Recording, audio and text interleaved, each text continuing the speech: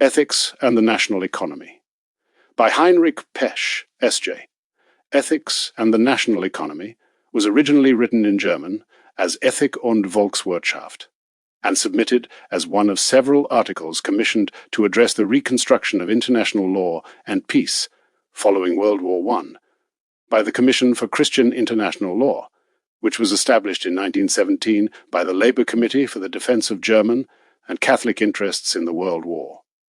The articles were published in several numbers as a single work entitled International Law, edited by Dr. Godhard Joseph Ebers, Professor of Law at the University of Munster, and of which Pesch's essay comprised volumes 4 and 5. Pesch's work also bore the imprimi potest of Louis Coasters, S.J., and the imprimatur of Fritz, Vicar General of Freiburg am Breisgau. While socialism calls for the abolition of private ownership of the means of production, the motto of Solidarism is, increase the number of owners. Heinrich Pesch, S.J. Lehrbuch der National Economy, 4. 2. Only in society does the human being become truly master of his environment, when he cooperates with his fellow men through the division of labor, and in teamwork. From the structure of society comes the natural community, vocation, state, the community of nations. For Pesch, society's communal nature is built of a threefold solidarity.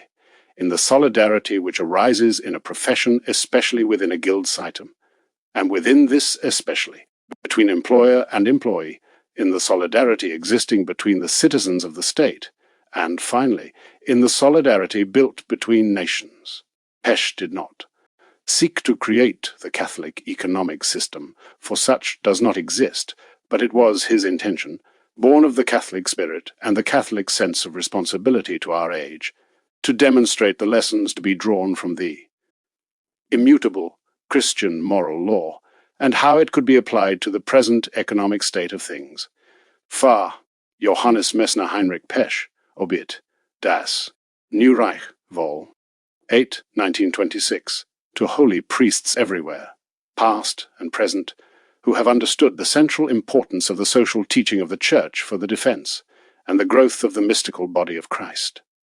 Many believe in or claim that they believe in and hold fast to Catholic doctrine on such questions as social authority, the right of owning private property, on the relations between capital and labor, on the rights of the laboring man, on the relations between church and state, religion and country, on the relations between the different social classes, on international relations, on the rights of the Holy See and the prerogatives of the Roman Pontiff and the Episcopate, on the social rights of Jesus Christ, who is the Creator, Redeemer, and Lord not only of individuals but of nations. In spite of these protestations, they speak, write, and, what is more, act as if it were not necessary any longer to follow, or that they did not remain still in full force, the teachings and solemn pronouncements which may be found in so many documents of the Holy See, and particularly in those written by Leo XIII, Pius X, and Benedict XV. There is a species of moral, legal, and social modernism which we condemn no less decidedly than we condemn theological modernism. Pius XI Ubi Arcano Dei. Forward. There is no better foundation, even for the material welfare of nations, than Christianity when it is put into actual practice. Heinrich Pesch, S.J. Simple Faith and Economic Rationalism cannot dwell together. It is unthinkable that priests should govern entrepreneurs. Ludwig von Mises. Recent years have seen the appearance of numerous works attempting to address the general state of confusion into which the Catholic world was plunged following the Second Vatican Council. Leaving aside the question of what exactly went wrong with the Church and the world in the troubled 1960s, one can nevertheless appreciate attempts to reckon with the confusion. 2. Address its causes and to propose means for its elimination. What is certain, however, is that a strictly religious solution to the crisis of the modern world would be insufficient, if a strictly religious solution is one that ignores temporal, as opposed to spiritual or ecclesial life. No amount of theological speculation nor recovery of pious habits will solve modern man's problem unless that speculation and those habits are made to influence his life as he is constrained to live it in the world. Protests against the regime of novelty that, according to some writers, is entrenched within the Catholic Church, will remain little better than useless if the same protest is not registered in a persuasive and coherent way against the novelty that the modern world embodies in its social, economic, and political setup as against its venerable and wholly superior medieval predecessor. Which observation illustrates an interesting point, an unfortunate tendency among some critics of novelty within the Church is to ignore the novelty without. Their hopes for a restoration of faith remain pipe dreams as long as they refuse to admit that the organization of the world outside the Church has at least as much, if not more, of an effect on souls as the organization within it. The most conspicuous example of this tendency to address the nefarious forms of progress within the Church while ignoring their equally evil manifestations in temporal, extra-ecclesial life is the habit of apologizing for capitalism while demanding a return to the Latin Mass. There can be no doubt that the ancient and venerable Mass built Western civilization. There is no less doubt that capitalism, along with modernism, is destroying it, and that work of destruction began long before the development of the Novus Ordo Missi. Religiously traditional and conservative worshippers of Austrian economics find apparently little inconsistency in demanding that the clerical clock be turned back while cheering the triumph of European and American laissez-faire. As a result, the author of the following work, the Jesuit Father Heinrich Pesch, a brilliant Catholic economist and sworn enemy of capitalism, has of late been singled out for some rather harsh criticism by these partisans of economic freedom, in what seems a rather pathetic attempt to reassure the modern world that any retrogression in matters ecclesiastical will not have any practical application beyond the Church's threshold. But there was a time when truth applied to matters of social, temporal life, as well as to those of private, personal, spiritual life. It is to that period that we must turn if we are to effect a lasting restoration of the Church and its earthly bulwark, the Christian world.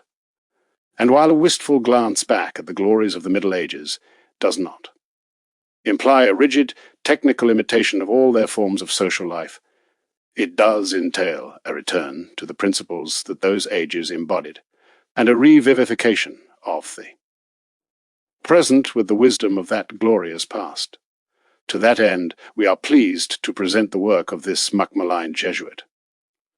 Of all the 20th century sons of the Church, who devoted themselves to the study of economics, none did so in a more comprehensive and coherent way than did Heinrich Pesch, and none was more correctly convinced that the solution to modern economic woes was to be found not in a servile acceptance of prevailing and so-called economic thought, but rather in an application of Christian Thomistic wisdom to modern circumstances and conditions.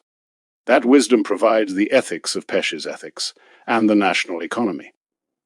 And the ethical aspect specifically of Pesch's treatise meets today's dire need for an unapologetic reaffirmation, in the face, of those who insist upon a return to a sane and healthy religious past, while ignoring the social wisdom that such a past elaborated of this fundamental truth, that economics is subordinate to ethics.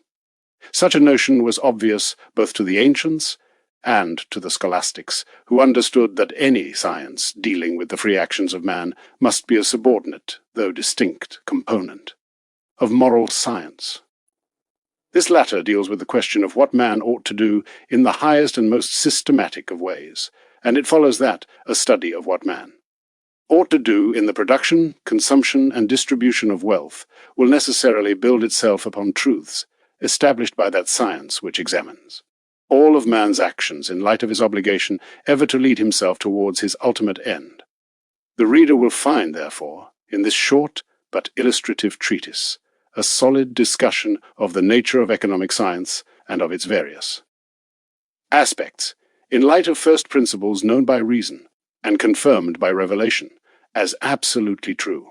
For most, such a discussion will doubtless come as a refreshing and enlightening departure from the frequently sterile, clinical, value-free presentations of economic science. For Catholics in particular, it will be a reminder of binding truths which form as integral a part of the Catholic faith as do the more spiritual dogmas treating of strictly supernatural subjects, and which, if implemented, would go a long way towards that wished-for restoration of a Christian social order. Lest Pesch be dismissed as a crank who ignored the discoveries of real economists to formulate a quirky heretical mixture of economics and religion, it should be borne in mind, by Catholics in particular, that he was both a first-rate academic in his own right, and also the intellectual descendant of a long line of uncompromisingly Catholic social thinkers whose work both prepared the way for and received the sanction of the definitive pronouncements of the Church on social and economic questions. In one of the few books in English on Pesch's work, The Economics of Heinrich Pesch, Fr. Richard E. Mulcahy, S.J., relates that Pesch began his study of social sciences in 1872, at the age of 18, and upon entering the Society of Jesus he passed the years 1876 to 1890, studying classical literature, philosophy, theology, higher mathematics, and the natural sciences. During this period, he spent 4 years in Lancashire, England, coming face to face with the squalor of the Industrial Revolution, as spiritual director of the seminary of the Mainz diocese. From 1892 to 1900, he completed one of his greatest works, Liberalism, Socialism, and the Christian Social Order, while living in the house that the famous social Catholic Bishop Wilhelm Emanuel von Ketteler had occupied years before. After a brief period at the University of Berlin studying under the economists Gustav Schmoller, Max Searing, 1857, 1939, and Adolf Wagner, Pesch devoted the remaining 23 years of his life to writing his monumental 5-volume compendium of the national economy, working from the Jesuit House of Writers in Luxembourg, where he had access to all relevant economic literature from England, America, France, Austria, and Switzerland. His work ran to nearly 4,000 pages, and earned for him the title of the first Catholic to write a complete scientific economic treatise.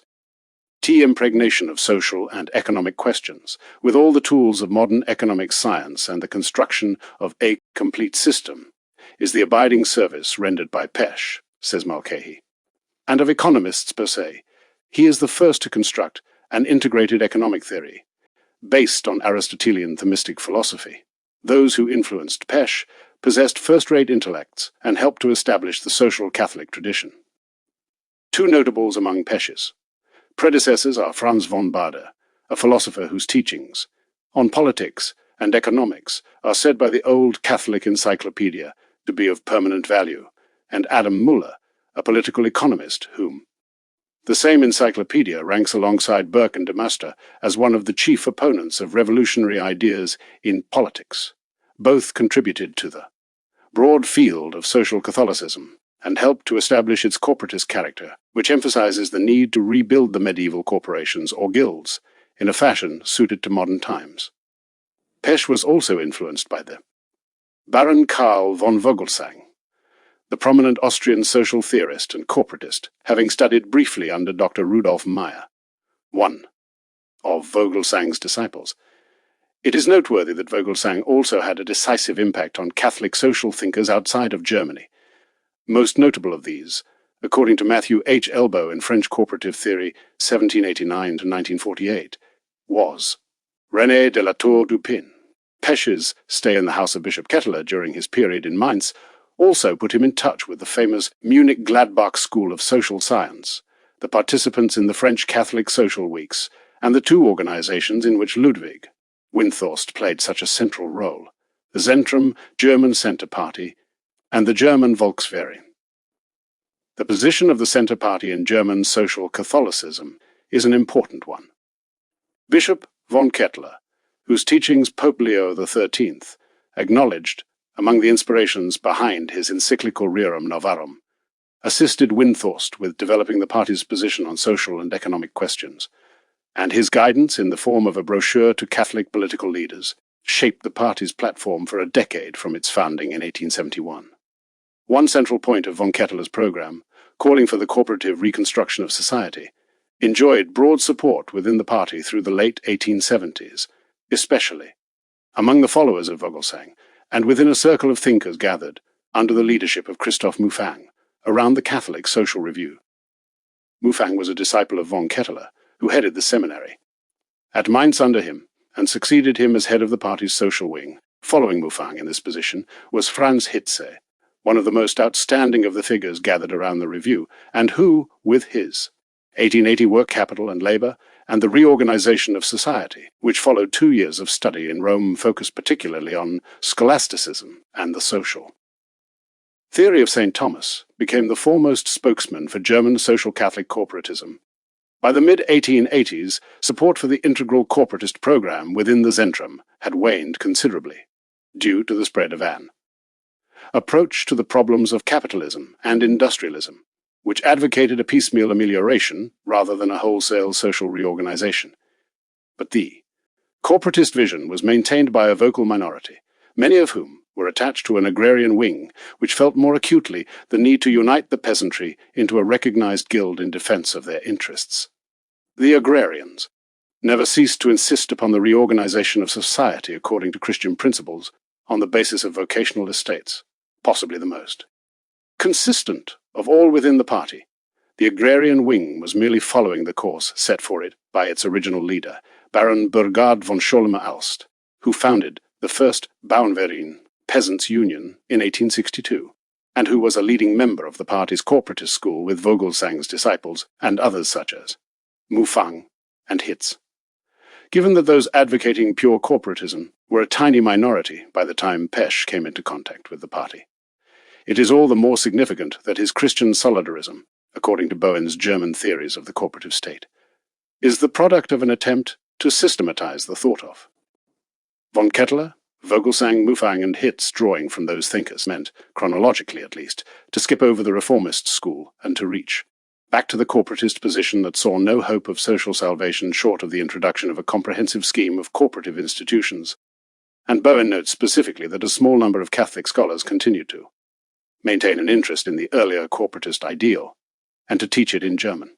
Seminaries as a central doctrine of 20th century Catholic social philosophy, the most influential of these theorists and pedagogues, he says, was Heinrich Pesch. The contention that Pesch picked up the baton of the old corporatism, which hoped for more than a mere tinkering with capitalist society through legislative enactments, is confirmed by the Spanish Jesuit Joaquin Azpiazu in The Corporative State. He calls Pesch's Solidarism the very framework of cooperative society, and Pesch himself, Ethics, p. 100, refers to a full-fledged corporate organization of occupational groups as the ideal to which efforts at economic reform should ultimately aspire. Note also his nod to prominent integral corporatists on p. 137. Furthermore, Azpiazu relates that many of Pesch's contemporaries and successors in the social Catholic movement within and outside of Germany took for granted the fact that the true goal of all Catholic social reform efforts is the reorganization of society according to Christian principles on the basis of vocational estates. Outstanding Germans like the former minister Erzberger, the leader of the Christian labor movement Stefferwald, the editor of Volksverein August Peiper, also clamored for the corporative system. The first social week at Munich-Gladbach dealt only with the corporative system. The Fifth Congress of the Swiss's Christian Social Workers' Union and the Manifesto of the German Catholic Workers demanded a corporative state as it is. Described in the encyclical of Pius XI, Pesch's influence upon Catholic thought was as impressive as its influence upon him.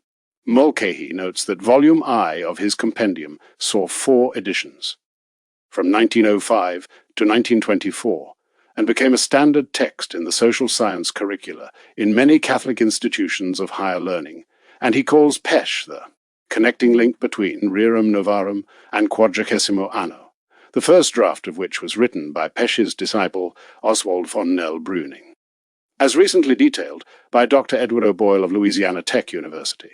Other noteworthy figures in the study circle that gathered around Pesch include Gustav Gundlach, Heinrich Roman, Franz Müller, and Guts Briefs. The latter two emigrated to the United States and founded in 1941 the Catholic Economics Association. 2 other students of Pesch's Solidarism are American Jesuit economists Richard Mulcahy, whose work we have noted, and Bernard Dempsey, who wrote original works and translated into English Nell-Brüning's Reorganization of Social Economy, a detailed explanation of Pius G's Quadragesimo Anno, It would be impossible in this brief foreword to attempt even a general sketch of Pesch's system of economic thought. The text of ethics serves such a purpose, if only in a general way, and Mulcahy's book provides a useful and concise summary of Pesch's thought, based upon his chief works. No small task, given the literally thousands of pages of both original work and commentary that Pesch produced during his lifetime.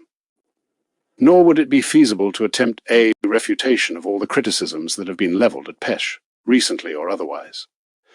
But a quick glance at the root of those criticisms affords us an opportunity to understand both what motivates his critics and what is of essential value and current relevance in his work.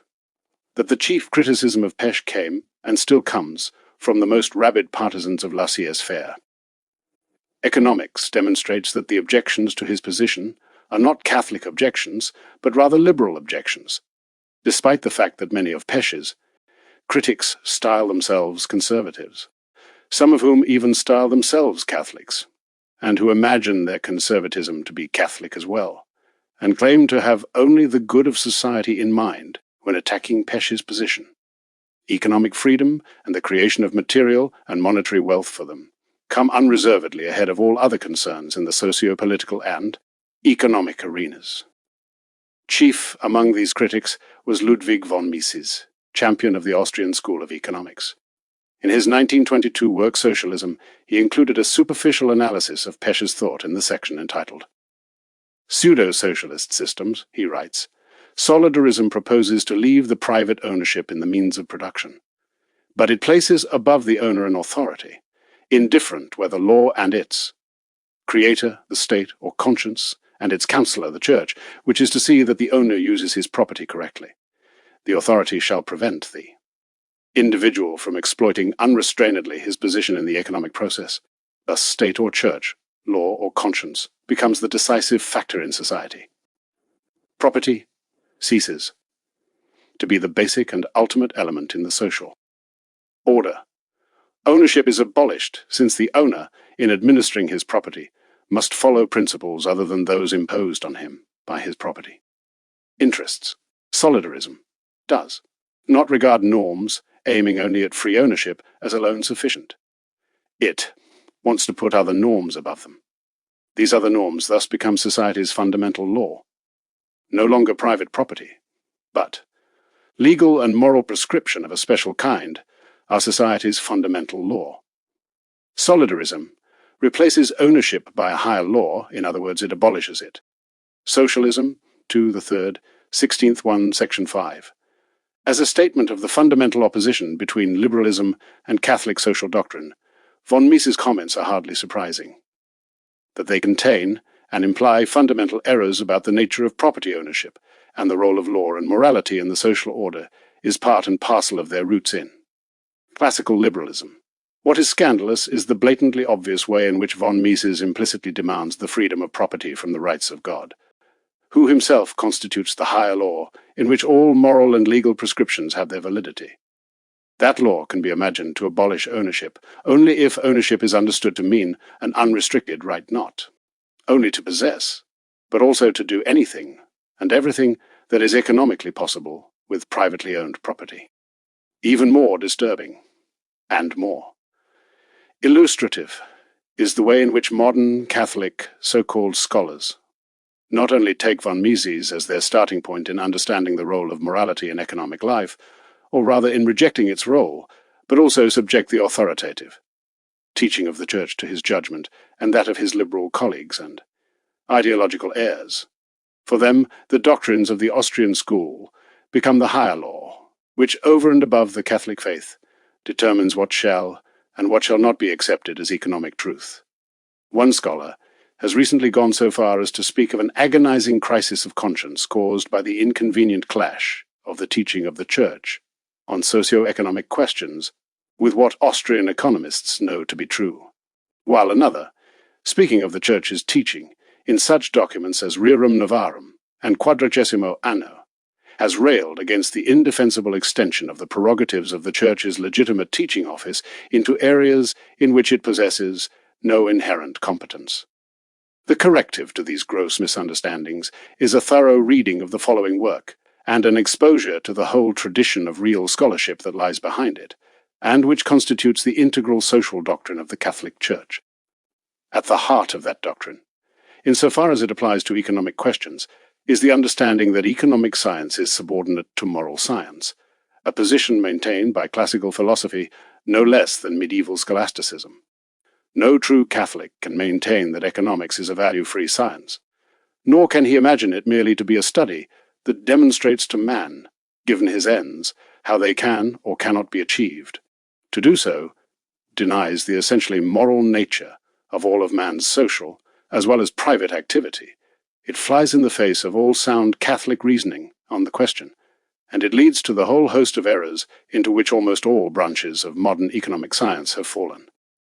Pesch's reply to those who claim the independence of economic science from ethics constitutes the essence of his ethics, and his position is supported by prominent Catholic philosophers and economists. The Jesuit Matteo Liberatore, 1810 to 1892, editor for many years of the journal Civilta Catholica, and advisor to Leo XIII in the preparation of Rerum Novarum, maintained that political economy is of its nature subordinate to political science, and it is consequently subordinate to moral science, because political science is intrinsically and essentially dependent on moral science.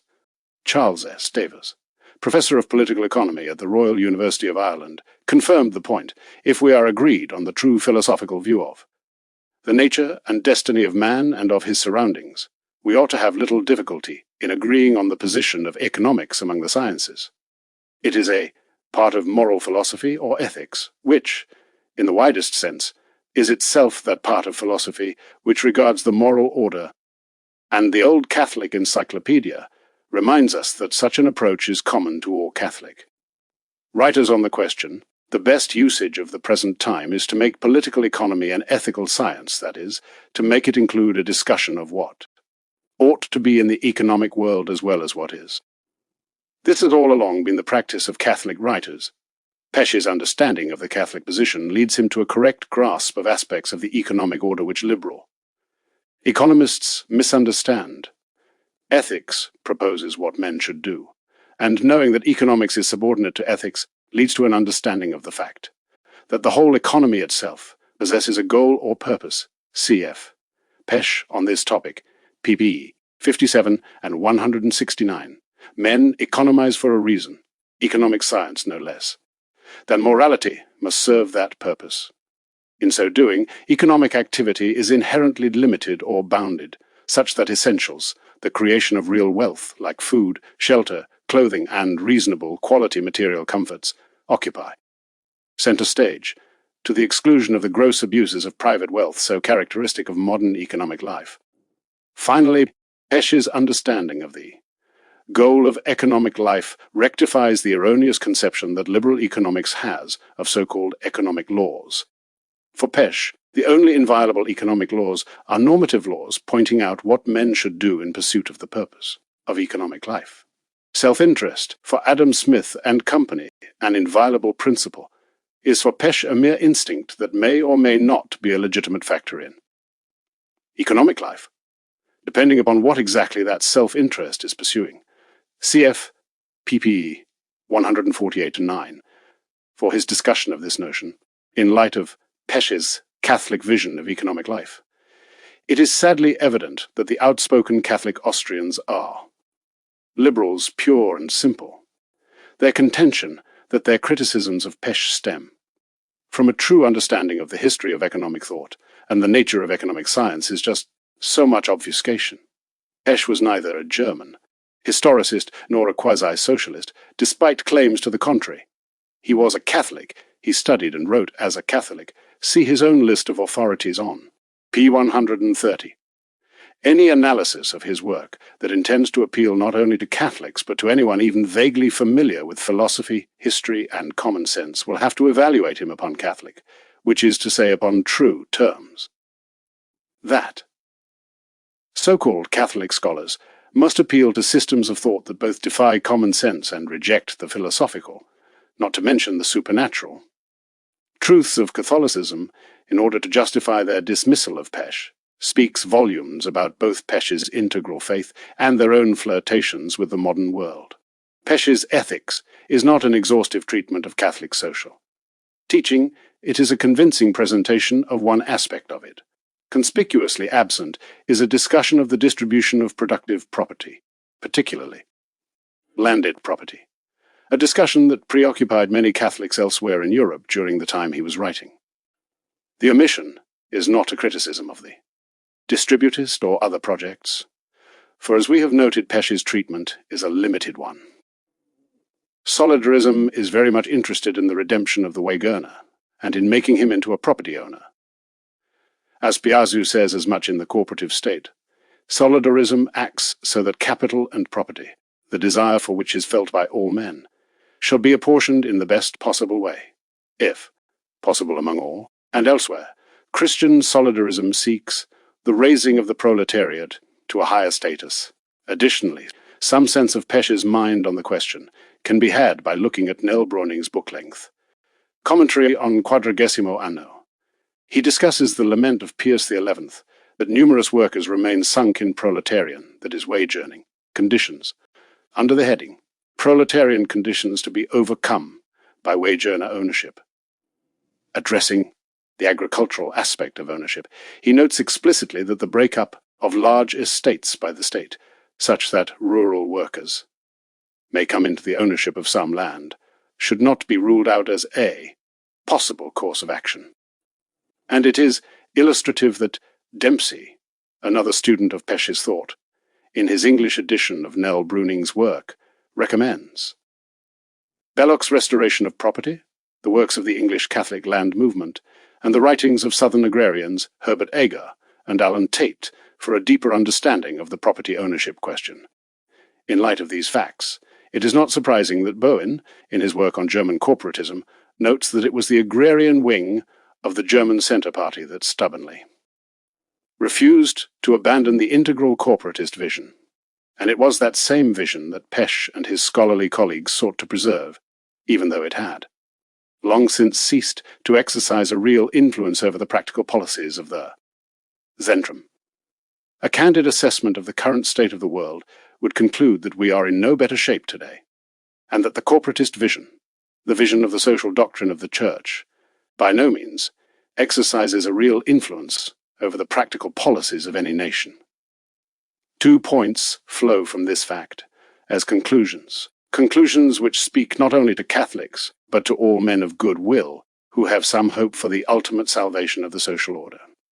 The first is that we must apply ourselves to implementing the social doctrine without waiting for it to become the preferred doctrine of any government currently in power. There remain, even in the era of the Patriot Act, a wide range of options and possibilities for so doing, especially under more private auspices.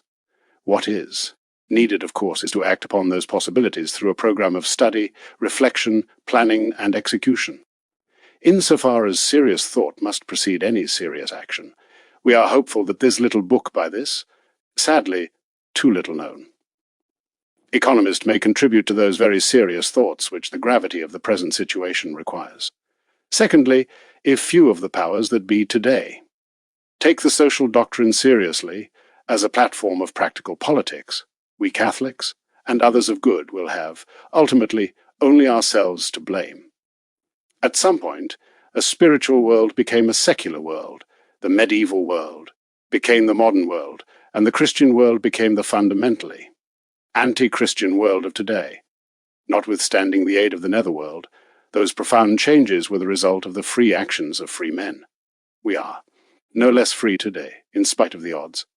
Let us then freely act, having studied and reflected upon volumes such as this pithy treatise by Fr. Pesch, lest we become deserving of the reproach pronounced by Fr. Vincent MacNab, have we Catholics contented ourselves with the implicit blasphemy of saying something, when we ought to have been doing something. The Directors, IHS Press, February 18th, 2004, Feast of SS. Simeon, Leo, and Perigorius. Preface. During World War I, there was much discussion about what was viewed as a complete breakdown of international law. What transpired during the war made it clear that important areas and principles underlying international law were, at best, still fragmentary. It became even more evident that, under the pressure of dangers which appeared to face them. Many states resorted in practice to policies which were in flagrant violation of the mandates of international law. However, to an increasing extent such behavior evoked or confirmed the conviction, even among experts, that international law, far from having lost its importance, was of special relevance for the period of transition.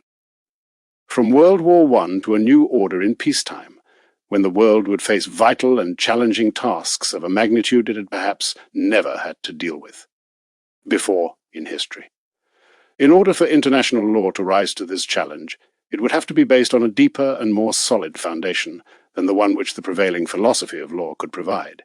Its binding force cannot derive exclusively from the arbitrary will of states, from tradition, force, or from prevailing interests. It must be rooted instead in a far more basic moral imperative, which is to say, in a universally valid natural law that stems from God himself. In fact, the law of nations can only become a vital, fertile, cultural force, and a durable one, for freedom and for civilization, if, having associated itself with our most hallowed traditions, it is once again bonded more closely with the ideas and principles of law and statehood, of labor and society, of love, of neighbor and peace among nations, all of which have their most secure foundation in Christianity. In our time, many of every nation have expressed the need, and indeed the will, to no longer entrust reciprocal relationships among nations solely to the craft of statesmen and diplomats, or to the learned people, of science and law. Therefore, there is a perceived need to bring politics and law into closer relationship with the national consciousness, public opinion, and social life overall. In this way, they will prove important and useful for the renewal of international law, as reflection upon them is extended beyond a narrow group of experts to a broader circle of men of culture. Thus it is to be hoped that the goals of politics and law will stand out with greater clarity for all those who are called to cooperate in dealing with foreign policy, so that they will be able to do this also with due regard for ethical, social, and economic implications. Such ideas prompted the Labour Committee for the Defence of German and Catholic interests in the World War in November of 1917 to establish a Commission for Christian International Law and to prepare a series of articles dealing with the reconstruction of the order of law and peace among nations. Obviously, the Commission's field of activity was restricted from direct involvement in activities related to the structuring of the peace treaties at the time. However, the Commission and its work were also motivated by a recognition that Catholics in other countries, over the past several decades, had devoted more attention to international law than Catholics in Germany. Naturally, given the conditions prevailing at the time, such neglect on the part of Catholic Germans could lead to one-sided and detrimental consequences for Germany. In addition, there is also the important consideration that scientific contributions stemming from the Catholic culture of past centuries, as reputable scholars recognize, afford important, and often still unappreciated, treasures which are solely in need of acknowledgement and development in the universal interests of science and culture. We regard it as an especially happy omen for the future of our undertaking that a foremost promoter and friend of Christian unity among nations, Pope Benedict XV, on December 30th, 1917, extended his felicitations for the foundation of the Commission after he was notified about this venture by Cardinal V. Hartmann. He also offered his blessing, so that the proposed undertaking would, in his words, have a more significant and beneficial effect in the midst of the current international chaos, where it is especially urgent to present the principles of Christian morality in the proper light and to point out their value, because only in accord with them will human law be able to develop in a lasting and vital manner. The Commission is made up of the following individuals at the head of the Labour Committee: Reverend Dr. Joseph Mausbach, Professor at the University of Munster; Professor Dr. Godhard J. Ebers, its Secretary; Professor and Privy Councillor Dr. Konrad Biel of Munich; Publisher Dr. Joseph Fromberger of Bonn; Professor Dr. Peter Klein of Königsberg; and Father Heinrich Pesch, S.J. in Berlin. Introduction. Are there moral obligations in economic life? As George von Meyer said, the question may seem absurd, for there does not seem to be any good reason for suggesting that the laws of morality would not apply in precisely that important sector of social life which we call economic activity. Moral laws have universal validity. They establish order in all free activity among human beings. Accordingly, they are valid for that particular sector of human activity which appertains to economic life. Yet, it is not at all superfluous to recall this simple, self-evident truth to men's minds, since followers of a materialistic worldview, and myopic admirers of present-day economic trends in their frenzied attempts to thrust aside all obstacles which may stand in the way of the most rapid possible continuance of those developments, do not hesitate to rule out the importance of moral considerations in economic life. Even Sombart suggested that all moral impulses and emanations of a sense of justice will have to come to terms with the economic needs of a progressive social order. According to that view, morality would ultimately not have any decisive influence on the way progress chooses to move, and it intimates that the social order is not to be rooted in the soil of morality. We represent a different point of view. Morality is compatible with every kind of bona fide technical and economic progress. It neither limits nor stands in the way of the kind of productive capacity and performance which serves to promote genuine human welfare. On the contrary, it promotes that welfare. Yet, economic relationships do not govern themselves, and they do not come to fruition merely on the basis of purely technical and economic results. Man is not merely an appendage of the material world in which he lives. He is also bound by moral obligations, and he must function with due regard for the people and the national community of which he, as an individual, is a part. In fact, the material welfare of nations is essentially conditioned by the practical application of the moral law and by the degree of morality that is operational in the economic life of the nation. That is the thesis we wish to develop in the following pages, and when we talk about ethics, we are talking about Christian morality. If we proceed to eliminate all ideal ethical values and powers, and if we install in their place the purely natural instinct of self-love as the guiding force in the economy, and if we go one step further and demand complete freedom for this guiding force in the quest by individuals for profit, then we should not be surprised by the consequences. A system which proceeds from false premises, as the free enterprise system does, and which is self-contradictory, can only lead to absurd consequences when it goes into operation. And what are these absurd consequences? They may be summed up into two words: Capitalism and Socialism. Chapter 1. Economic life and life in society. Economic life operates in the material realm of culture, and it is related in a reciprocal manner to civilization. Economic activity is a component part of human life and of the socio-political life of the community. It is important that we point out, first of all, how important Christian morality is for cultural progress, for the proper structuring of that condition of civil, political, and social perfection, which we normally refer to as civilization, and for the full development and ordering of social life overall. If it was indeed folly for Schleiermacher and Ziegler, among others, to view the working out of man's temporal welfare as the highest good and as lasting cultural progress for the human race, it is nevertheless true that the progress of culture and civilization is, in fact, a great good in the Christian view, one that is willed by God, so that spreading and sharing culture by people among themselves remains a legitimate task of the human race as it moves through the course of history. Ultimately, we are dealing with nothing less than the eventual manifestation of God's own image, as that is reflected in human nature and in the sharing of God's dominion over the world of nature.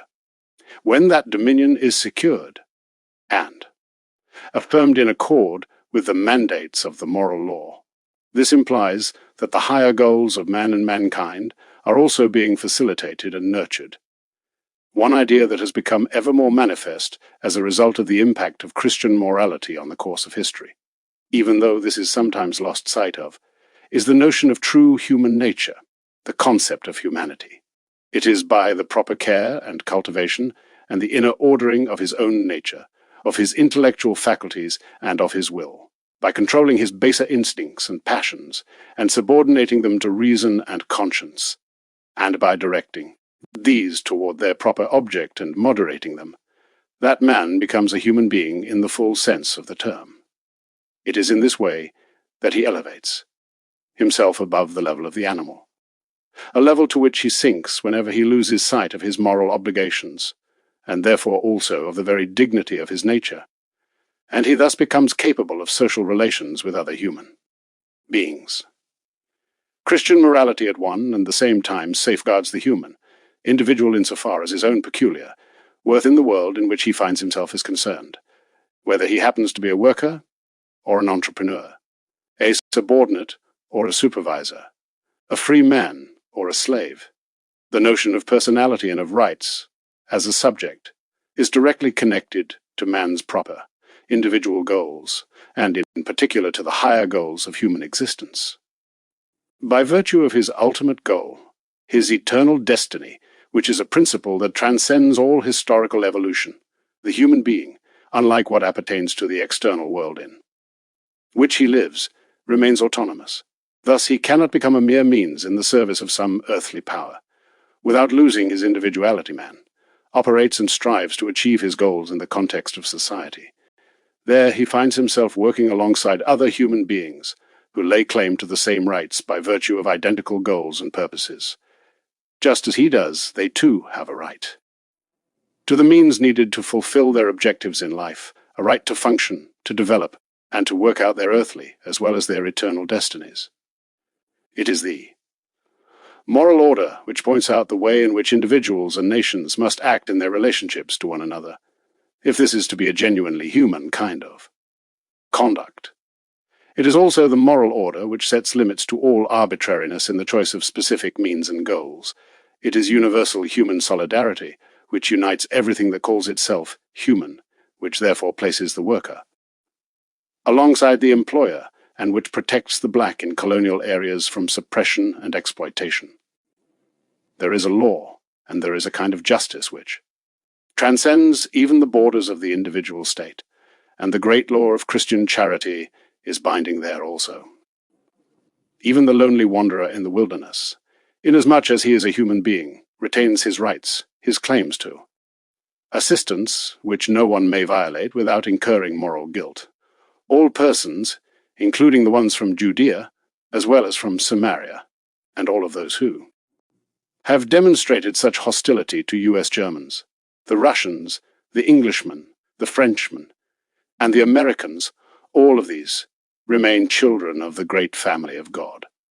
When we pray the Lord's Prayer, we ask that they too may have their daily bread, and also for forgiveness of their trespasses, and what is more, we cannot expect to gain forgiveness of our own sins unless we are prepared to forgive their sins against us. Nowhere does this unity of the human race find its expression more clearly than in the life of the Christian Church. There, those of high and low estate have the same origin, the same goal, the same common Father in heaven, the same Redeemer, and the same natural and supernatural status as a child of God. When the poorest of the poor come into the house of God, they recognize that they are at home there. In Ems, over a period of years, King George of Saxony used to kneel alongside the ordinary workers at the same communion rail, and he received the same Saviour from the hands of the same priest. While I was stationed in Berlin, I administered the last rites to a poor journeyman tailor. The server who assisted me was the offspring of a noble princely household. Is it so unusual for daughters of princes to offer their lives in the service of the sick and the poor? In fact, the Franciscan nun who wipes perspiration from the brow of the dying worker has done more for him, and has offered more to him than the socialist agitator who promises him El Dorado sometime in the future, but who in the meantime robs him of his faith and, along with it, his peace of soul. As a matter of fact, the Christian Church is a church of all people, not merely a church for the rich and the powerful. It is not a church of class and caste. it long ago accomplished in a proper way, in accord with its own constitution, what the socialists strive to achieve, the abolition of class distinctions.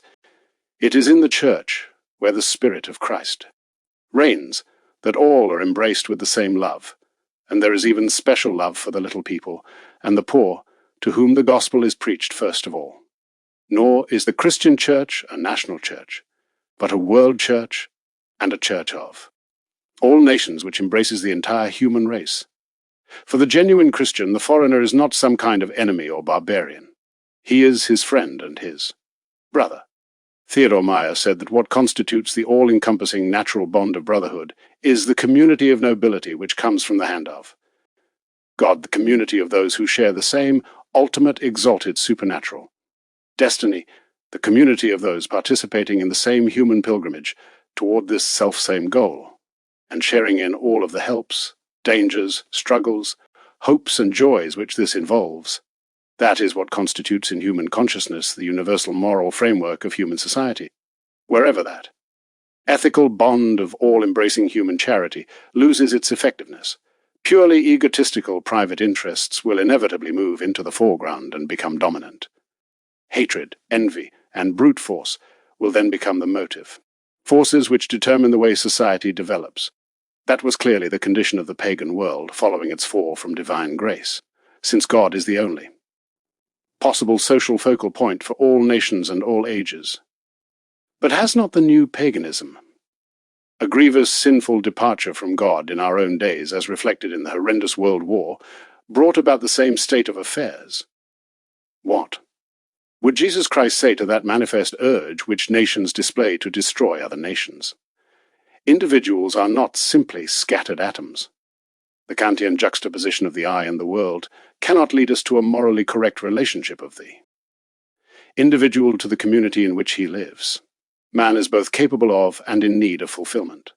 Thus, for example, by the gift of language, and by his craving for social relations, it is clear that man is of his very nature a social being. He comes into this world as a member of his family, of his tribe, of his clan, and of his national community.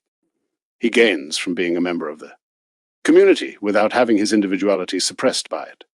But he must also conform himself to society, and even to subordinate himself to it as a higher and determinative community. And he must serve the purposes of the community, and the welfare of those associated with him in the life of the community. Associated with this notion of obligatory service that is to be rendered as if it were mandated, is the Christian concept of occupation or function in society. The ethical personality of the human person grows by fulfillment of his functional responsibility, and without dedication to function or occupation, virtuous living becomes impossible. Thus, Christian ethics does not cultivate the human being only for a higher world and the life hereafter, but also, and in a very specific sense, for cooperation in the tasks before us here on earth. As F.W. Forster noted, it changes the centrifugal individual into a centripetal individual, and, in the innermost recesses of the individual, it gives birth to a kind of life that transcends mere individuality, so as to make possible the survival and advancement of life in community with other human beings. The original cell unit of human society is the family. It is in the family that religiosity must find its deepest and ineradicable root, as Amwise said. Otherwise it will never thrive. It is there that the first and most secure foundations of the faith, of obedience, of respect for authority, of a sense of sacrifice for the common good, the 5 foundations of the social structure, are established. It is here, too, that the seeds of a legitimate conservative sense are nurtured which respects customs, traditions, and forms a protective screen for the traits, peculiarities, and customs of races, tribes, and nations. Here, property ownership and the traditional work habits and modes for acquiring things find their safeguard and protection. Here, too, are formed ever new bonds, among people which are, in fact, the strongest bonds of all, the bonds of blood relationship. Here people unite themselves, and persons whose paths otherwise go in different directions are linked together by friendship and common social. Interests. Only where the family is established in a secure and orderly manner can we expect that social peace will be ensured. Originally, the focal point of. Economic life was also to be found in the domestic economy, which had to serve directly as the economic unit providing self-sufficiency by providing for the family's needs and wants. Then, as exchange economies gradually spread, and became the rule and achieved the necessary stability, the old unity between the producer and consumer economics disappeared more and more, at least as the general case. The man of our times seeks his pay mostly outside his household. Women and children are not, as a rule, involved in the man's economic activity, and at times even they go to work elsewhere. In families where there is some household industry carried on, as is the case in small middle-class industries, and farm families, the one-time significant economic role of the family has been preserved to a greater degree. Otherwise it is only consumption which takes place in the household. Father and son sit at the table in the home to consume what the mother places before them. Certain articles of clothing and other textile goods may perhaps still be made in the home, and more often cleaning and the repair of these are still done at home. In fact, even the household that is limited to consumption now stands in danger of being emptied out. Many of the tasks which used to be a part of housekeeping are now also being done outside the home, like baking, laundry, the slaughtering of animals, etc. But does this mean that the family is destined to be abolished entirely and set aside by such cultural restructuring of the economic field of activity within the family? On the contrary, there are enough important tasks left to the family which can now be done ever so much better as economic burdens are lifted. Schmoller said that those who would send every hungry person to a restaurant, every pregnant woman to a clinic, every child from birth to full adulthood to a succession of educational institutions, will simply succeed in changing society into an aggregation of self-seeking, egotistical vagabonds whose neuroses and tensions will provide a surplus of candidates for mental hospitals. The more mobile people become in our time, the more important is the secure bond of love that is exclusive, and which involves the kind of trust and respect which only the family can provide. The future of nations and the genuine emancipation of the woman is to be found not in the destruction of the family domicile and the domestic economy, but in their proper restoration. But is a restoration of family life possible where moral degradation prevails, where sexual intercourse becomes an end in itself, where love is merely passion rather than true, genuine love based on mutual respect and combined with a sense of responsibility, and fidelity between the marriage partners, along with a devotion to the raising of children. It was not without a good deal of extravagant fantasy that Engels and Bebel tried to teach the poor workers that women in primitive times had sexual and economic freedom, and that with the disappearance of the rights of motherhood they became the property of man. To be sure, mothers of families in large metropolitan and industrial cities at present do not enjoy the kind of legitimate equal rights which are owed to a lifetime companion as required by Christian ethics. They serve instead as the instruments for satisfying lust and as slaves for men. Without motherly love, without love between spouses, married life is, as it is alleged to have been in primitive times, all too often merely a brief interlude of sexual and economic freedom, and even worse than that. Anyone who observes life in our cities and metropolitan areas knows well that it is precisely the destruction of Christian family life which constitutes the pervasive evil threatening our culture at its very foundations. No one comes to know and appreciate the value of the Christian family better than a chaplain in one of the large welfare institutions of our metropolitan areas. The restoration of family life also calls for regulation of the relationship between servants and those who employ them. All efforts to resolve that problem will be in vain, unless domestic service once again comes to be regarded as an honourable occupation with proper status. The Queen of Austria offers us a fine example in this regard, and she, in fact, bears the name of a servant girl, Saint Zita. It is a matter of the greatest importance that servants' position continues to be an integral part of the family unit. One cannot remunerate servants simply with money. One must also learn how to treat them properly, to ease the burden which goes along with holding a subservient position by respect and love, with the kind of familial concern and psychic recompense that is in keeping with moral responsibility. Rocher said that the ideal to be sought where domestic service is involved is a situation where such service fits into and becomes a part of the family structure and is regarded as such by masters and servants alike. This means, ultimately, that there must be kindness on the one hand, and dedication on the other, as well as loyalty on both sides, along with unselfish concern for the present and future interests of the other party, tant comme soit, and concern in particular for the eternal welfare of each party. Now let us turn our attention to another very important economic problem. There is an undeniable interrelationship between economic progress and population increase. Where there is economic progress, as a general rule, population is also increasing, and conversely, the rising population factor indicates rising productivity, greater intensity in the division of labor, or in industrial and commercial activity.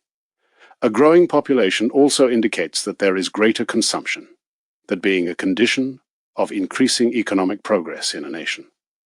Thus, by increasing population, increasing national wealth is made possible, and increasing national wealth provides the economic basis for an increasing population.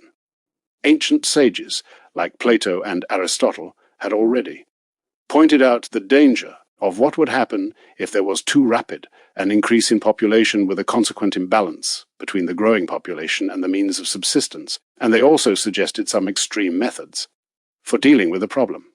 A number of French and English writers, along with Justice Moser, also dealt with the problem more recently, but it was Thomas Robert Malthus who then made it his business to ascertain how balance between population and the means of subsistence could be maintained.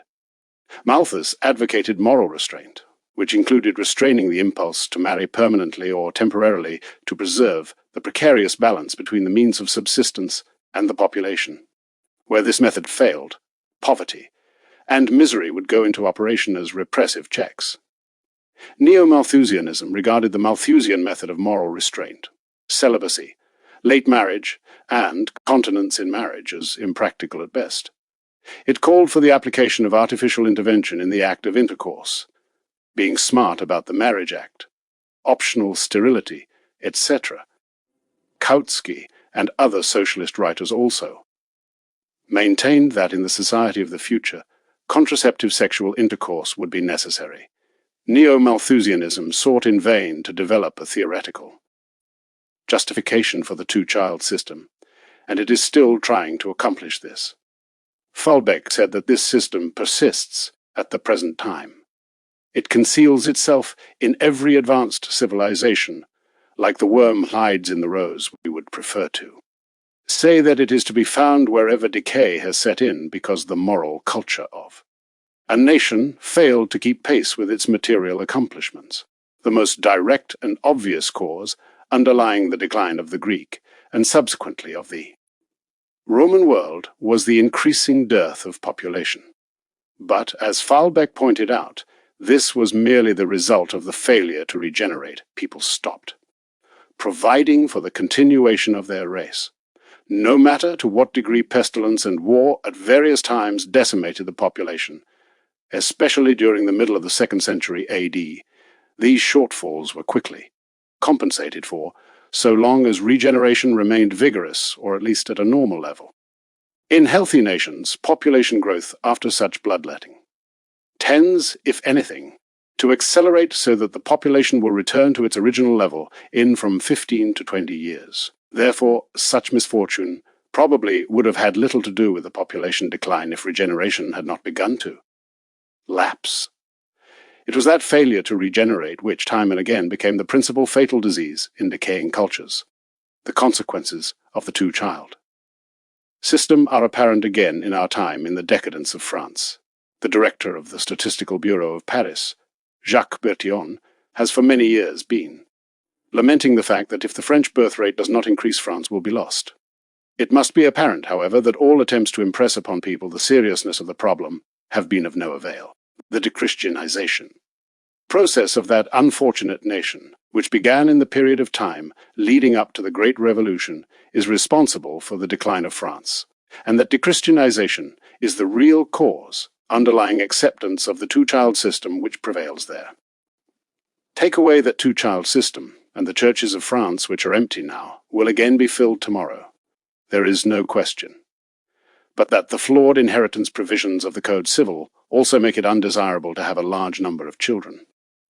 However, the real reason, underlying national suicide, lies elsewhere.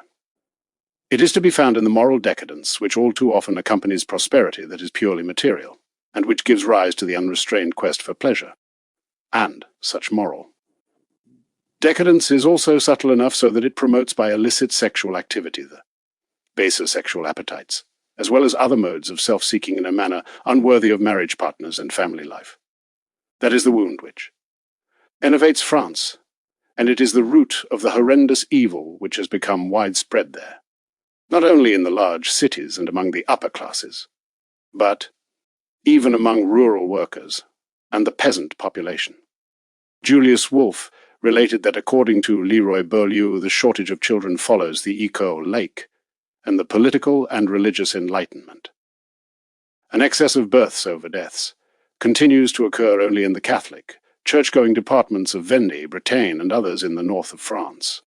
Among the Walloons in Belgium, the state school system which excluded religion had the same effect, since it undermined the influence of the church. The German birth rate also decreased considerably in recent times, and here as elsewhere it presaged a general decline. What is the actual ultimate underlying reason for this? None other than the decline of the Christian faith and Christian morality. Bornträger noted in The Prussian, Veröffentlichungen aus dem Gebiete der Medizinalverwaltung, publication in the field of medical administration. How it is generally true. Man, be that genuine religious belief has a definite restraining influence in warding off the vice of contraceptive birth preventions. In Germany, the influence of more greater than that of the Protestant clergy. Therefore he feels that the sincere Catholic is better, protected against the enticement of birth prevention than the Protestant is. Parents who try to avoid the burdens and sacrifices which go along with having large families do not have a genuinely healthy love of children. Wendland said that children who come from large families are far better prepared for living in the world. They make fewer demands on life. They learn from their earliest years to be considerate toward others. The whole spirit at large in the household inclines them more toward being of service to others, and to apply their energies to the utmost. Also in such households there is likely to be a richer, intellectual life, since the influence of the incentive provided among the children themselves, as well as in interaction with the friends whom they bring home with them, is very great. The children tend to be less spoiled, and the complaint about a lonesome old age is heard less frequently among parents who have many children and grandchildren. One has to wonder whether it was not marital cleverness which has caused so many bitter tears during the war, when death so often deprived parents of the one who by their own doing remained the Phil's unique. By no means do we wish to underestimate the importance of other proposals that were intended to halt the decrease in births, as for example, what has been said about improving housing and living conditions. But all such measures will have little effect if Christian morality does not once again permeate married life. What we have in the nations which boast of advanced culture in our time is not the Malthusian danger of overpopulation, but the danger of depopulation, and it is this danger which must be emphasized now, of physically and morally. Healthy nation, an energetic, intelligent, progressive nation, however, will always find ways to provide enough space to take care of its people's needs, if all, of the individual, social, and political factors that have come into play for the increasing population and for providing for it function properly as they ought to. Then the growth of population will, as a rule, not cause poverty, and in any case, it will not cause lasting misery. That is not to say that there may not be some difficulties. It is not always possible to avoid some temporary restrictions on the actual area which is needed to provide for adequate subsistence. But such difficulties are by no means an indication that the limitations of the potential area that is required to provide for subsistence have been overstepped.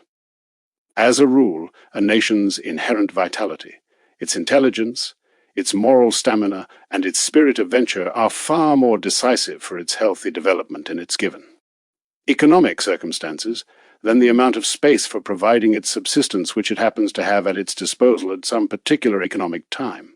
And those economic circumstances are already, insofar as their impact and positive consequences are concerned, to a large extent a result of the operation of those national qualities. It is for this reason that we say, see to the proper quality of the population, and you will have nothing to worry about regarding the quantity of the population.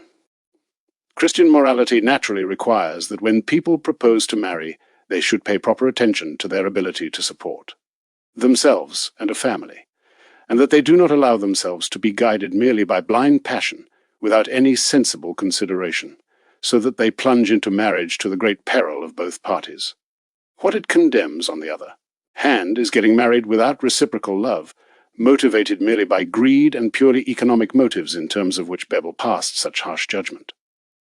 On bourgeois marriages. Christian morality also requires that people control and moderate the sex drive, in as well as outside of marriage, so that sexual intercourse does not become the sole end of marriage, but keeps its dignity with regard to its higher aims. However, Folbeck apparently still suffered from prejudices stemming from his Protestant background when he suggested that.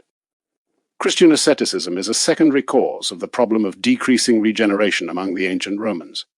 He attributed to the strictly isolated phenomenon of freely chosen virginity a degree of importance for the entire nation, which this simply could not have had. Christian celibacy does not stem from a universal command, but from a special evangelical counsel, and it is merely an exception intended for individual persons. Along with the scriptural quotation, "Let him accept it who can," we find also, "It is better to marry than to burn." On the other hand, Christian teaching about marriage and the family is so ideal and morally exalted that, notwithstanding all of its high regard for total continence by those who are called to it, not the slightest shadow is cast on others who lead a truly sacrificial life in the married state, and who are able to, and by and large, actually do practice virtue and aspire to the highest degree of sanctity. When someone joked in the presence of Pius XI that marriage is a weakness, the Pope remarked, "Christ instituted 7 sacraments, not 6 sacraments, and 1 weakness." That sums up the Catholic view of marriage. Cardinal Manning observed that a man without a home is a man without a firm support. In a country where there is no attachment to home and hearth, there is little prospect for genuine love for the home, for the nation, or for the fatherland.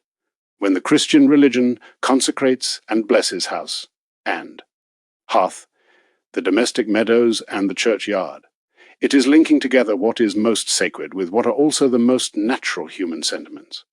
As Lagarde indicated, religion too needs an earthly domicile, a peaceful home in which one lives and in which one knows the laws of life, or at least senses them, because one sees before oneself a progressive development leading from one's ancestors to one's own grandchildren in an ongoing process.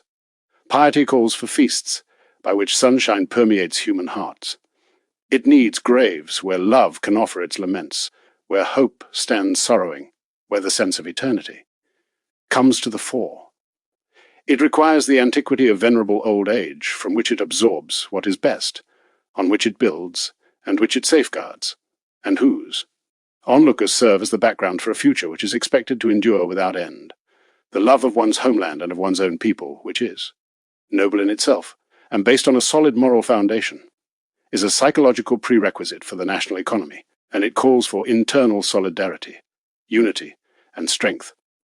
But there is also such a thing as a narrow-minded exaggeration of love of the homeland, which judges everything from the point of view of one's little province. A love of home, which, as Wendland remarked incisively, cannot, and will not see beyond its limited boundaries. The kind which cries out, amidst a mob of people in a temple in India, "Is there no one here from Boblingen?"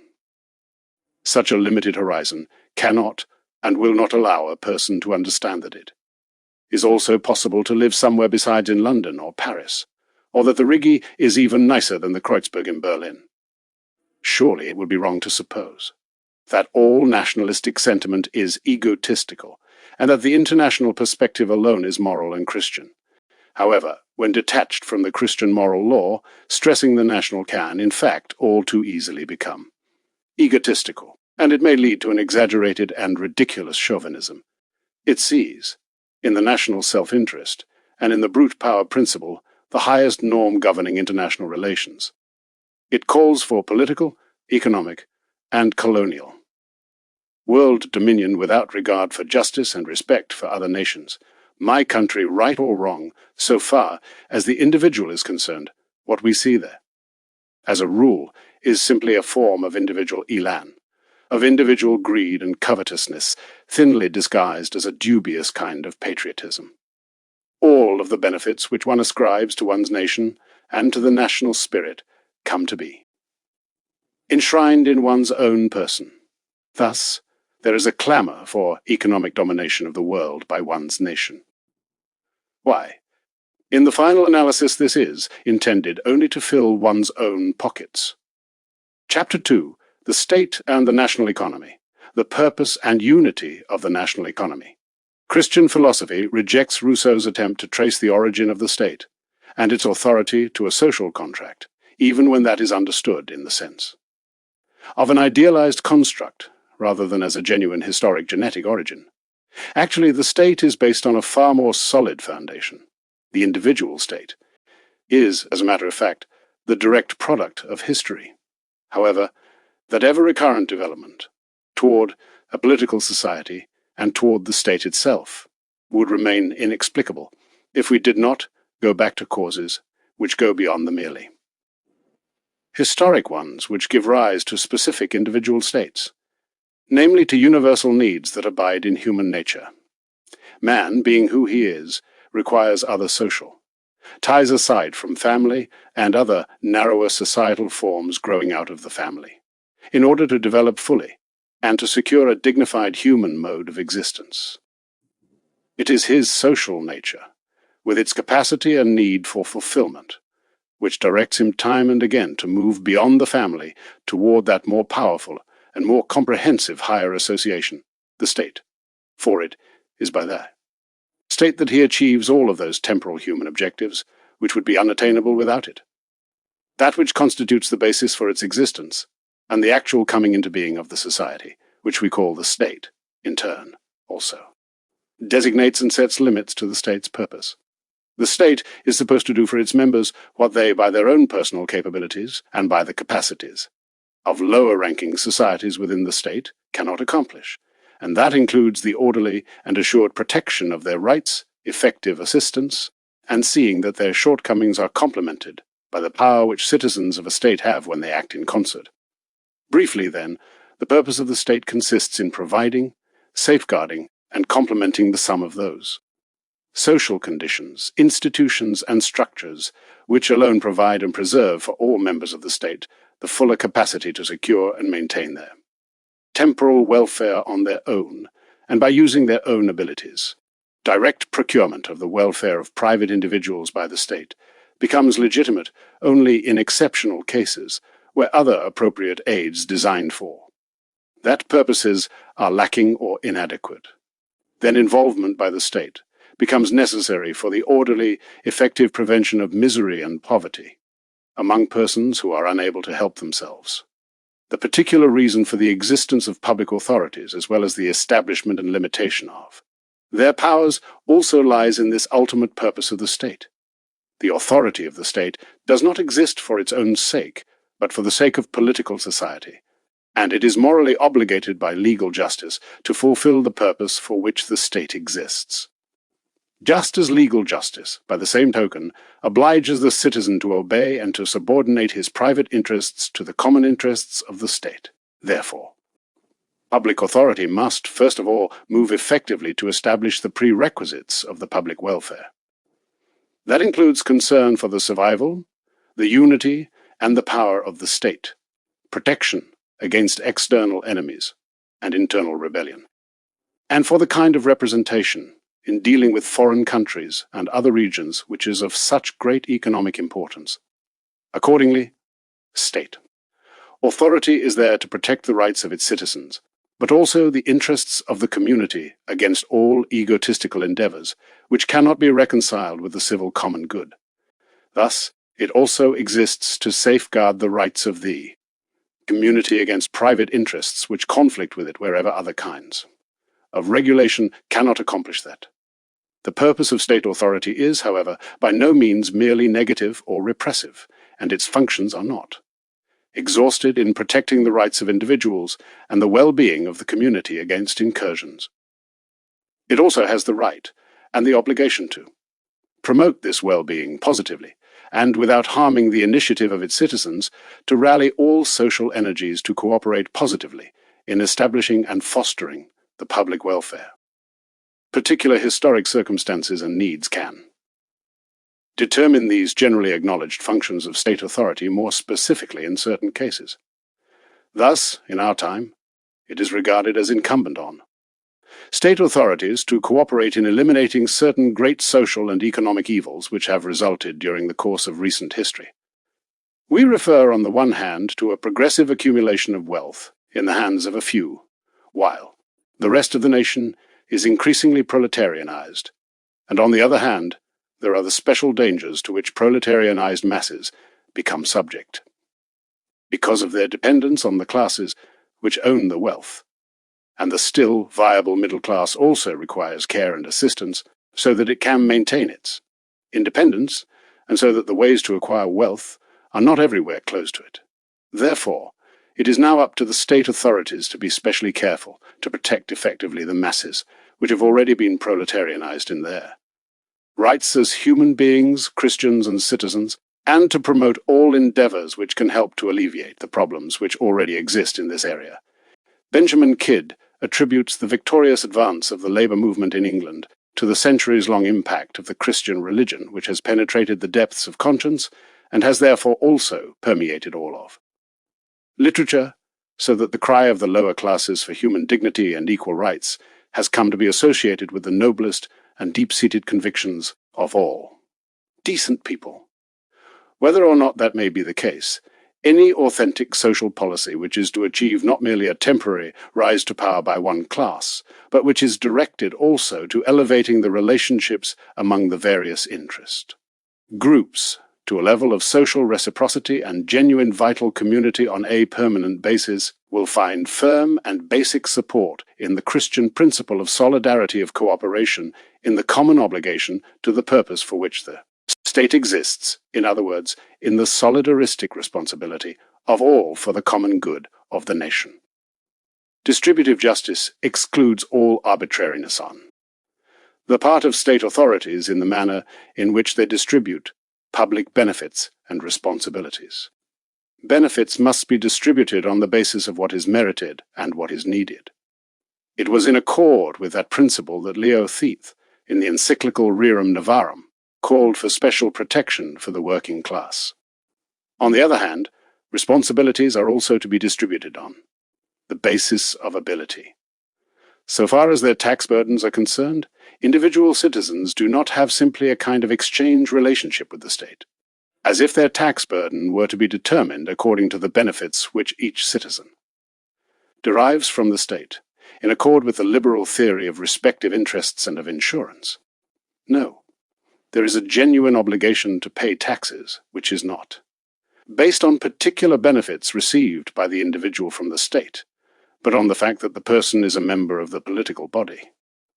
In our time especially, faced with the need to distribute ever-increasing burdens and the efforts to acquire new sources of income by increasing state ownership, a direction which may become even more prevalent after the war, the state must only take care to avoid any kind of injustice against individuals and individual economic units, but also against entire groups of business interests and occupational groups in the economy, so that the eventual harm to the whole national economy would be out of proportion to whatever material advantage the state could possibly gain. One may continue to note the advantages of monarchy, without seeing democracy as the apex of godlessness. In any case, it is not possible to make a case for a particular form of state or government any more than it is possible to derive the need for some particular kind of economic system from the Christian religion. However, for all forms of states and governments, The purpose of the state adds up to a kind of imperative which is binding on the wills of all members of the state, citizens as well as public, authorities, just as there arise from it important moral obligations in the economic area. In all cases, the citizen must subordinate his private interests to the interests of the community in accord with the principle of conflicting rights. He must assume his share of the common burden according to the measure of his capacities, and he must obey rules of legitimate authorities which are laid down with a view to the well-being of the whole community. On the other hand, state authorities are obliged to uphold the common good of the community to the best of its knowledge and abilities. There is no room here for the concept of a night watchman state, for a purely utilitarian economic kind of state which has as its sole purpose to protect the liberties of self-seeking contenders and the property of the kind of two-legged creatures who have no higher goal in life than to buy as cheaply as possible and to sell at the highest possible price. But there is also no room for absolutism on the part of state authorities. The rights of the state extends no further than its purpose, within. The state there persists a sphere of inviolate individual freedom, not only where the highest rights of a morally free person are concerned, but even where we are.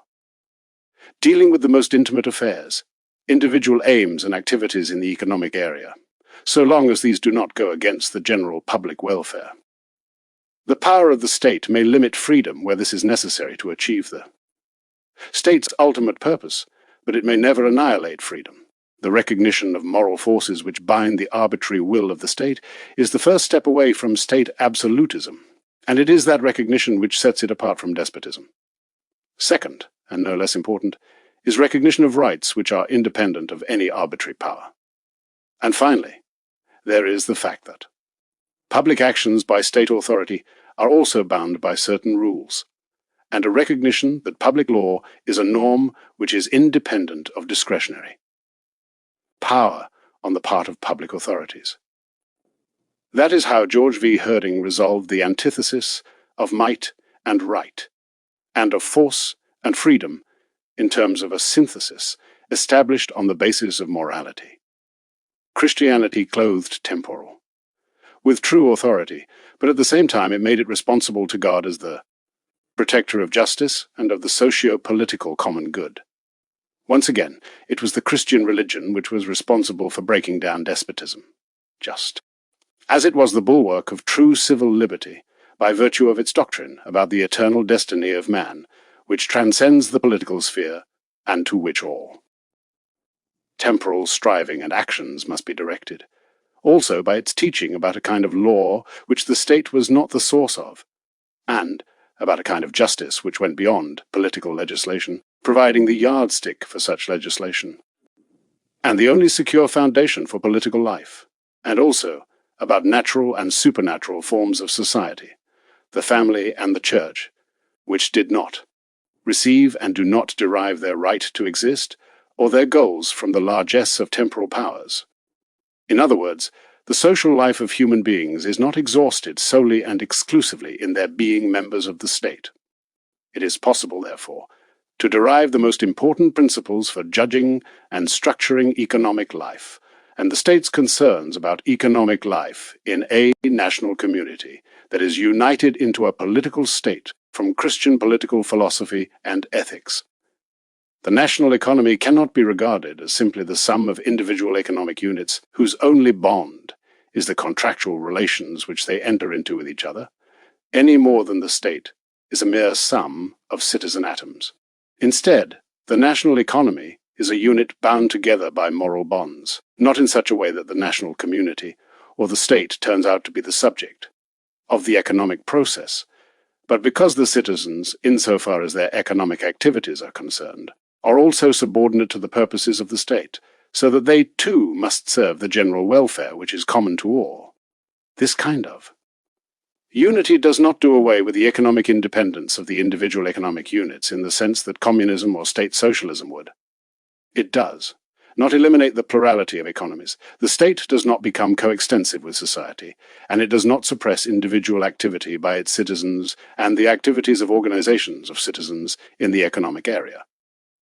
Socialization is not justified by the mere fact that it appears to be technically and economically possible and operable, it must also be shown to be financially or economically necessary in each individual case. As Schaffel put it, let us have an expanded economic policy, but state operation of economic units only in exceptional cases. Briefly then, the independence and autonomy of individual economic units must continue. However, the national economy turns the plurality of such economic units into a genuine social unit by the purpose, which all citizens must cooperate in achieving. The economizing human person is a citizen of the state, and he continues to be one also when he acts as an economizing person. Even in international economic relations which extend beyond the boundaries of the state, he is not a world citizen who has no responsibilities to the state.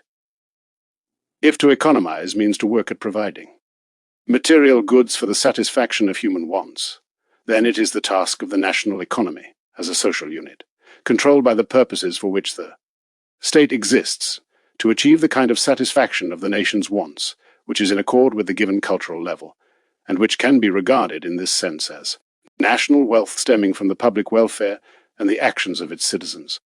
The organic concept acknowledges that the state has certain tasks which are peculiar to it and transcend the individuals who make up the state.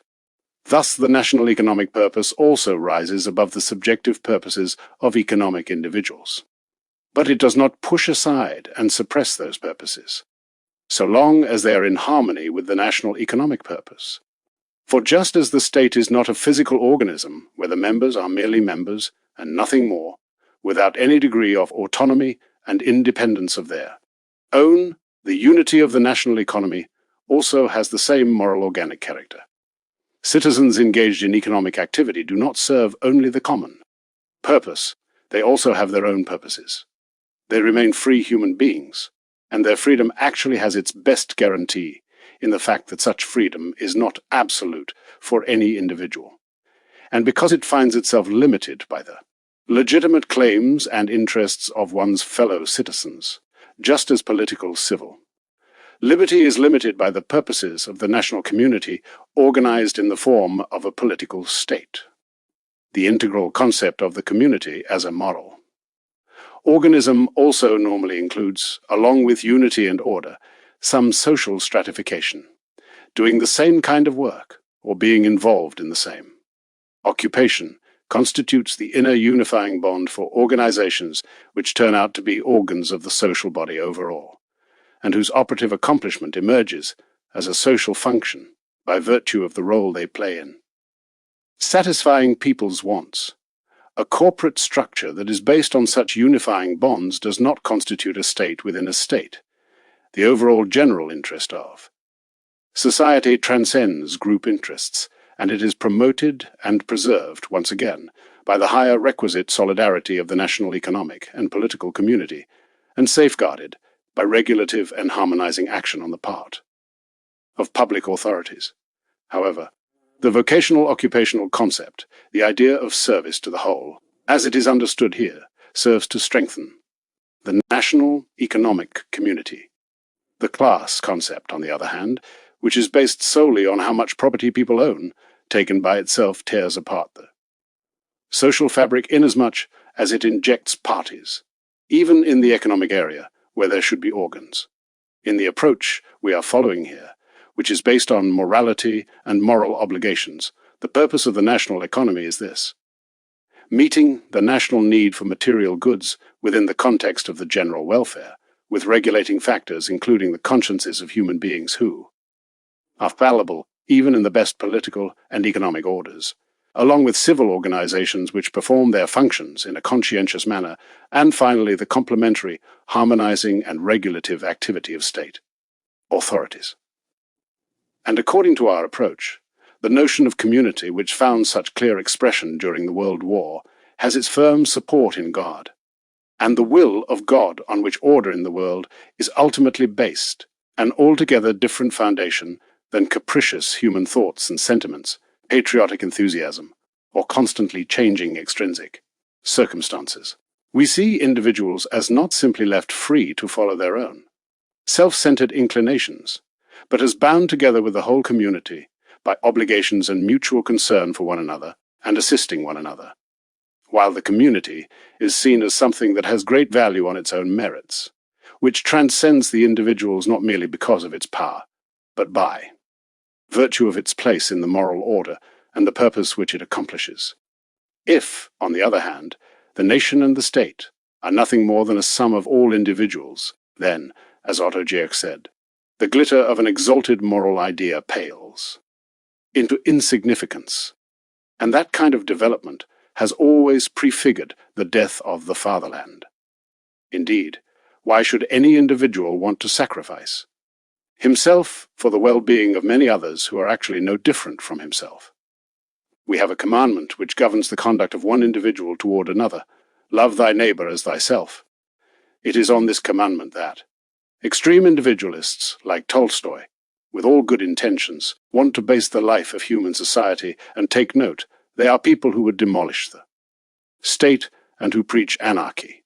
The religious complement which goes along with the commandment to love one's neighbor is to be found in the law: love God above all else. That is the commandment which builds the kingdom of God that is not of this world.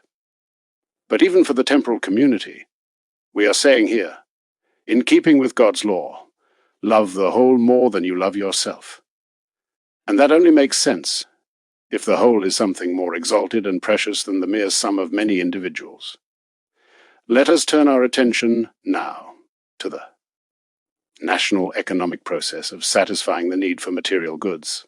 Chapter 3. Human Wants and the Economy. The Creator assigned to man dominion over this world. He was to be its Lord and Master. The fact that we have such dominion over the world is obvious. Every kind of progress in the area of material culture affirms it.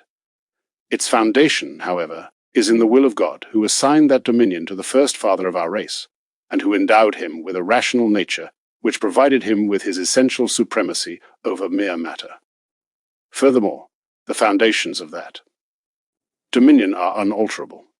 It is only the specific manner in which it finds its concrete expression which can change, insofar as its essential components are concerned. Rational human nature is a work of creation and not of history.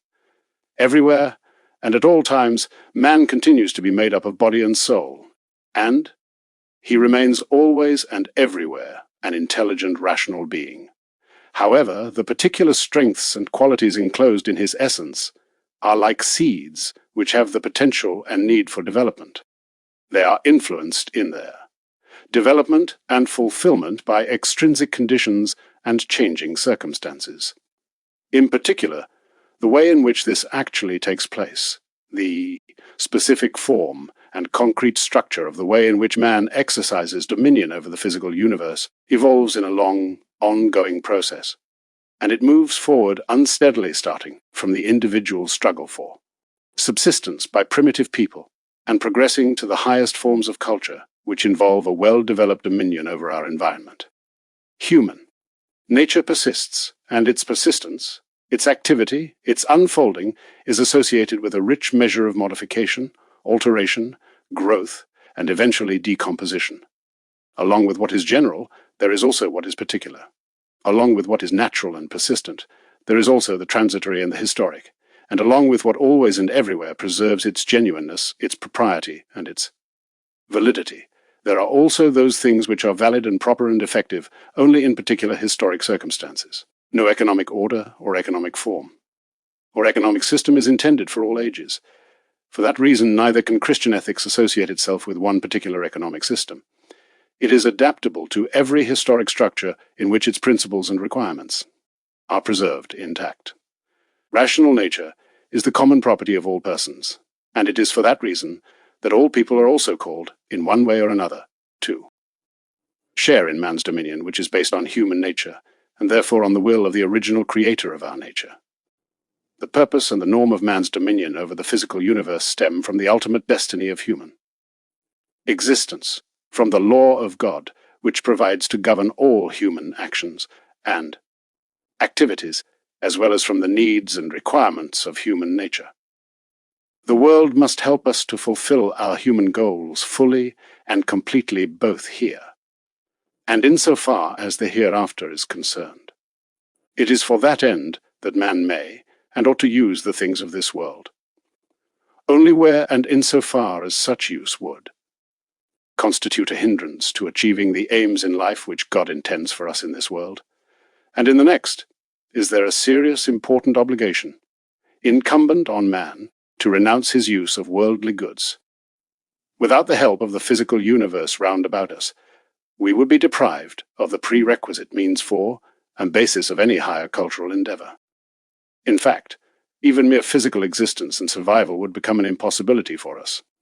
Man needs and is dependent on the world. That brings us to the first basic principle of economic life. Our wants force us to economize, and the satisfaction of our wants is the purpose of all economic activity. If our wants demonstrate that we are dependent on the world, they also reveal, on the other hand, the nature and scope of the specific completeness of human nature. The more exalted the species is to which a living being belongs, the more complex is its vital process, and the more numerous and varied are its needs. Man has more needs than the animal, and the animal has more needs than the plant. We have a proof of the essential superiority of man over the animal and the plant in the fact that he can extend his wants, refine them, and seek ever more suitable means to satisfy them. Therefore, human needs indicate at one and the same time both a weakness in human nature as well as its majesty. Accordingly, the development, enlargement, and refinement of wants cannot be rejected out of hand as morally objectionable. On the contrary, we find in that a completely legitimate and necessary kind of progress. And since we are dealing here with a process which is tied to rational nature that is common to all mankind, we come to the logical conclusion that all men are also called to share in the progress that is made in our material culture in the form of an expanded, which is to say, improved satisfaction of their wants. For that reason, we are in full harmony with Christian ethics if we say that the notion of minimum living standard is not always the same as saying bare subsistence, but that such a living standard already means a level of living which is in accord with human dignity, and which corresponds to the kind of higher level of cultural achievement which man may succeed in attaining. And what is more, it means that such an improved standard of living must extend also to the lowest ranks of society, to an ever-increasing degree. However, it is necessary to distinguish between wants and mere desires, the pure and simple craving for enjoyment, and superficial glitter, taken by itself, is without effective limits, and can therefore easily get out of hand. Also, the objective capacity to enjoy does not provide us with satisfactory limits to want satisfaction. Another norm is needed, namely, concern for the higher purpose of human existence, the spiritual moral order, in order to assure that correct choices are made and proper moderation is used. In the exercise of practical reason, Albert Schäffel pointed out that it is not an unrestricted increase and variation of wants which the economy must satisfy, and which people ought to be in search of, but an extension of wants in keeping with the needs of an unfolding, richly cultured personality, progressing from the most important to less important wants, and varying in its content in accord with the norm of an eventual restructuring and development of a personal moral living pattern. A structuring of wants that is economically proper is one, which is adapted in a most productive manner to genuine culture. Our economic science has time and again made the mistake of praising any end. Every expansion of wants, it ought to approve only the kind of want structure which has the most beneficial possible effect on moral formation and which is a real blessing for it. Pagan Rome, with its culture perverted by materialism too, seeking satisfaction of frivolous desires and pleasures, demonstrates where a culture which holds in contempt all moral limitations will lead. A V. Glycan Russworm told us that the Romans carried all of what they learned from the Greeks to exorbitant and colossal extremes. They wanted everything that was larger than life, strong, formidable, and beautiful. The elegant Greek baths, which were practical and artistic but kept within modest dimensions, were transformed into baths with excessive decoration, and the Greek plays were perverted into gladiatorial combat and animal excitement. The refined, dignified, tasteful banquets were turned into sheer gluttony by the kind of monumental insanity of which some well-known anecdotes inform us, dissolved. Pearls, dishes of eels which were fattened on human flesh, nightingales and the tongues of peacocks, and all sorts of grotesque excrescences of outsized parvenu fantasy. Infamous monsters like Nero, Commodus, and Heliogabalus did not come along as isolated instances in our world. They had kindred spirits who, even if on a lesser scale, have demonstrated such attitudes toward ephemeral and instant riches since the beginning of time. Is it not true that luxury among vain and pretentious people rears its head also in our time, along with pampered egoism and the senseless vulgar display of monetary wealth? Are we not once again being treated to the spectacle of how materials and goods, which could serve far better purposes, are sacrificed for the sake of human vanity and pleasure-seeking? To be sure, in the production of things which satisfy cravings for luxury, some workers do earn a livelihood. But does this justify the kind of luxury which serves opulent sense pleasures and vain self-exaltation? And does it justify the excessive consumption by the few who enjoy an overabundance of the good things of life? One observes the decorous carriages in Hyde Park, London, and the gold-embroidered parade uniforms of lackeys standing in front of the house of the Lord Mayor, as Velleman said. And one looks at the splendid palaces in the West End and the luxurious embellishments in the private clubs. Then one goes to the East End and is horrified by the number of deaths which occur because of hunger, lack of clothing, filth, and poor housing. There is no doubt but that luxury is a relative concept. What still ranks as luxury today could at some later time become a legitimate need. And there is also such a thing as dignified luxury, which is in conformity with a person's station in life. All of that corresponds to the ideal quest and the rising needs of a higher culture, which also help toward the beautification, refinement, and ennobling of life, and it affords to society a dignity and glamour which adds flavor to life in society in a legitimate sense. Such luxury has never been condemned by Christian ethics. As St. John Chrysostom pointed out, the simplicity and forbearance among Christians is quite different from that of Diogenes, who went around in rags, lived in a barrel, and aroused the curiosity of many, since he needed next to nothing, and yet was of little help to anyone. Sommerlad erred when he said that the supernatural morality of the fathers and the scholastics would have led to an acknowledgement of the principle of an absolute absence of wants. No, not every superabundance is superfluous. What Christian ethics condemns is only the kind of luxury which arises from immoderate vanity and unrestrained craving for pleasure, such as accompanies the wasteful destruction of goods which could and should have been used to satisfy the needs of one's neighbor. The same is true of fashion.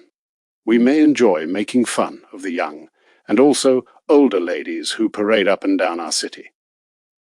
Streets with high heels and crooked hats. Pozadowski related that a Chinese lady who saw another lady wearing a different kind of hat would be inclined to throw a stone at her. A European lady in the same situation might ask herself how well that hat would look on her. Even in the latter case, there is a display of human weakness. However, most people have something of a herd mentality, which, as a mayor observed correctly, makes them fall victim time and again to the urge to imitate others, especially in this area of luxury and fashion. If the urge to follow fashions is a weakness, fashion, in itself, has its proper place within certain limits. It represents the need for change and will surface wherever industrial development makes possible the satisfaction of that need. Even valuable jewelry and expensive women's clothing are acceptable so long as they remain within the bounds of morality and of their class, and avoid whatever incites to sin.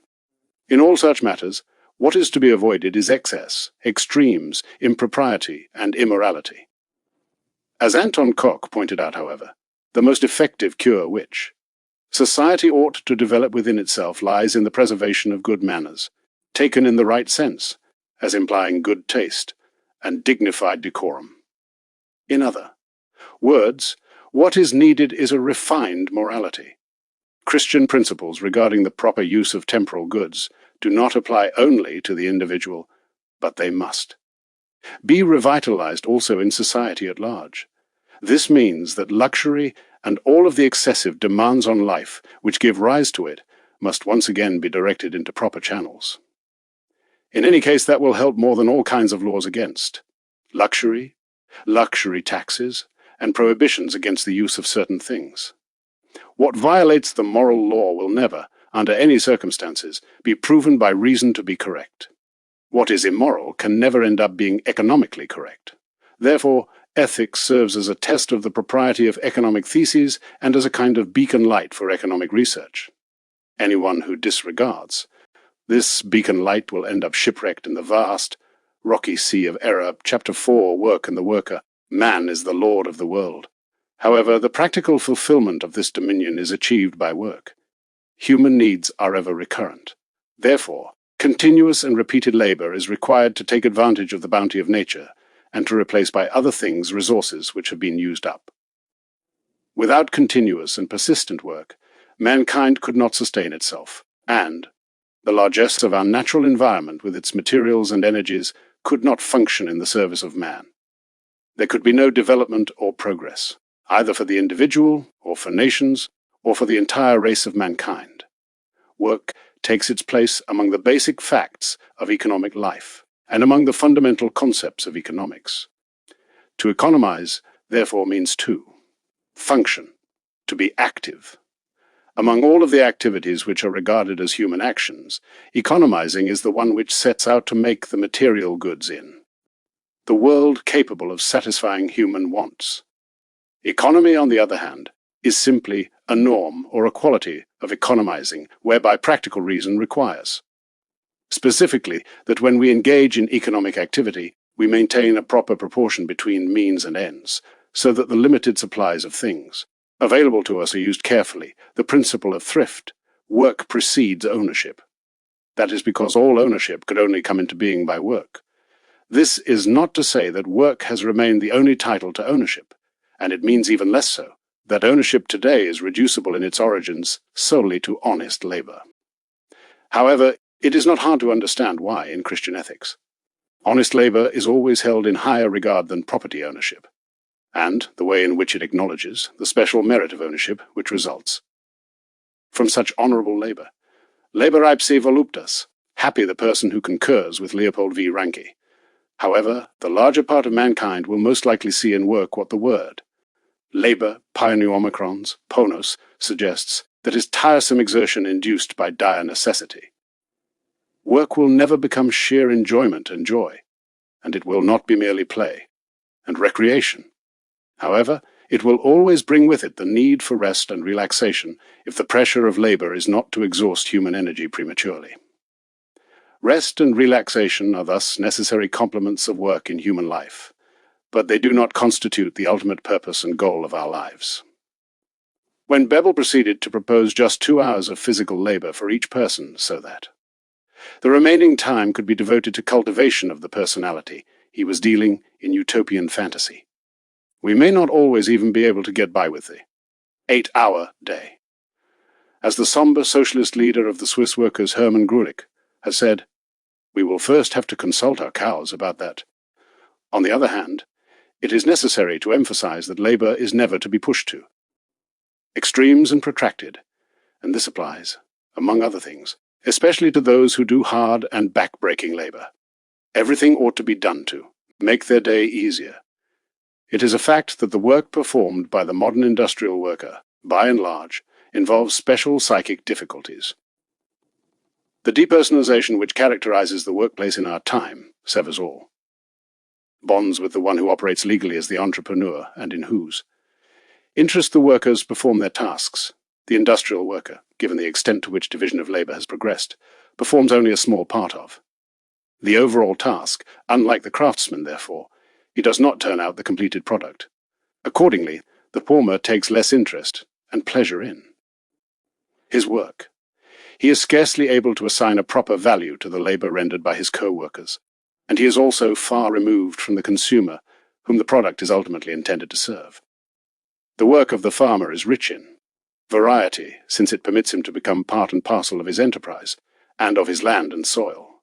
Every season brings its own different kinds of tasks, and the busy harvest time is richly rewarding, followed by the winter, which allows for some rest and its own special gratification. In contrast, the labor of the industrial worker is monotonous. His whole life is inconstant, and it is characterized by hard labor and quick pace, which are equally oppressive in summer and in winter, whether he works in one place or in another, or for one or the other employer.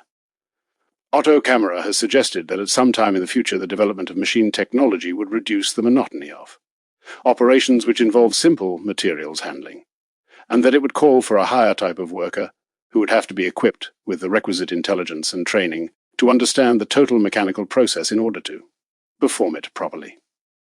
Even then, however, what John Stuart Mill said about all earlier technical progress will still be valid. It did not reduce the burden of work for anyone.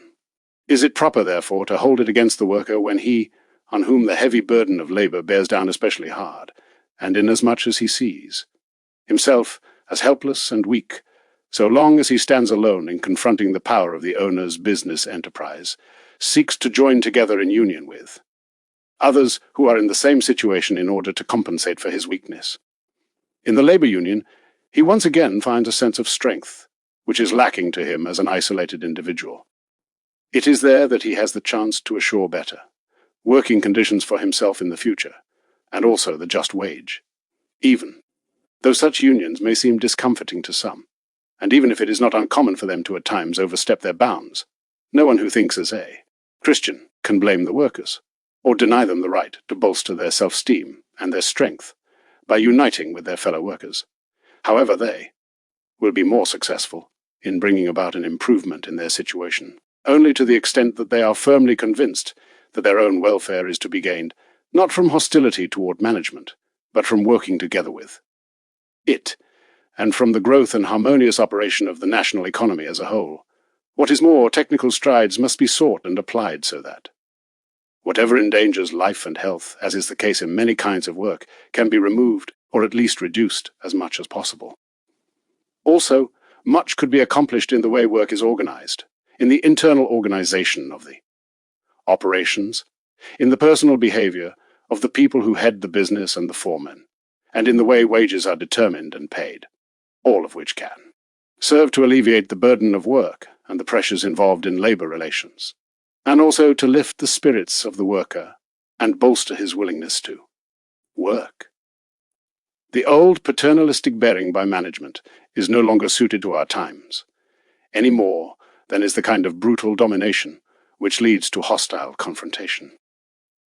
Instead, what is needed to assure peace is a kind of constitutional restructuring of labor relations involving collective negotiation of the labor contract, wage agreements, and a joint determination, regulation, and administration of working conditions. It is encouraging to note that a proper understanding of the unionization process has begun to emerge along with a more positive view of collective wage negotiations. However, everything which is destined to improve the condition of the working class and to preserve and improve in working men a proper attitude toward their work is contained in the directions which flow from the principles of Christian ethics. Thus, the Church is especially concerned about insisting on Sunday rest, so that workers will once again have some time left for themselves, which they may devote to obligations of a higher order and to the very highest ones. For the factory workers, that is even more important than for farmers who, in their close contact with nature, sense their direct dependence on God. However, for the factory workers, the work which they do is all too easily divorced from any promptings of their souls. The whole world appears to them, in the final analysis, as a kind of machine in the service of the clever, and perhaps even devilishly clever, calculating capitalist class of owners. Honest relaxation, mental rejuvenation, and cultural activities should enhance the day of rest, and also the evening after work is finished. The Volksverein for Catholic Germany has devoted its energies and efforts to this task in an exemplary manner. Christian ethics has at its disposal potent and exhilarating incentives which can effectively counteract the exhausting tedium which labor involves. But as Wendland pointed out, We ought not to start out with exaggerated idealistic notions about labor and then propose to every person that he should keep these constantly in mind while he goes about his daily tasks. It would not only be a poor understanding of human nature, but it would also be objectively erroneous if we tried to convince the worker that the particular task which he performs during his day's work represents the special vocation to which he, in particular, is called. The concept of vocatus ad Deo is not well suited to the work of the street repairman or the canal worker, or to that of the employees in those great slaughterhouses in Chicago, who do nothing all day but slit the throats of the hogs which move past them, one by one, on an assembly line. The worker will understand it better if we tell him that work is necessary for him, and that it is also an obligation because it enables him to support himself and provide a livelihood for his family. He is also able to understand that his work is necessary for human society, which for its survival, its continuance, and its continued development requires all kinds of chores, even the most menial ones, so that the worker by his labor is filling a necessary and useful position in the overall pattern of human society and of the national economy. The worker must also come to appreciate that he is not working merely to serve the financial interests of his employer, but that he shares in the realization of the general welfare of his nation and of all of mankind, and that his labor constitutes a dignified social calling, which also happens to be natural and meritorious in the eyes of God. Not all blossoms become fruit. Not all of people's talents find their full development, as might have been the case under more favorable conditions in the economic occupations which individuals have chosen, often because of inherited circumstances, or the pressure to simply make a living. That is a deficiency which will, in fact, never be completely done away with. Besides, workers are not the only ones who complain that they do not find a fulfilling outlet in their chosen occupations for their energies and talents, which, incidentally, are sometimes overestimated. However, we may take some satisfaction in the fact that now, more than in the past, since we have the benefit of improved vocational guidance and wiser and more effective programs, which make possible further education and training for those with special abilities from the lower classes, less of the available reservoir of talent and ability will go untapped. Christianity offers even higher motives for work than the obligation to provide for the individual and for the support of his family. It also goes beyond the requirement that labor must provide for the needs of the nation. In addition, it also has this social concept of function which is vital for all of the kinds of performance which are required for the life and continued progress of society. Bishop Dupanloup said that religion has accomplished three remarkable things. It has taught us about the universal law of work. It has restored dignity to labor, and it has made labor free. As regards the universal law of work, religion has taught us that this is a law which is binding on every person who is able to work, and it is a law which is as universal as the law of death.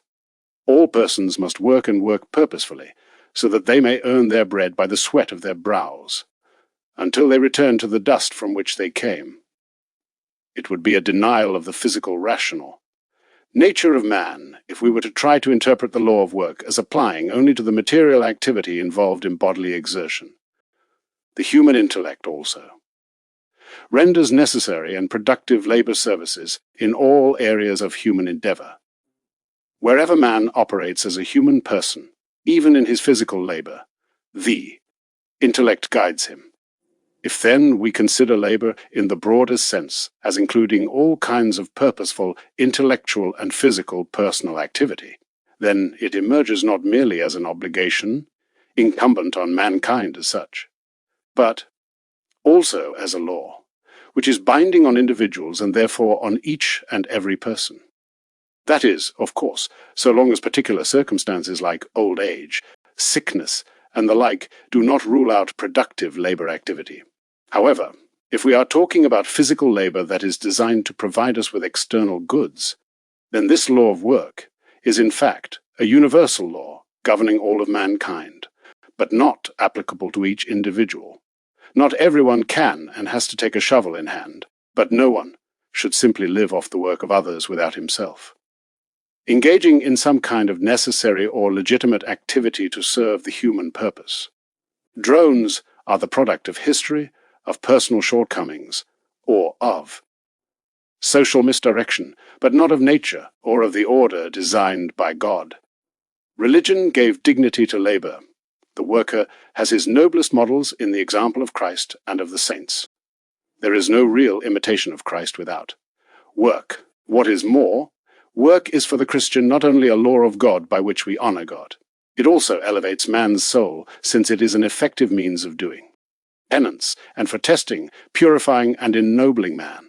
Work can lead him to exalted virtue, and undertaken with the proper intention, it is in itself a meritorious, virtuous action, just as, on the other hand, idleness is a vice, and the cause and occasion of moral degeneration, and the source of all evil according to Christian teaching. Labor is the balm of the blood. Labor is the source of virtue, Schiller. Religion makes labor free.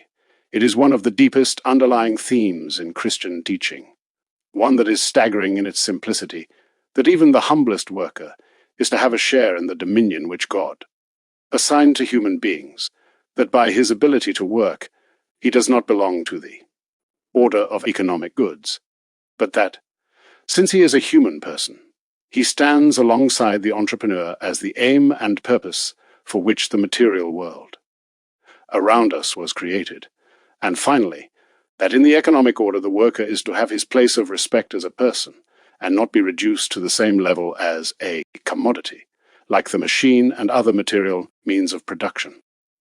During the Christian Middle Ages, the concept labor market did not exist. In our time, it has become standard, but it may no longer be allowed to play the part which it played in liberal economics, and which it also, in effect, plays in unionism as understood by the socialists. It may no longer be the kind of market where an employer looks for the commodity, labor, and where the worker emerges as the commodity, labor power. It must be converted into a situation where free human beings with equal rights encounter each other on an equal footing so as to offer their services. These ideas, which accord respect to the worker as a free person, relieved him of the bonds of slavery and gave him back his human dignity, and they have also safeguarded the status of the functions performed by the lower classes. It is on the basis of such thinking that our social policy advocates move into the parliamentary arena on behalf of workers, women, and children in the name of Christian teaching. Yes, in the name of Christianity, without which no nation until now has found itself able to extend humanity, justice, and charity to the lower classes. To be sure, Christianity cannot abolish the tedium and exertion involved in labor. In fact, it would not even be good for us human beings if we were not able to look beyond the trials of this life in hope, and to aspire to, and be forced to look forward to our heavenly home, the land of eternal rest which no enemy or worry can ever take from us, the eternal light which no night can ever extinguish. Many years ago, the young child of a nobleman stood before me. When I said to her, "Em, you are a poor child," the little girl looked at me in surprise and said, "No, father, I am a countess." "So you are a countess indeed. Look out at that man who is working in your father's fields. Before God he is no less than you, and if he is more virtuous, he is in fact more than you. And in eternity, he may have a much higher place than the little countess, if in his lowly estate he has accumulated greater merit than you." Later on, the little countess became a duchess by marriage, and I believe that she remained a good girl, but the poor worker had long since died, and is with God in heaven. Would he now be willing to change places with the duchess? All problems are resolved finally and definitely, even for the poorest of the poor, only in the light of the beautiful words of St. Stanislaus, Kostka ad majora. Natus sum, I am born for greater things, and of St. Aloysius, quid hoc ad eternitatem. Of what use is this for eternity? Without eternity, all human life remains an insoluble enigma. Christian principles regarding the proper use of temporal goods do not apply only to the individual, but they must be revitalized also in society at large. Chapter 5. Ownership and the acquisition of material goods. As is the case with the Christian attitude toward work, what Christian teaching has had to say about ownership, property, and the acquisition of material goods is of decisive importance for the genuine welfare of people and of nations. For the Christian, ownership and consumption are not the highest objectives to be achieved. His first concern is for supernatural goods, and specifically, the preparation of his soul for its eternal destiny. Material goods, too, are in the final analysis intended to serve this ultimate purpose of our life on earth. Furthermore, all possessions are merely things which are entrusted to a person by God, so that man does not have arbitrary control over them. Instead, he is supposed to use these in accordance with the law of God, and he is responsible to God for the way he administers them. Unbounded and restless craving for earthly possessions is irreconcilable with those basic precepts of Christianity. Such behavior is generally a sign, but at the same time, a cause and also a consequence of diminishing and weakening Christian faith. Christian teaching excludes from the concept goods anything which makes people morally and therefore, as a rule, also physically and materially poor and miserable. Thus, things which lead people to their bodily and spiritual destruction are not classified as goods merely because they have exchange value. The institution, private property, was established by virtue of the law of nations, jus gentium, as one of the natural rights and requisites of man, of families, and of political society in all nations which progress to a higher level of culture.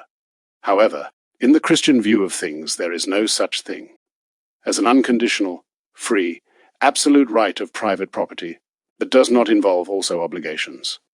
Ownership, in fact, implies power and dominion, but at the same time, as a right it also involves moral possession and moral dominion. There is no such thing as a right, which, as such, or in the way it is exercised, would be independent of the moral order which operates in the world. Thus, among the rights which have to do with material things, the right of private property is the highest, but it is by no means to be regarded as the highest right overall which man enjoys as he makes his way in the world of material goods. The natural and personal right to life and to the necessary means of subsistence occupies a higher position than any derived right to material property. So much so, in fact, that in the event of extreme need, the right to own a material thing has to give way to the right of a person to survive. In this sense, all things are common. That is, all of them are and continue to be destined for the preservation of the human race. Property ownership is not an end in itself. It is not a law unto itself, but only a subjective right. Thus it is not dominion solely for the sake of some person's control over it, or for the sake of his personal enjoyment, but it is essentially a means to make possible, in an orderly and fitting manner, the well-being of the individual, of the family, and of political society. This purpose, however, establishes appropriate limits to the acquisition, expansion, and use of property. Christian teaching is not hostile to great possessions if these are acquired in an honorable manner, insofar as these do not go beyond a proper proportion to the wealth of the nation overall, and especially insofar as they are not withdrawn from service which is required for the national economic purpose, but at the same time it does not regard a nation as wealthy solely on the basis of its statistics of absolute national income and wealth, while poor and the middle-class citizens find themselves in a position of relative oppression and living in undue poverty. The ultimate destiny of goods and of the right to ownership requires instead the kind of distribution of goods which will make it possible for the lower classes to live at a decent human level. It may not always be possible to bring this ideal to full realization. However, it is all the more important for this reason that we do not stifle the influence of Christianity in designing laws and the economic system. Herein regarded the improper structuring of the way in which goods are distributed and wealth is circulated as the deadly seed which finally destroyed Rome. Latifundia perdidere Italiamtha, large estates. Of the downfall of Italy is the way Pliny had expressed his Views about not only the vast agricultural estates, but also the industrial latifundia of the rich, where hordes of slaves served their manor lords. Basically, it was the irresponsible and unbounded egotism of wealthy usurers which drove the people, delivered into servitude by debts and war burdens, to a secessio plebis in montem sanctum withdrawal of the people to a holy mountain. A unique kind of general strike, and that is what obliterated the ancient domains and manors, and replaced many of the older free economic units with great villas operated by appointed officials. These were the ancient predecessors of modern, large-scale industry, where the middle class was always ruthlessly pushed aside. The Germanic development at the time was completely different, since Christianity had an influence in setting up the German legal order. Their property was regarded as a sum total of divisible rights, and the land and soil were regarded as a common fund intended to nurture the entire national community. Industrial activity was viewed as something which was required, in the service of the public weal, thus in the interests of the weak and of families and communities, as well as in the face of the need to provide for the nation as a whole. Limits were placed on arbitrary behavior and greed. Under the feudal system, as Friedrich von Raumer indicated, ownership was regarded as something almost living and moral. The way property was divided up became a sign and proof that both parties, the lord and his vassals together, made up a whole. On all sides, the reciprocity of rights and obligations stood out, and loyalty and honesty were the prime conditions of human relationships, so that the lord and his vassals were expected to share all of their joys and tribulations, and come to one another's assistance whenever necessary. Those who deny the grandeur and the ideals underlying this perspective are captives of the alleged wisdom of the modern age, and such persons are incapable of understanding other historic eras. A restoration of the manners and of the feudal system is obviously out of the question in our time.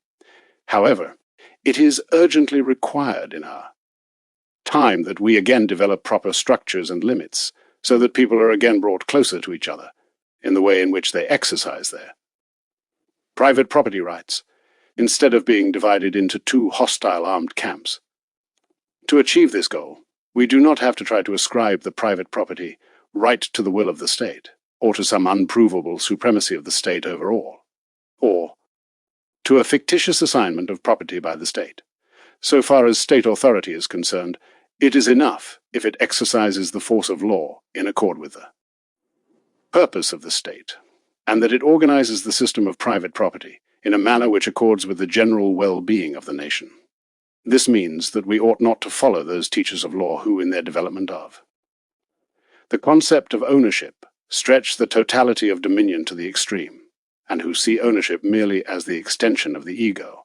In other words, they envision the elasticity of the right of property in terms of the old Roman law, and tell us that property rebels against any kind of restriction and wants to revert to its natural state where there was no restriction, etc. No, the state does, in fact, have great influence on the way in which the order of private property is to be structured. It can even resort to expropriation if private ownership, as such in some particular situation, conflicts with the higher rights of the community. On the other hand, however, the state is there to protect property, which is obtained in a legitimate manner, and this applies specifically to the property of all of its subjects, even if they do not all happen to belong to the same nationality as the majority of the people. The criminal may be outlawed, but we may not do this to a fellow citizen for some political reason. D.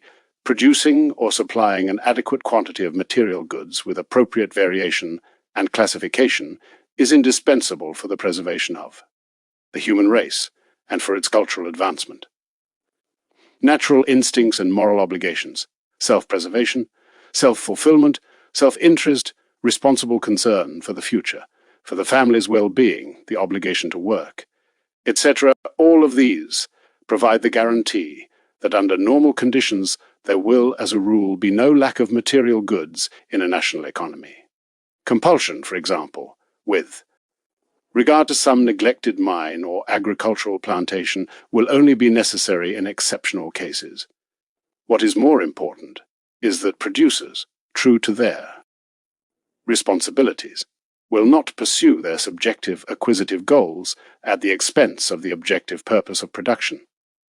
That purpose is to be found in a proper satisfaction of consumer wants, which is accomplished in such a way that the producers do not covertly try to offer to buyers goods which are shoddy and spurious. Such goods do not really rate being called goods at all, because they cannot serve the welfare of the people, but instead actually end up being harmful to them physically and morally. If we are confronted with the emergence of enterprises which are occasioned by genuine progress in technology or organization, and the kind which has due regard for other independent economic entities, it would not be wise to stand in the way of such developments. The individual enterprise is entitled to work out its own fulfillment. Also, the forms of enterprise are not destined for all eternity. They are subject to the laws of historic change in accordance with the shifting potentials and needs of a progressing culture. However, what is by no means conditioned by, and can in no way be justified in the name of cultural. Progress is the kind of artificially induced ruin brought about by unscrupulous people, singly, or organized into groups, which leads to a deliberate and consciously planned destruction of other economic units, the brutal suppression of whatever stands in one's way, and the reckless application of material supremacy in the competitive struggle. Furthermore, Christianity exercises a beneficial influence on trade and commerce by virtue of its moral imperatives. As indicated earlier, it moderates the quest for profit and riches, since it insists that those are not the ultimate purpose of human life and endeavor. Christianity calls for justice and honesty in commerce. It condemns any dishonest profit and requires strict dependability and honest value for one's money. In a very essential way, the welfare of the nation depends on honesty in business dealings. The dishonest producer and merchant do damage to their country. Laws passed by the government may be able to deal with the occasional swindler, however, where honesty is not deeply rooted in the broad masses of the population, government legislation will eventually be of little avail, and in a situation where cashiers, administrators, merchants, manufacturers, and employers are swindlers, or where this applies to even just a majority of them, all trust will gradually vanish, and where that occurs, the achievement of the economic purpose becomes an impossibility so that the economy itself is doomed. The distribution of goods in an economy marked by commercial exchange ultimately relates back to the combined operation of incomes and prices. The prices which one gets or pays stem from the exchange relationships of different economic units. Prices which the buyer pays become part of the income of the seller. Prices which are paid out of the income of consumer units constitute the income of other economic units which operate for gain. Julius Wolff has referred to extorted income which results from the use of force or taking undue advantage, specifically, 1. Through exploitation of an existing condition of duress that already happens to be present. 2. Through qualified extorted income, which is the kind which brings about such a condition of duress, monopolistic merchants, market groups, or exploitation by workers and entrepreneurs using lockouts, blacklists, unjustified strikes, etc. 3. Through overcharging, that is, taking advantage of inexperience or carelessness, etc., or self-deception on the part of buyers, or 4. Through qualified distorted income earned by bringing about a state of deception, being dishonest about quality, or by falsifying weights and measures, according to Wolff. Extorted income has become more prevalent again in our time because of the renewed possibility of market domination that is brought about especially by the pricing policies of trusts and syndicates, and other similar combinations which have again become widespread. Now, everything which Wolff designates here as extorted income is condemned by Christian ethics. What goes on in such cases is no longer exchange but deception and theft. At the same level of economic infamy, we find the various manifestations of unfair competition, of concurrence déloyale. This includes exaggerations in advertising, disguising true quality, the promotion or spread of untrue derogatory assertions regarding the reputation of fellow businessmen, the use of names and trademarks which are designed to deceive, the betrayal of business or industrial secrets, etc. German law by the so-called general clause, that is a universal provision, has made it possible to file a complaint about neglect and compensation for damages in all kinds of competitive dealings which violate good morals, even those which are not specifically legislated against. But does the rejection of unfair competition and of various kinds of extorted income mean that a healthy price and income structure is thereby assured? Chapter 6. Justice in Pricing and in Income Determination. During wartime, our people had an opportunity to experience the meaning of exploitative income. All too often they had to resort to the legislature and the courts in order to combat excessive and unjust profits resulting from the venal exploitation of business conditions of the time. That also demonstrated how an ancient moral principle has long since been crowded out by the hoary sacrifames, the accursed thirst for gold. It is a principle which is seldom mentioned, in economics textbooks, or at best, regarded with disdain as of no practical value, but it has nevertheless persisted in the good sense of people about what is right and wrong. The demand for fair prices arose in a great chorus. However, the call for such prices was actually nothing more than a renewed recognition of the principle of repayment in accord with true value, the idea of the just price, and maintaining equivalence in exchange transactions. To understand fully the application of the principle of equivalence, we have to update ourselves. Briefly as regards the meaning of the value of an economic good which is needed or suited for satisfying human wants. The value of such a good is nothing more than the degree of importance which is ascribed to it in terms of its capacity to satisfy human wants. Stating this in more precise terms, we would say, value is the estimability of a good based on the degree of importance that is imputed to it. But that degree of importance of a specific economic good is determined, on the one hand, by the urgency of the want which the good can be used to satisfy, and by the generic and individual qualities which make the good suitable for satisfying wants. On the other hand, it is determined by the quantitative dimensions in which the good is or can be made available for satisfying wants. So aside from the utility or worth of the good or the service, its relative scarcity also becomes an important consideration in determining the exchange value that we are talking about here. In the want-satisfying process, a person is more dependent on an individual good, and will estimate its value higher, the less quantity of such a good he has or can gain access to. These factors are all decisive in determining the level of exchange value. Inasmuch as we are limiting ourselves here to brief summary observations, we may move on.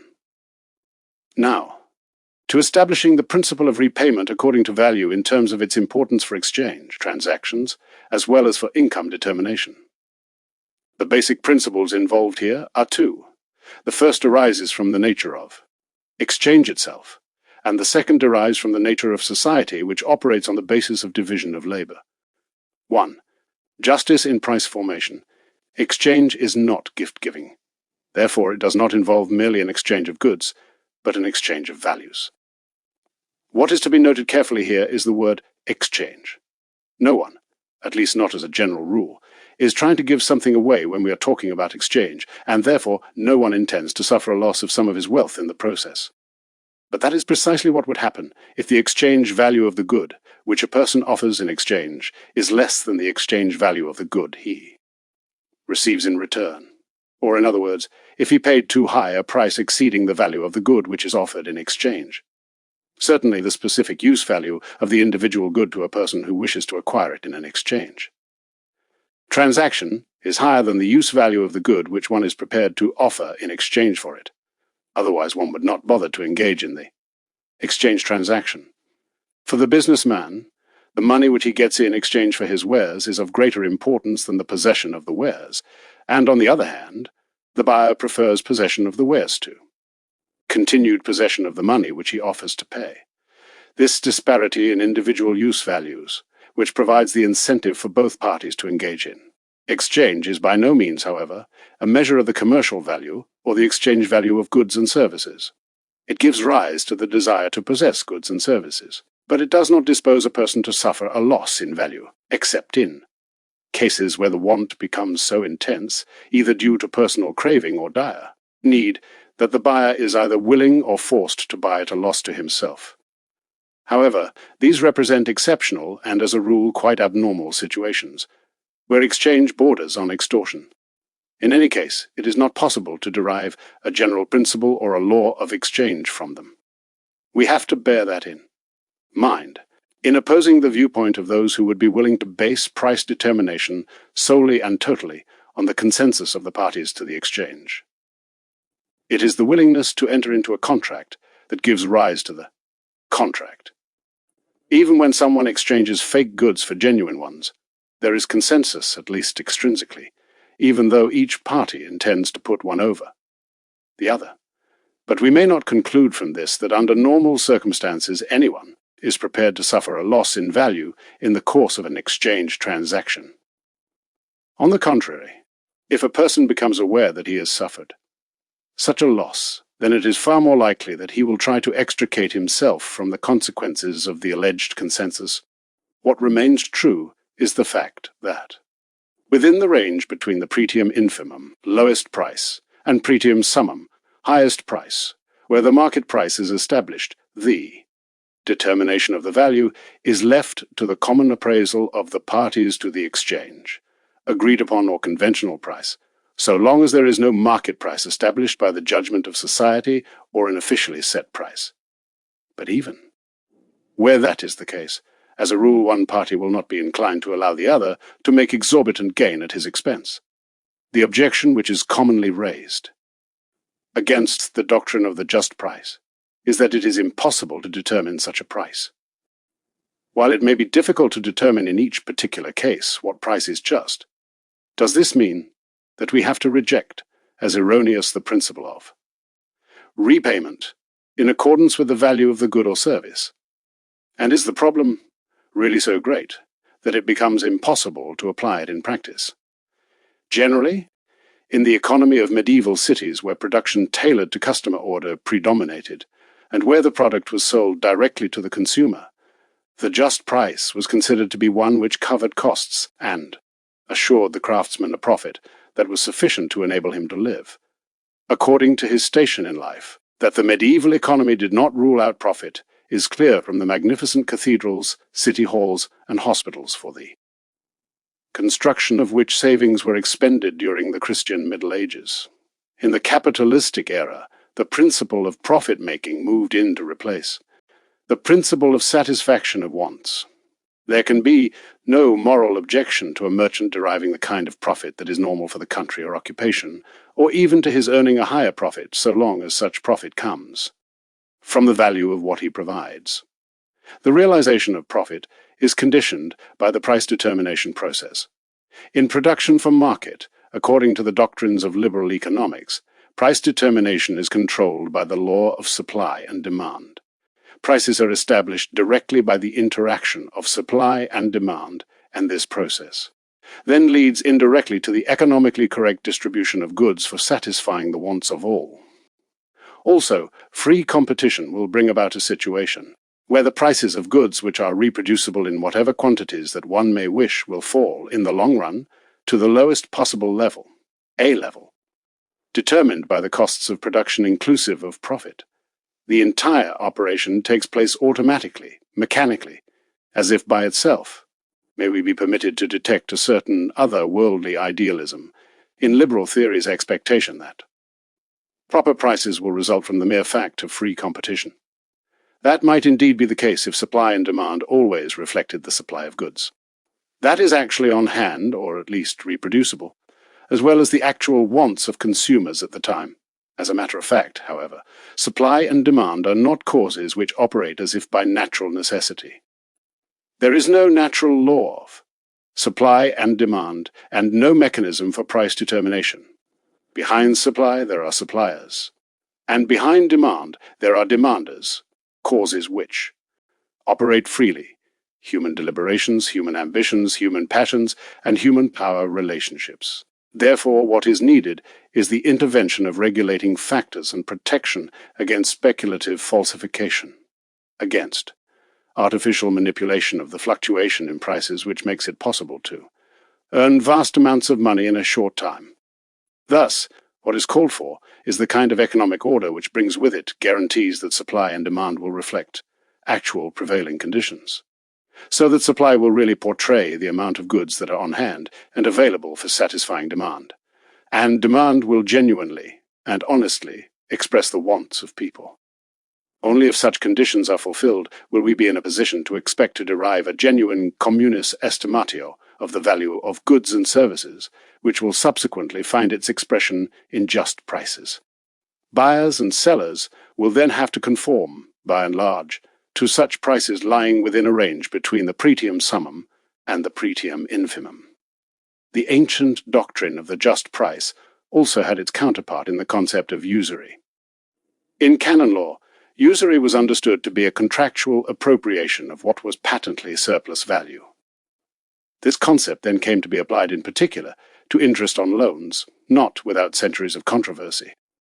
It was taken for granted that Christians were supposed to grant loans for consumer purposes to their neighbors in need whenever they were able to do so, out of simple charity, nil inde sperantes, hoping for nothing thereby. Also, there was no difficulty in recognizing that one was entitled to earn a profit from a capital investment to the extent that the investor was himself involved as a partner, in any cases sharing in the risk. Likewise, the purchase of an annuity was also allowed. The purchase of an annuity was legally distinct from a loan. Here capital did not have to be repaid. It constituted the purchase price for initiating perpetual dividend payments. Also, rental income which derived from a piece of land was a material, not a personal obligation. Interest, on the other hand, which was demanded on the basis of a pure loan, was regarded by the Church as usury. If I gave someone a sum of money equal to 100, I had no right to ask that more than 100 should be repaid. If the debtor had made some lucrative transactions in the meantime with that money, the profit which he made was not the result of the money, but of his personal industry and his own ingenuity. The creditor had no claim on his earnings based solely on the fact that he had loaned him some money. Meanwhile, times have changed in this regard. It has become more and more a fact of economic life in modern society that someone with money could make money with it. And now, since this became the universal case, instead of being restricted to individual cases, granting credit in the form of a sum of money, in other words, placing it in the hands of a debtor for an extended period of time, took on a value that was higher than the sum of money, originally loaned out. For non-Catholic critics to assert that Catholic theologians could no longer maintain the strict ban on interest-taking because the financial operations of the Roman Curia came to be based on money exchange is completely false.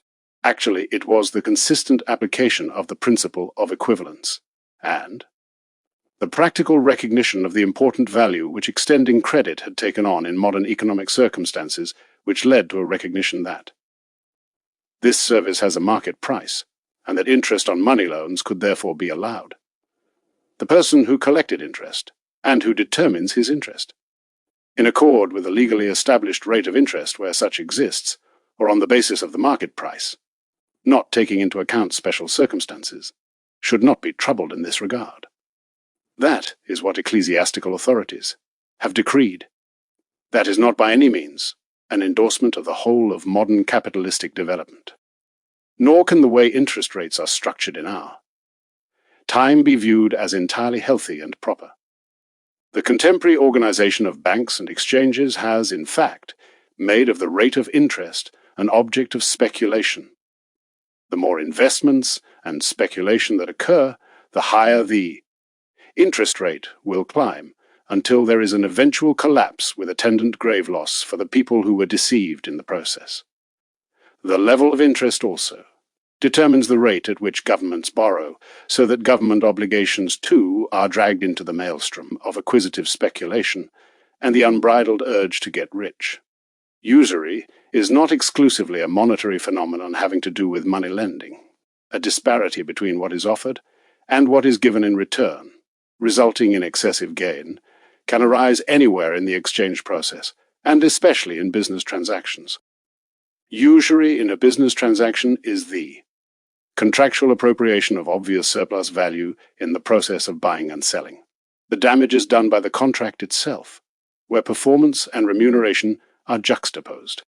What we have here is the stipulation of prices, which are too high or too low, and in this sense, there is appropriation of the kind of surplus value which is patently surplus.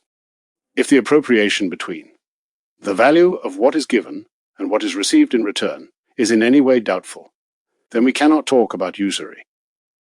Minor deviations from the market price are justified by the uncertainty which is present in human and social value. Estimates, generally. Excessive rigor in such matters would lead to bad results. Perhaps it is possible to debate about whether the exploitation of ignorance, the lack of business sense, the carelessness of either party, or the dire need of one of the contracting parties, when these are exploited, constitute an essentiale, or a proprium, of usury. In any case, there are qualifications which in practice regularly go along with usury. In other words, a reasonable person who knows his business would, under normal circumstances, excepting situations of error, or dire necessity, not be likely to submit himself to usury. Without denying that, it is nevertheless a fact that when obvious surplus value is extracted, we already are dealing, at least formally, with usury. In our time, we have also come to experience virtual usury. Someone has commodities which he does not deliver to the official assembly location. He does not charge a price which exceeds the maximum price, but he also refuses to offer his goods at the official price. He then waits for someone to come along who will voluntarily offer to take the goods off his hands, perhaps at a price which results in enormous surplus value. Such buyers are, in fact, not in short supply. In that kind of situation, both the buyers and the sellers objectively violate obedience to higher authorities, and, among other things, they do damage to the general welfare. Generally speaking, and from the point of view of society, such transactions are usurious. They also involve taking advantage of a condition of dire need which stems from the prevailing genuine increase in prices and from the shortage of goods needed for satisfying wants. At the same time, the problem of restitution has to be handled differently here than in the case of formal usury. The buyer with the means to buy, who wants to enjoy certain pleasures which others must do without, voluntarily offers surplus value, so that the expression volenti non fit inuria, there is no injustice done to one who consents, may be applied to him.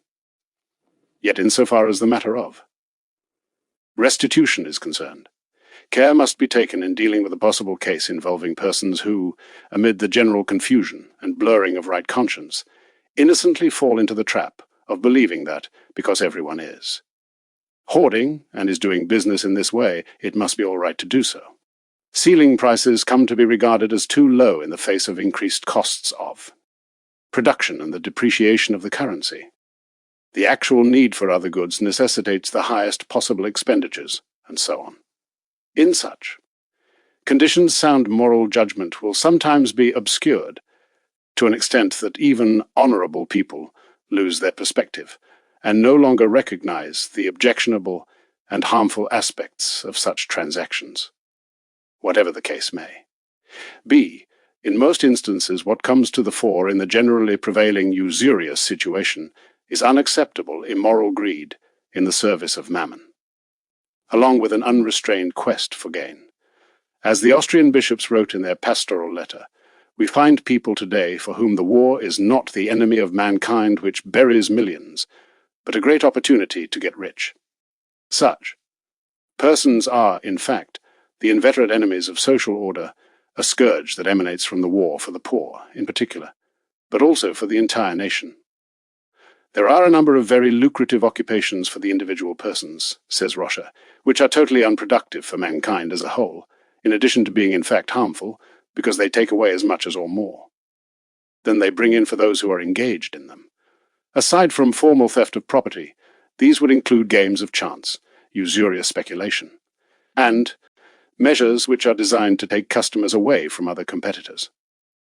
All such unproductive undertakings which are harmful to society as a whole, especially usurious speculations, are condemned by Christian ethics. What morality requires here is activities which are of obvious service to the genuine welfare of the nation, the relatively best kind of provision for the wants of the nation depends essentially on a widespread conformity of the actual prices of goods which are exchanged to just prices. Even now one hears calls for a return to the ancient notion of usury. Its practical application would, to be sure, imply a complete restructuring of the prevailing economic system, or else it would at least presuppose its widespread reform. In any case, the future will not be able to disregard indefinitely the problems which stem from this distortion in the areas of political and social economic policy. If our economic life is to become healthy again, price and income determination will have to revert to the principle of remuneration according to the value of what good is offered, or what service is rendered. 2. Justice in income determination, the nature of society where division of labor prevails, requires that the individual citizen directs all of his energy and efforts to making some specific product, so that, for example, one person makes shoes while he relies on another to make clothing, and so on. However, this presupposes that he will be rewarded for his performance in a manner which will cover his costs and bring a net return befitting the importance of the work he does. If such remuneration is not forthcoming for any length of time, and if it is possible for a person to change his occupation, he and anyone else in the same situation will turn to other kinds of work. But if this happens, society will do without that kind of service in the future, even though it could be indispensable. And if someone or an entire group of citizens is forced to remain in an occupation which does not provide a return corresponding to the value which they render, those who are caught in this trap would have to view their plight as bitter injustice, and in fact as a kind of intolerable slavery. That situation would be harmful to the welfare of civil society, and, if it persists, to its very survival. The peace and welfare of the state and of society require essentially that obvious and blatant injustice be avoided precisely in the material order. Remuneration in accord with the value of services rendered is, in fact, the precondition for a healthy economic and social structure of society, and for its long-range survival. As for the purely spiritual services of the priest, naturally the principle of temporal remuneration does not apply. Here it is entirely in keeping with the spirit of the Church to insist only on the honeste, sustentatio, honest support of the priest. The spiritual estate is, as a matter of fact, not an acquisitive occupation. Riches, large incomes, and opulent lifestyles at the expense of what were perhaps the poorer sectors of the population have always proven to be a grave misfortune for the Church, for monasteries, and for priests. Excessive riches in the Church inevitably fall prey, eventually, to some kind of secularization process. Really prudent persons who understand the signs of the times have, therefore, always warned that such wealth, where it may still exist today, should be placed at the disposal of the people and in their service. Bishops, priests, and religious orders, however, especially in our times, should be content with the kind of humble, simple living which alone reflects the spirit of Jesus Christ and his Holy Church. Moreover, they should never forget that when they preach mercy, they must also practice it. State officials derive income for their services in the form of salaries, which befit their status and rank, and they also have pension rights. In the area of personal service and performance, remuneration is regulated by professional associations and other organizations, as well as by official salary schedules and reciprocal agreements. The idea that pay must be measured in accord with the importance or the value of the services involved prevails here too in the decisions which people make regarding such matters. This does not rule out the possibility of a Maecenas offering his great gifts freely in the promotion of art and science. It is perfectly clear, however, that the principle of remuneration, according to value provided, must apply when we are dealing with reciprocal services having monetary value and with economic occupations and commercial transactions. Here is where this is of decisive importance for the welfare of the entire nation. Chapter 7, Justice and the Harmony of Interests. The liberal school of thought, whose ideas were expressed by Frederick Bastiat, proposed that a universal harmony of interests would be the assured and remarkable outcome of the free pursuit of self-interest and of free competition. Today, we appreciate how the predominance of the liberal economic system and the consequences of it have culminated in precisely the opposite kind of condition. In fact, it is with a certain refreshing unanimity that people in our time recognize that such harmony of interests at some time in the future cannot possibly be the fruit of unlimited and unregulated freedom. Actually, social harmony will be realized once the sum quic achieves sustained practical application. For this reason, therefore, the harmony of interests can also be expected to emerge in the national economy and in the area of want satisfaction. If commutative justice, in other words, the principle of remuneration according to value, prevails in price and income determination, the desire and the urge to make as much profit as possible can place the interests of the producer in opposition to the interests of consumers, other producers and workers. However, a proper harmonization of the various interests involved, and therefore a harmonious development of the entire area of socio-economic life, can be introduced into this threefold set of relationships only by taking care to safeguard the principle of equivalence. 1. Harmony of interests between producers and consumers. Buyers can hope to achieve the satisfaction of their various wants only if they find the particular products of their choice available at prices which they can afford. Sellers, on the other hand, who provide the many different goods which society wants buy, working at their various occupations or in some other way, must be recompensed for their costs. These include a wage for their work and enough income to provide for their own wants and to enable them to continue producing. That is called for by the interests of the producers that are generally accepted as reasonable, just as, on the other hand, the interests of the consumers call for a price structure which enables them to provide for their needs in the kind of proper proportion which will assure satisfaction of wants, in what is, in relative terms, the best possible manner. It is a fact that the interests of two parties engaging in the exchange process are, in a certain sense, opposed. The reciprocal interests of producers and consumers will be represented and preserved in an adequate manner only if exchange occurs in accord with the principle of remuneration according to value rendered. Then, the producer will get the appropriate price for his goods, a price which reflects the importance of his services, covers his costs of production, rewards his labor, and provides him with the kind of purchasing power which he needs to live according to his social occupational status and to continue in his line of production. The obvious prerequisite for that kind of remuneration will always be that the producer provides the kinds of products in terms of quality and quantity which will meet people's needs. But if all of these preconditions are met, in other words, if production is genuinely appropriate for meeting the needs of people, then, as a rule, that kind of remuneration will also be forthcoming, because the value of goods and services will rise above costs in the strict sense, and the price will correspond to their value.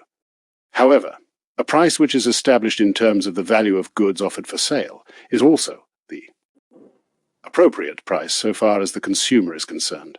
A price, in other words, which affords him the best relative satisfaction of his wants, that is, possible in given circumstances. If he were required to pay more than the good is worth, 30 instead of 20, then he would have to pay out a part of his income without getting an equivalent amount of value for it, and thus the best possible. Economic distribution of his income would be prevented, distorted, and made impossible. The consumer is certainly not to be faulted for exercising prudence in trying to buy the things he needs at the lowest prices possible.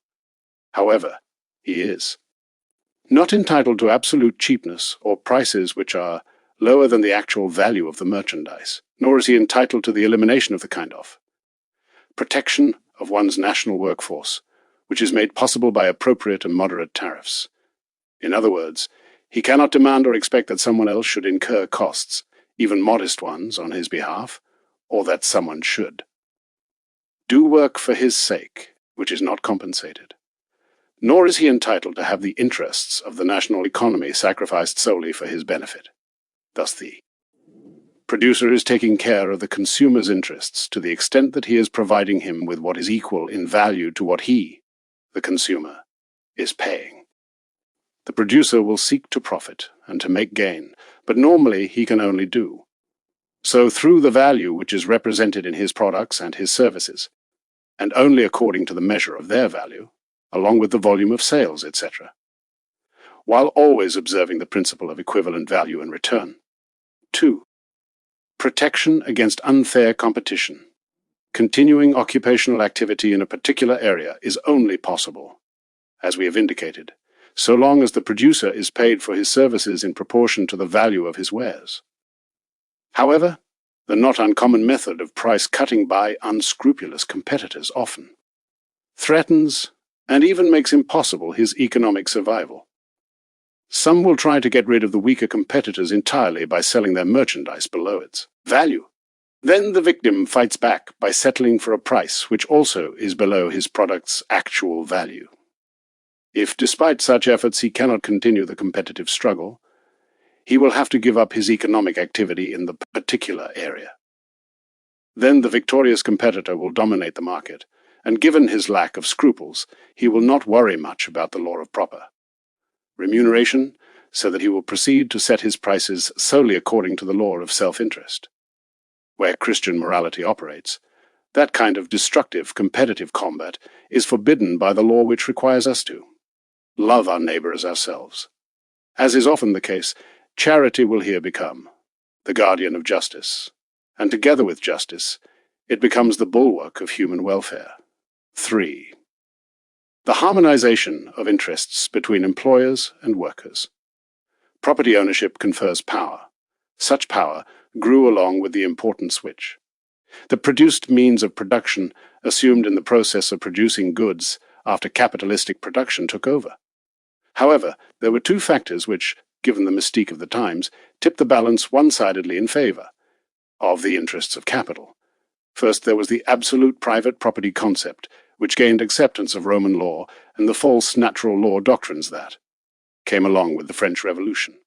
Then there was also the kind of freedom which placed no limits on the interests of capital, and which enabled it to develop power at the expense of the workers' human personality, and by sacrificing their health, their very ability to work, and finally by denying them the pay that was owed to them in return for their services. The wage was merely an entry on the EMP's books, along with the costs of material used in production. No one took into account that the worker had a legitimate claim to pay based on the contribution which he made to the productive effort, just as the employer had a legitimate interest in making profit. Therefore, so long as the worker stood alone in his dealings with his employer, he was not in a position to make an effective demand for the wages to which he was entitled. The application of the principle of remuneration according to value provided would have to bring about a complete change in this regard. It would require, in principle and in practice, a recognition of the worker as a human person, as well as of his material interests. Then, the worker would be recognized as a valuable member of a society that is based on division of labor, and he would receive the portion which he is entitled to in it. His work would be regarded in terms of the point of view of the national economy, as a significant service like that of the employer. In other words, as occupational work in the service of the national economic purpose, it is economically productive and entitled to its particular remuneration. So from now on, the worker is not to be regarded simply as just another means of production. Like the employer, he belongs to the order of subjects of the economic process, even if he works under the authority of the employer in the performance of his work. However, what we have here is a kind of subordination and authority on a person-to-person basis, a relationship among equal persons, which is not marked by compulsion, but which is rather a juridical relationship characterized by a solidaristic harmony of interests. The determination of wages must also be emancipated from the principle of power and force, and subjected to the principle of law. The material goods which the employer owns constitute the objects, the instruments, and the extrinsic conditions for the personal services of the worker. The portion of such material goods which is used up and worn out in production is replenished by the price charged for the product, but profit can only be derived from the price of the product after prior obligations are appropriately taken care of. And these include the personal services of workers, both those who manage and those who carry out the instructions of management. Naturally, attempts to disguise profits as alleged personal costs are unacceptable. The worker does not have control of the product. He does not bear the risk of enterprise, but he has an interest in its success, and he will contribute the more, enthusiastically and effectively, to that success, if by his wages, and perhaps in some cases even as a share in the profits. He earns the full recompense to which he is entitled for his services and for covering his own costs, which made it possible for him to supply those services. Industrial solidarity and worker interest in the success of the business can only be achieved if this prerequisite is in place. Even if a sharp distinction between what is to be attributed to labor or to capital in capitalistic production is not possible, or to state this in another way, if one cannot precisely determine the degree to which the application of capital goods to labor increases its productivity, a quantitative measurement of the value of services rendered by the employer, like the value of those performed by the workers, that is, a judgment of value which measures their significance in a reasonable manner, remains within the realm of possibility. People have learned how to measure the value of managerial effort. We encounter estimates of such work when we see the often excessive salaries paid to directors of large enterprises.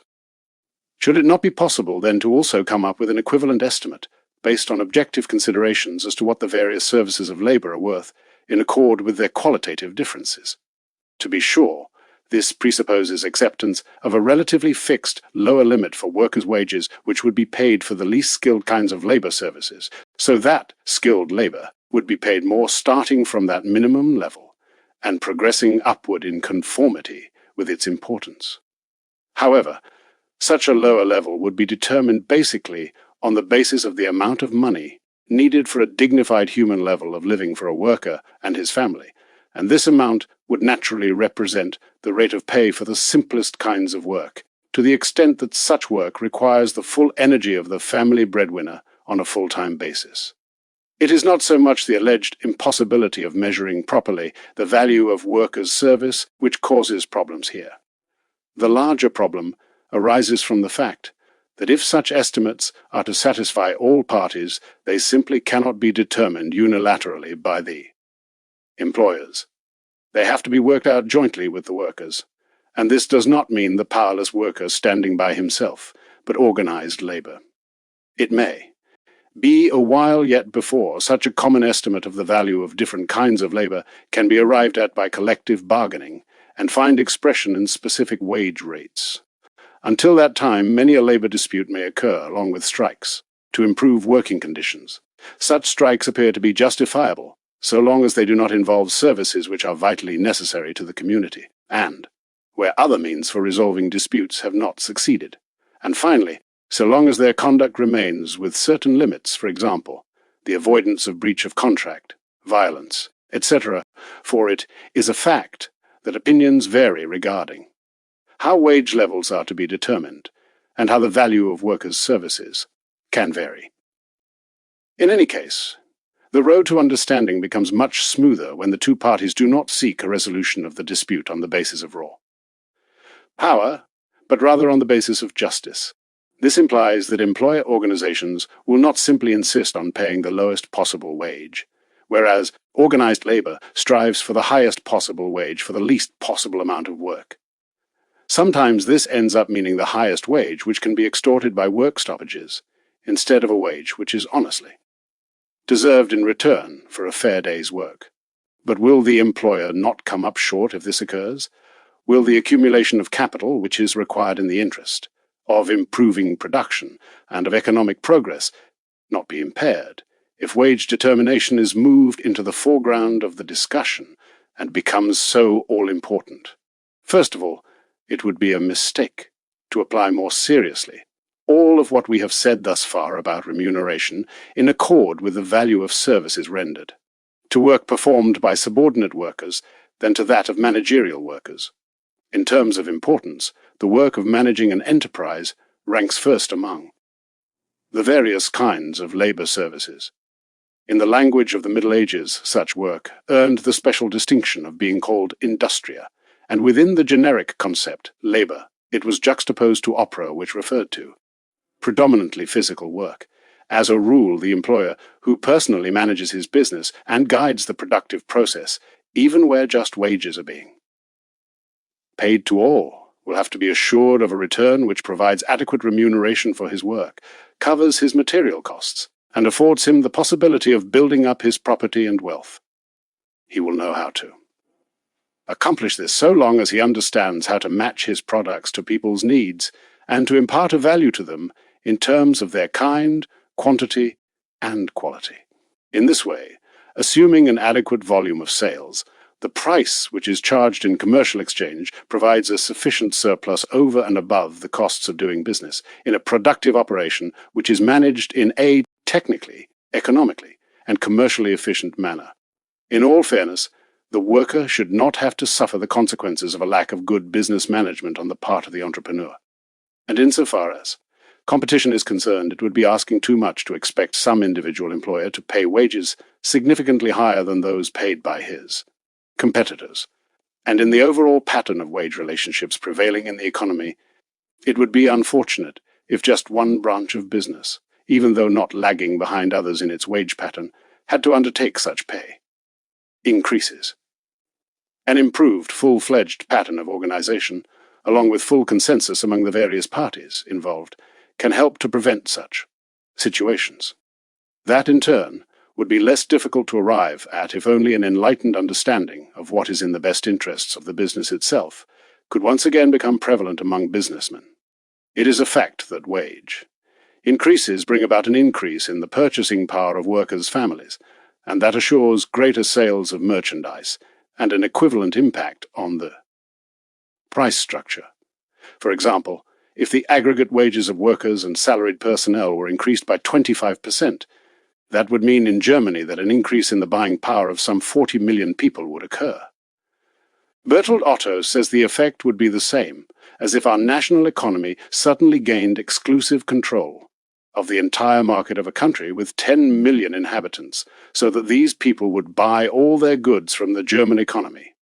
On the other hand, an arbitrary and out-of-control progressive wage increase for workers and salaried employees, which denies to entrepreneurial work its proper remuneration and reduces the profits of entrepreneurs unduly, cannot be viewed as a desirable goal. That would jeopardize worthwhile private enterprise with a grave detrimental effect on the national economy, and incidentally also on the workers. However, if labor, on the basis of mutual agreement, asks for nothing more than what it has coming to it according to value rendered, that may well slow down the rate of capital accumulation. But it will not do so in a manner which is harmful to national economic development. The owners of capital would still be left with sufficient incentive to increase their capital and to expand and improve production. And meanwhile, the workers would maintain their concern for the well-being of their private employers and for a solid increase in their profitability because, and insofar as such a concern would, establish an almost permanent opportunity for an increase in their own wages. A wage pattern which is in proper order would thus redound to the benefit of the workers themselves. There are reasonable limits also to capital formation. The primary purpose of the national economy is, as always, the satisfaction of consumer wants on an ongoing basis. For this reason, the broad masses of the people must have adequate means at their disposal. Therefore, by far the major portion of all newly generated wealth in any normal situation will always be destined to serve the consumer needs of a nation. An increase in the amount of leisure and, at the same time, a rising level of consumption. These are not the only indicators of true progress, but certainly the principal ones.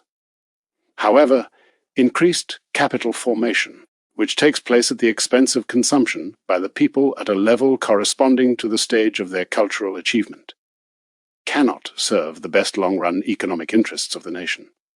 Here, too, a steady advance is better than an excessive increase which, as a rule, combines rapid growth with sudden collapse.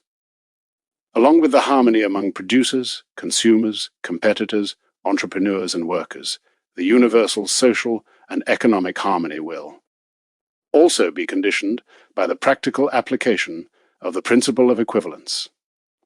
National economic harmony lies in a balance between the economic purpose and its fulfillment, in other words, between, on the one hand, the demand made, on the economy, by the need to provide for people's wants, at the best possible level under given conditions, and, on the other, the production of goods with.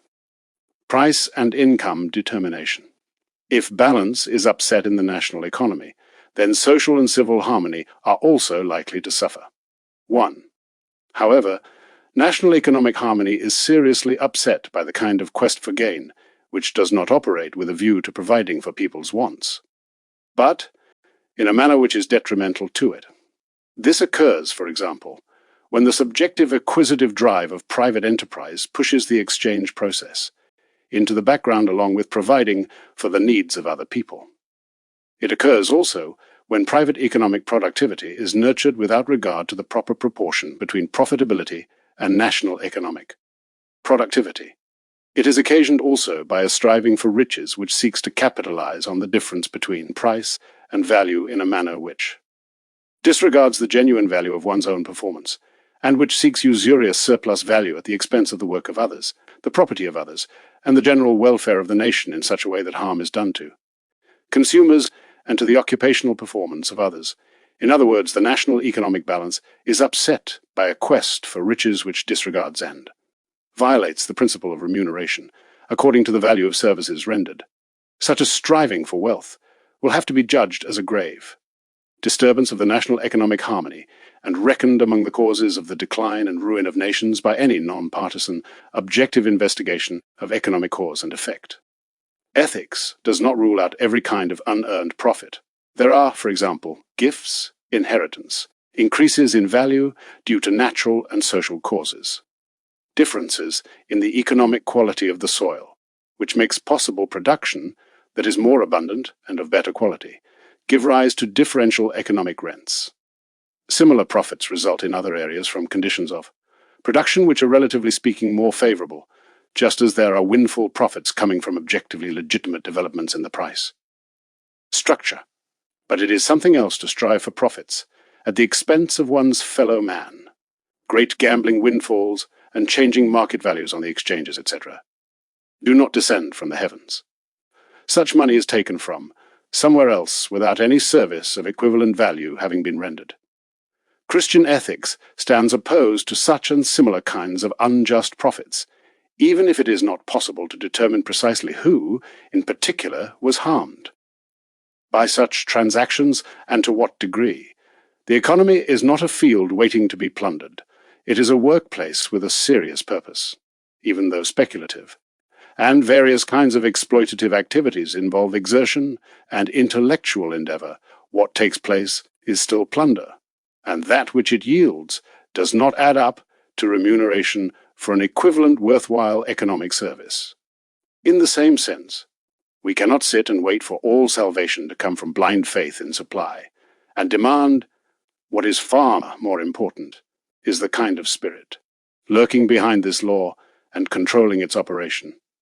Unrestricted quest for gain has always led to horrendous results by exciting and taking advantage of deception and misery, by artificial inducement of price fluctuations, by abusive exploitation of a monopoly position, whether it is natural or artificial, by manipulating the prices of securities, by speculating in foreign exchange at the expense of one's national currency, and by the kinds of contrivances which have been called Dardanariat for the ancient usurer Dardanus. This term refers to such practices as acquisition by profitable destruction, destruction of some of the goods one owns to get higher prices for the rest, speculative withholding of land needed to provide for the housing needs of the population, holding back productivity and products which are already available, etc. We were subjected to usurious orgies, especially during wartime, when people who did not know the meaning of honor took advantage of every chance to derive profit from the desperate conditions in which people found themselves, profits which were in no way objectively justifiable. 2. Social and economic harmony is closely related to the social organic unity and the proper structuring of the nation. And these are in turn conditioned by making sure that remuneration occurs in line with the value of various services which are important for accomplishing the national economic purpose. It is scarcely conceivable that society based on division of labor could be made up only of the kinds of persons who perform the most exalted kinds of services, or those who provide services which have the most trivial value. Instead, The provision of material goods and personal services tends to vary greatly, and it includes a great and rich variety of such things in terms of their significance and the degree of their importance. This variety has to be respected insofar as it serves to satisfy people's wants. Furthermore, these are not simply occasional services, but for the most part they are continuous and call for more or less thorough preparation and training, as well as the use of materials and a more or less permanent physical plant. In this manner, society, even without a full-fledged corporate organization of occupational groups, can take on the kind of definite and continuous social stratification which reflects occupational services of lesser, middle, higher, and the highest level of importance to the national economy. Then, if the principle of remuneration according to the value of services rendered finds practical application, so that those who play an active role in economic life earn income corresponding to their vocation in life, property ownership will also eventually come to be structured according to the economic importance of the various occupations. It is precisely that kind of variation and stratification of occupational and property relationships which serves the purpose of establishing a tighter bond among citizens. It is especially the middle class, standing between the lower and the higher classes, that prevents the emergence of an unhealthy, sharp cleavage in society. However, the middle class must be enabled to survive and to earn appropriate remuneration for its services. That, in any case, is the nub of the so-called problem of the middle class. Furthermore, in our times, it is not possible to apply a limit on acquisition that conforms to a customary standard of living for different occupations, as was the case during the Middle Ages. In one and the same occupation, technical conditions and methods, along with the scope and extent of production, as well as relative incomes, have all come to vary greatly.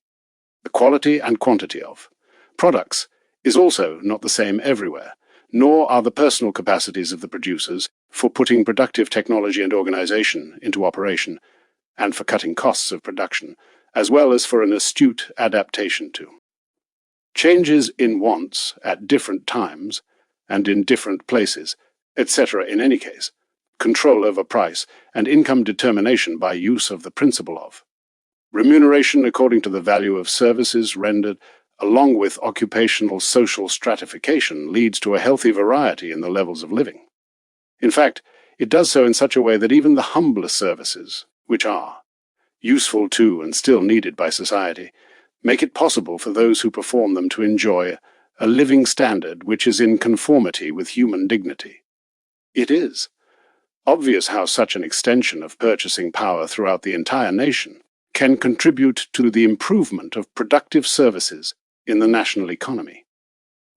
Even the population problem is affected by it, for, as Mombert and Crows rightly point out, the question of population increase depends essentially on the purchasing power and the elbow room which it has in which to work for its livelihood.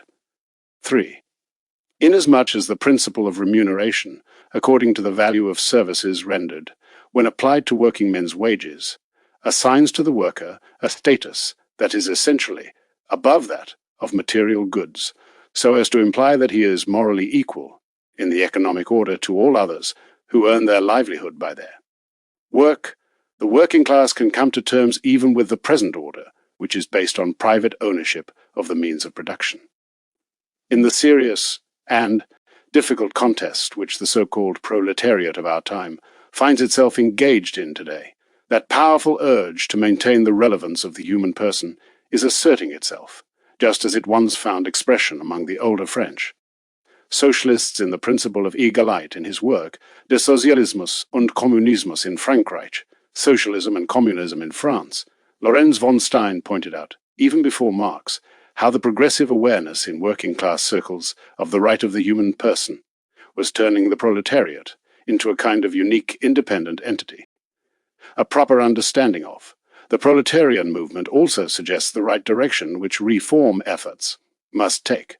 Now, if socialists try to persuade the masses that private ownership is irreconcilable with the complete fulfillment of the proletarian workers' personality, then it is all the more important that all attempts to reform our social order, while retaining the institution of private property, make the protection and support of the worker the primary goal, it should not be difficult for one and all to recognize that it was an immoral deviation to put the worker on a par with the material means of production totally, or at least for all, practical purposes. However, it was a mistake which is by no means essentially connected with the institution of private property, and it should be equally clear that it was no less wrong for the idea of private property to be applied in such a manner that the wage was viewed merely as one of a number of other costs. As a consequence, the moral, social, and economic point of view was ignored in appraising the wage, and in wage interrelationships, so that employers always tried to buy the commodity in the labor market, that is, labor. Power, as cheaply as possible in accordance with the law of supply and demand. But it should also dawn on workers that in a socialistic society the individual would be delivered over totally to the community, acting as the sole controlling master of all production and distribution. In the process, the individual would no longer continue to be a fully human person, in the sense that he would go on being a free, autonomous, legal subject. To be sure, even in a society which operates on the basis of private property, the individual must be prepared to serve the community. But even with reference to this community, he will continue to be a free human person, with inherent goals of his own that are rooted in the natural order and not conferred upon him by society, but rather recognized by it and protected by the state. That is the great safeguard which the liberal era thrust aside by its rejection of the natural law, even though when actual reforms came to be made, it gained a kind of practical recognition. However, all of this implies that further progress is needed. The bitter class antagonism which exists in our time cannot be overcome except by absorbing the working class in the social order as one having equal rights and recognizing that it is not a subservient class, which is here merely to serve the interests of those who own capital. It must feel itself to be socially worthwhile, and as having recognized respected occupational status, and working dutifully for the welfare of all, just like other occupations do, so that the same principle applies to them as applies to other groups in their acquisitive activities, the principle of remuneration according to the value of services rendered. 4. When the Romanized Gauls, who comprised the Third Estate, rose up against the part of the Frankish nation made up of nobility and royalty during the French Revolution, and when privileges were done away with which had become intolerably burdensome to the farmers, and when the bourgeois class, which was struggling for recognition, demanded freedom to work for profit, that high-sounding slogan, liberty, equality, fraternity, was adopted by the revolutionary movement. It was actually the inheritance which the prodigal son took from his father's house when he left it to go out into the godless world, where he proceeded to squander it. What liberty, equality, fraternity actually meant in the context of the French Revolution became manifest in the shadow of the guillotine, where the bourgeoisie were left prostrate and the working class was reduced to misery. It was a development that was corroborated soon afterwards by English and French socialism, which was the son born of liberalism. The great revolutionary era that started with the French Revolution can find its proper fulfillment only by the return of nations to their fathers' house, which they abandoned, in other words, by a return to Christianity, and by a new revitalization and practical application of Christian principles in social, economic, and political life. It would certainly be improper to use Christian doctrine as if it were designed exclusively for specific political or economic national programs. However, there are certain basic ideas which derive from Christian teaching and which have decisive importance for the welfare of nations in any changing historic context, especially insofar as economic relationships are concerned. In fact, no group of people has more to gain from a return to Christianity and the principles of Christian morality, in view of what we have been saying so far, than the working class. Universal human equality that is based on both the physical nature and the metaphysical essence of mankind, according to the Christian ideology, does not call for equal ownership. That would be a practical impossibility and go contrary to nature, given the differences among real-life individuals and their differing drives ambitions, and industry. Nevertheless, it does call for all the more emphatically, a recognition of one's fellow man as a human person of equal worth.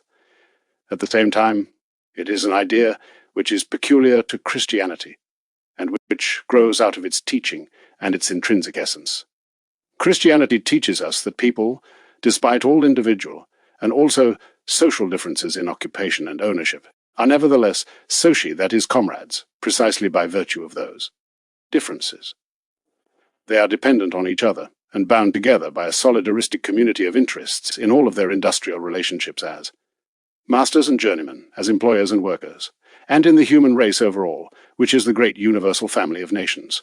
Furthermore, when Christian ethics requires that the wages of labor in the present-day labor relations scene have the criterion of justice applied to them, and that the worker be paid a just wage, it ends up protecting not only the material interests of the workers, but it also safeguards his status as a subject in economic life, his right to stand on an equal footing with his employer in working out the labor. Contract is recognized and affirmed. The enterprise, in which the worker operates not merely as a tool at management's disposal but as an associate, does not serve solely the material interests of those who own capital. Each worker, including the one who works in someone else's business, is worthy of his wage. His work is an occupational service to society, first of all, to be sure, in the service of his employer, but also in the service of the national economic purpose. Both the employer and the workers are entitled to earn recompense for their services, the employer by an appropriate price for his product, and the worker by a just wage. What economists incorrectly refer to as the problem of distribution is actually a problem of remuneration. What is supposed to determine the level of wages is, therefore, not power and force, and not an arbitrarily dictated and extorted labor agreement. There is a higher rule and measure which benefits both alike, just as it obligates both and establishes, and puts limits on their demands. Justice.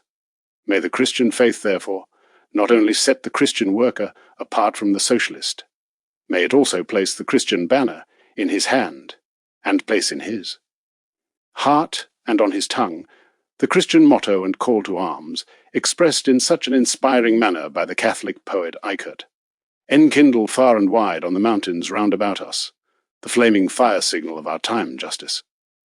When we talk here about universal social harmony, we have to draw special attention, once again, to Christian charity. The words of our Saviour, "The poor you will have always with you," are fulfilled especially in our time. Even now, there are not a few people who neither have the necessary means of subsistence, nor are they in a position to acquire them, and unless they are helped by others, they find themselves in a condition of dire poverty. That is why Christianity has required those who enjoy abundance to share their bounty with the poor. A long time ago, during the first centuries of Christian history, the fathers of the Church were already telling the world where pagan self-seeking predominated about this Christian communion of love. One person needs bread, while your horse chomps on a golden bit, and St. Ambrose called out to the rich of his time, "Oh, you rich man, what judgment you are calling down on your unhappy head! Oh, you unhappy wretch, who could help so many in need, and you will not do so. The diamond alone, which you wear on your finger, could feed a nation, and the warning cry of the Church has not called out in vain."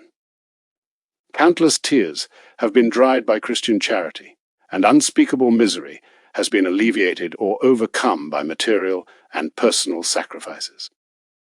Bishop Dupanloup said that for many, almsgiving is a 2-sou piece, which is tossed by an indifferent hand into an old hat, and he called that a very limited, clumsy attempt at charity which does not fulfill the Lord's commandment.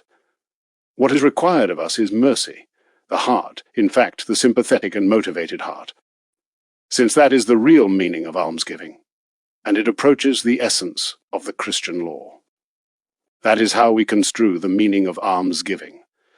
Therefore, Christian charity does not stop at the mere external act of giving. It aims higher and ranges far more widely. It tries to instill in the poor person new moral courage, confidence, and assurance, to awaken in him a renewed interest in his role in life, and to bolster his ambition. That is the real meaning of the well-known proverb, "The soul of caring for the poor is caring for the souls of the poor." Chapter 8. Objectives raised against Christian ethics. Certainly, there has been no lack of persons who propose that Christianity with its code of ethics would be a hindrance to the development of a humane social and economic culture. According to them, the Christian Church has a false conception of what man's purpose in life is all about, inasmuch as it regards the contemplative life as superior to the active life, and secular occupations are considered to be of lesser importance than cloistered life. Also, there is the lavish praise which the Church showers on trust in God, on poverty, and on abstinence, which are supposedly harmful to cultural endeavor and economic ambition. Since we have dwelt on the beneficial impact of Christian ethics, we cannot ignore these objections, even though any well-informed Catholic will recognize immediately how invalid they are. 1. So, we are told that the Church misleads us into accepting a false view of what life is all about. It stresses the hereafter to an excessive degree. We have only to look at the answer which the Catechism provides to the question, why was man created and placed on this earth? To know God, to love him, and to serve him so as to attain eternal happiness.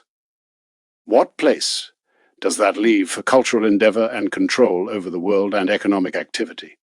All of which are, in fact, the reason for man's life on this earth. That objection would make sense if serving God according to the Christian prescription meant nothing more than prayer, sacrifice, and the practice of the interior virtues. However, the Christian conception of service to God is far more comprehensive. It is by no means confined to the practice of the virtue of religion in the narrower sense of the word. It embraces, permeates, and elevates the whole of man's temporal life in all of its aspects. Now, inasmuch as cultural endeavor and, specifically, the accomplishment, affirmation, and extension of man's dominion over the world of nature, in accord with the divine mandate, is an essential part of the order intended by God for the universe, it is clear that all of our scientific, technical, and economic accomplishments are included in the service by which we do God's will. It goes without saying that man has a goal to accomplish also. In the here and now, in the proper and most effective possible development of human nature, both inwardly and externally, in taking part according to one's occupation and capacities in the fulfillment of all of the natural and historic missions of his race, in the pursuit of exercising his dominion over the physical universe, and in fostering true humanity and furthering culture both in its varied and unified aspects. Therefore, a well-ordered temporal, natural functioning activity by human beings is in accord with God's will, inasmuch as the intrinsic purpose of such functioning, along with the results which emanate from it, conform to the divine order of the universe. All of this is assumed as self-evident in the Catechism, and it is included in the universal requirement, which is found in it calling for the fulfillment of one's obligations in conformity with one's station in life and occupation. However, it is not the specific task of the Catechism to concern itself with the importance of researching nature and of economic activity, or with probing into the necessity of proper fertilization of the soil, etc., or with the progress of technology and culture and civilization in terms of their purely temporal and natural aspects, or finally with devising an economic system. Instead, the Catechism tells us what man as a moral subject and as a Christian must believe and do to conform with what supernatural, revealed religion requires, and how he must regard and conduct his personal life. Therefore, without denying that every kind of cultural endeavor, even though its objective may be purely material, has its own proper place with regard to cultural goals, the Christian Church requires that people work at their vocation, motivated by the idea of doing one's duty in a conscientious manner, since such performance both elevates and reinforces that kind of work. But at the same time, all worldly endeavor is to be directed toward the final and highest goal, which means that it must be subordinated to that goal in such manner that temporal striving will not be divorced from serving God. That is the point which Catholic ethics has time and again taken pains to bring to our attention, and which it must stress now especially in opposing modern materialism. In the process, it takes into account the weakness of human nature, and the danger, which is undeniably great, that man will be more likely to lose sight of heaven than of earth. That, as Mausbach pointed out, happens to be the only viewpoint which is in genuine conformity with the gospel. 2. The contemplative life is higher than the active life. Thus, it would actually be better if all people dedicated themselves to contemplative quietism, that is, another objection raised against Christian moral teachings. When theologians ascribe a higher dignity to contemplative life, that is, to a life of prayer, than to the life of action in the world, they take pains to indicate the precise meaning and ambience in which that is to be understood. In the abstract, prayer is the most exalted of all possible kinds of activities which man can engage in. We are not dealing here simply with the higher faculty of man, that is his intelligence, but by contemplative prayer man is making the most exalted possible use of his freedom by lifting up his heart and soul to the Supreme Being. The child, in the lap of its mother, with its hands folded, portrays the exalted dignity of human nature in its ultimate form. The animal does not pray. In this world, only man can pray. Contemplation is nothing more than commerce with God, concern about divine matters, so actually prayer is an audience with God. From this abstract and universal priority of prayer, we cannot conclude that everyone, at all times and in all concrete circumstances, would be better off to devote himself to contemplation or to prayer. In practice, what is decisive in choosing between contemplation and prayer on the one hand, and activity out in the world on the other, is the higher reference point, duty. And this means, in particular, duty as called for by one's station in life, where prayer stops. Functioning in the service of God so as to bolster the human will's readiness to carry out the divine law in its fullest sense, even as this applies also to earthly endeavor, it ceases to be what God wishes us to do, and it is no longer morally permissible, therefore appealing to the exalted specific and relative superiority of the vita contemplativa as an excuse to evade the responsibilities of one's station in life. Not only does not earn the praise and esteem of Christian theologians and ascetics, but it is in fact roundly condemned by them. Aside from those considerations, the contemplative and the active life are highly compatible. Christ dwelt in this world and was very much engaged in the active life. However, he combined prayer and contemplation in such a wonderful manner that the apostles felt compelled to ask him, "Master, teach us also how to pray." And yet, like their master, they were supposed to not only pray but at the same time to take on the burdens and sacrifices of everyday life. St. Thomas Aquinas unreservedly supported combining the contemplative life with the active life, and he even regarded such a combination as superior to a purely contemplative life. According to him, combining the two serves a higher purpose, because it also enlightens others, instead of merely keeping the light to oneself, and by doing so one is not content to reach perfection by oneself, but wishes also to help to save and sanctify one's fellow man. St. Ignatius Loyola writes, "The soul can be lifted up to God, and inasmuch as everything is directed to the service of God, everything is, in fact, prayer. We should not feel that, when we do the work which God has ordained, we are less meritorious than in prayer." The Benedictines and the Cistercians understood that very well, in that they served cultural human advancement by making the land fertile in an entirely different manner than the very active and not very contemplative robber barons. Moreover, if we observe the life of any honest farmer, craftsman, scholar, or priest in our own time, we see everywhere the most wonderful union of the contemplative and the active life. For all of them, the motto is ora e labora, when, by understanding the two roles in this way, we join Hettinger in regarding prayer as the crowning achievement of our spiritual life, as the eternal breath of the human soul, as human nature at its noblest, and when we esteem it as the most exalted reflection of the equality which all human beings enjoy in the eyes of God, where the humble and the lofty alike are permitted to come into the presence of eternal truth, and to be received with the same paternal love. Where the humblest no longer feel lowly, and where the important people of this world no longer feel the need to lift themselves above other human beings. Does this add up to a denial or an abridgment of the proper reverence and the moral worth that is owed to the other role, namely, the earthly effort and activity? Does not all earthly endeavor instead gain immeasurably by the fact that man is enabled to lift his gaze heavenward and to fold in prayer the hands which are tired by work? Hettinger tells us that the world would be terribly empty and the earth would be horribly desolate, like a parched desert. It would be like a vast grave, and the heavens above it would be like a dark cover over the casket, if it were not for prayer which quickens the earth and awakens the stirrings of the higher life. It is in prayer that the blessing of the earth and everything worldly is to be found. Prayer is like the rainbow extending over the dry, dark valleys of this tired and burdensome existence, and it always directs us to something higher and impresses on all, even the poorest and lowliest person, the badge of his eternal destiny. Take prayer away from the poor man, and you have taken everything from him, all of his true majesty, and all of the poetry in his life. Then he will revert to being nothing more than a dull, straining beast of burden, who can forget his debasement only in an occasional moment of sensate intoxication, but who will turn into a frightful beast if he is once set free. Now, on to another objection. 3. Being a monk and personal fulfillment are coextensive. If you want to fulfill yourself, you must put on the monk's habit. Is such a notion supposed to be reconcilable with earthly endeavor?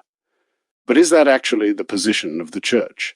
If that were the case, then how is it that among the saints which the Church presents to us as outstanding models to be honored and imitated we find people in all walks of life? We see peasants, craftsmen, merchants, innkeepers, servant men and women, kings and beggars, all of whom radiate the highest sanctity. And these include not only male and female members of religious orders, but people who have attained sanctity out in the world in their secular occupations, and in fact through these. St. Francis de Sales, a doctor of. The Church wrote in his Philothea that piety spoils nothing but rather fulfills everything, and if it does harm to the conscientious pursuit of any occupation, then this is a sure sign that we are dealing with false piety. The bee gathers honey from flowers without damaging the flowers or diminishing their freshness, but piety achieves far more than that.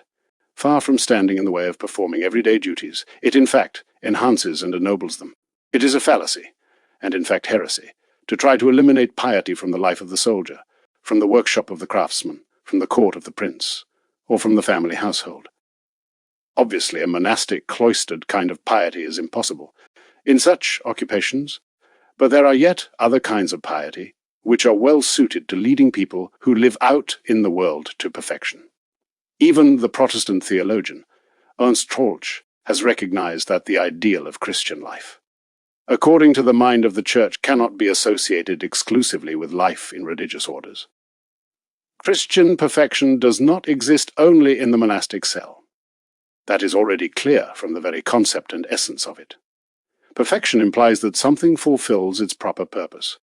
But the purpose of human life, in the final analysis, is union with God, and it is love which constitutes the unifying bond. Therefore, perfection, according to the teaching of St. Thomas Aquinas, also is to be found essentially in the love of God and of one's neighbor, as expressed in the main commandments found in the Gospel. According to St. Thomas, the evangelical counsels are only special means to achieve perfection, but they are not themselves to be confused with perfection. They must serve effectively to remove the barriers which stand in the way of perfection or make it more difficult. For people in religious orders, striving toward perfection is a special obligation which goes along with their religious state. That is why we refer to a religious order as the state of perfection, not in the sense that perfection has already been achieved, but as the state which is to be sought. After status perfectionis acquirandi. To be sure, the obligation of observing the evangelical counsels is an essential part of religious life. This does not mean that there can be no perfection in Christian life without religious vows and observance of the evangelical counsels. To the question whether every person must be in the status perfectionis, St. Thomas replies, a person can be perfect, and still not belong to the state of perfection, as for example, a good man out in the world who does not obligate himself with vows. On the other hand, someone can be in the state, and still not be personally perfect, as for example, a bad religious. That is because the state, in this case, refers solely to the extrinsic form of the ecclesiastical state of life, and only God can judge the interior condition and worth of a person. Thus, to sum up briefly, in the eyes of the Church, the ideal of Christian life, perfection, is not limited exclusively to some particular state of life. Even the person in a religious order, or a monk, although he is privileged to have the best possible means for reaching perfection, will actually approach Christian perfection in his life to the extent that he strives earnestly to fulfill the will of God, to carry his cross, and to put into practice the principal commandments of love of God and neighbor, according to his station in life and within the scope of the obligations which are assigned to him. 4. Let us insert here a response to another peculiar objection to Christian moral teaching. Among all of the loftier achievements of human culture, the importance of work is being stressed more and more. The national economy especially has a definite interest in preventing whatever can have a debilitating influence on the spirit of industry, the pleasure which people take in their work and the energy which they apply to it. There are some now who actually suggest that Christian teaching presents an obstacle to cultural endeavor in this area. Thus, for example, the trust in God which Christianity calls for is seen as condoning and even encouraging sloth. The Christian takes the view, why so much concern and work if we are more valuable than the birds of the heavens, of which God takes good care in his providence, even though they do not sow or reap? It is strange that the Church's accusers do not recognize immediately the obvious contradiction between their objections and the most important principles of Christian moral doctrine. Where and how would and could Christian ethics have induced the kind of blind trust enabling man to expect a reward for his sinful conduct? The Christian hopes in God. He has an unshakable trust in God, who is almighty and all-loving, whose power is as infinite as his goodness and his love. He is confident that God will not forsake him, and that he who is all good will bless his labor and crown his endeavors and his struggles with the desired results. But man cannot expect God's blessing for conduct which his faith and his reason clearly tell him invites the curse of God. Or is the Christian not expected to know that laziness is in violation of God's law? And did the concrete ideal, the very model of the Christian life, Jesus Christ, ever teach sloth or practice it? Were the lives of the apostles and of the saints lives of unproductive idleness? The teachings which ring in the ears of the Christian, and which the Church impresses on his heart from his earliest youth, as well as the examples which are presented to him, all of these inspire him to exert all of his energies toward the fulfillment of the obligations which everyday life brings with it. He knows full well that being made in the image and likeness of God is not merely an abstract truth of his faith. He knows that it also implicitly commands him to act in accord with that image. An undistorted notion of the Godhead teaches him to perceive his God as absolute life, as the most exalted and infinitely perfect act, the actus purus, itself and the causa prima of all created beings. Is the Lord of creation supposed to be inactive in the midst of all of the life and activity in nature, which he created? Why would God have given us the natural dispositions whose very nature demonstrates to us that work is necessary for their development and application? Why did God not permit the earth to produce unaided everything which man needs to preserve and enhance his life, if he did not intend to impress labor as a law upon man's nature as well upon his natural environment? How foolish it is to try to label Christian trust in God as the cause of laziness when this totally contradicts Christian doctrine, and when, on the contrary, true reliance on God does and must serve as the source of unsurpassed and unsurpassable incentive for hard work in the whole field of human endeavor. Simon Weber tells us that the birds which do not sow and the lilies which do not toil are quite unlike man, who does indeed sow his seed in the earth, and who uses his hands and feet industriously in working to feed and clothe himself. If God is so gracious as to show pity toward these creatures, how much more must he lavish his pity on man in his toils? Therefore, an exegesis that is free from bias provides us with the practical rule that man must work with diligence and enthusiasm. The eye of God watches over the work of his hand, and his love weighs the manner in which man applies his energies. Inasmuch as Christ directs the glance of the working person toward heaven by promising a divine blessing on his labor, he makes less burdensome the obligation to work, sets free the spirit of endeavor, and enhances the desire to undertake and to perform. Arms and hands are the tools of labor, and a joyous heart and firm trust constitute its soul. 5. If man were a spirit only, it would be easier for him to contain himself within well-ordered limits of self-help. However, he is body and soul, and what is more, he is in a fallen state. Animal instincts well up in him, in conflict with his higher spiritual nature, and also in opposition to God's law. Accordingly, these cast a dark shadow over his life, both internally and externally. It is the desire for gain, more than anything else, which all too easily gives rise to unscrupulous egotism.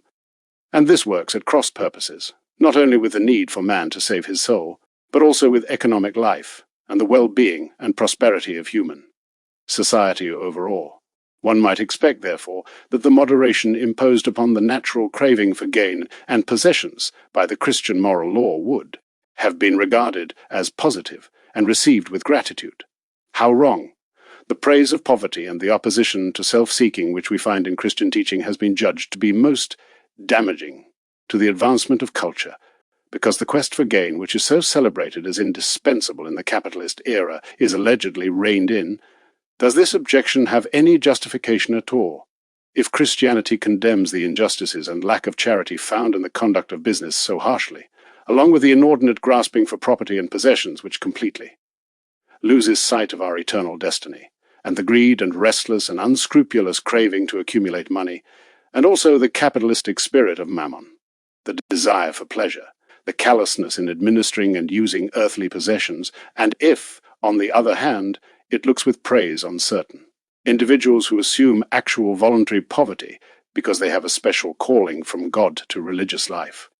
All of this does not mean that Christian morality stands in the way of a moderate and well-ordered striving to increase one's wealth, so long as there is due regard for Christian conduct in conformity with justice and charity.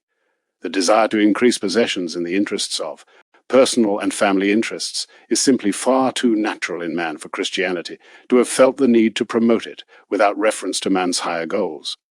Yet, as we have indicated, Christianity recognizes that the desire for gain is legitimate, within proper limits.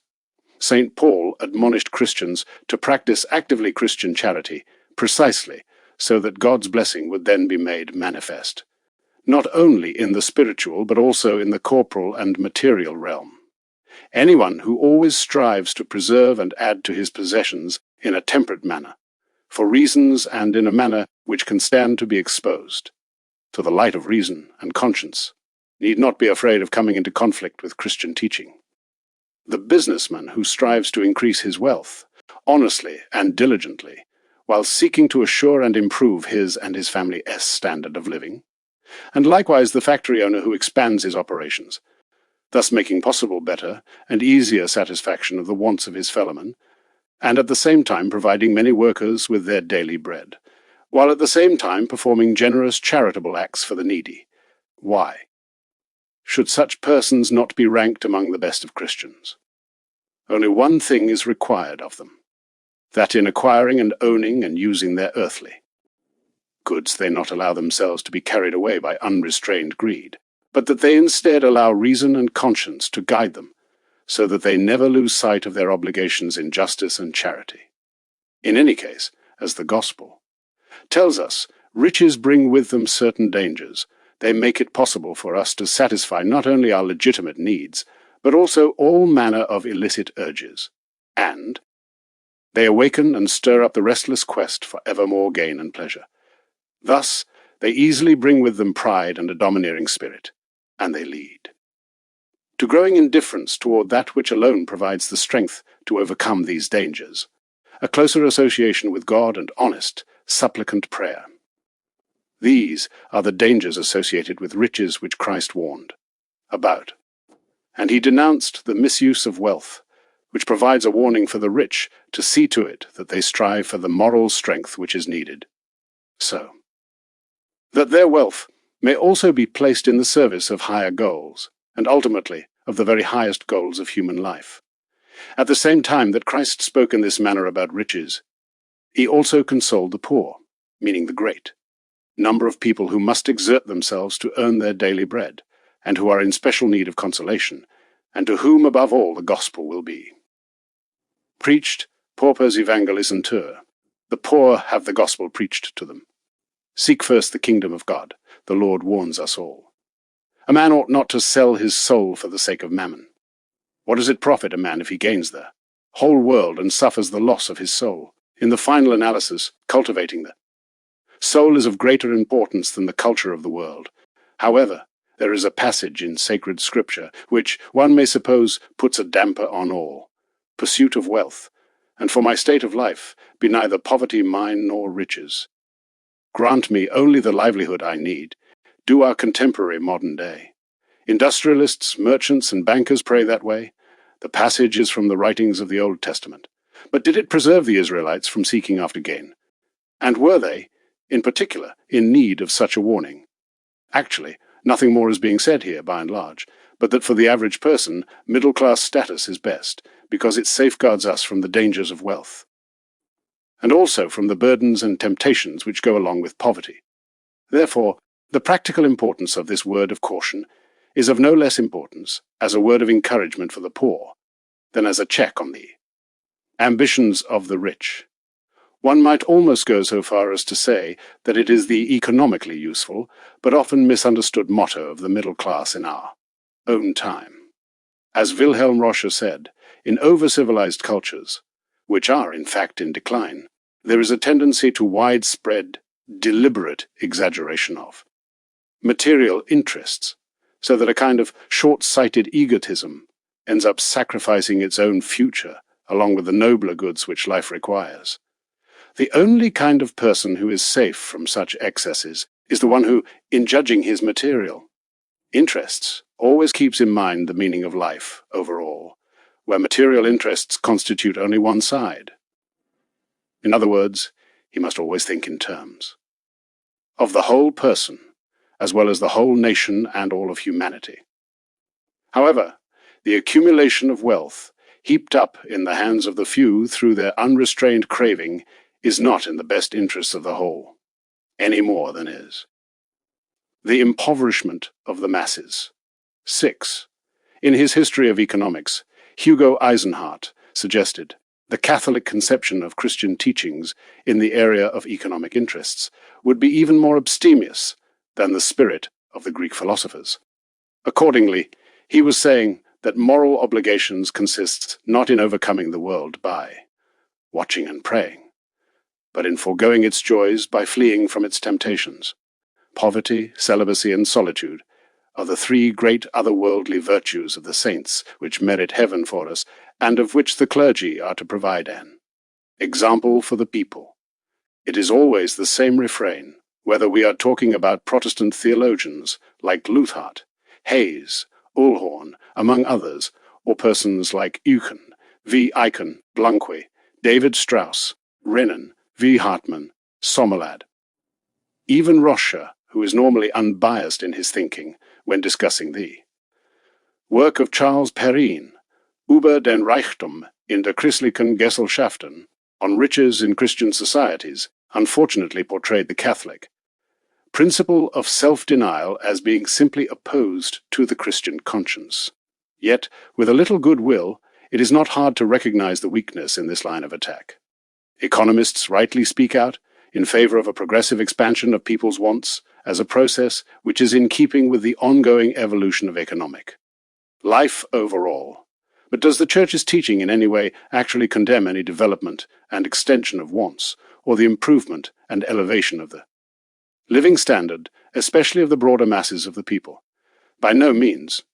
As we have already indicated, according to our moral teachings, the proper development of human wants is even regarded as a definite advantage, which is rooted specifically in man's nature.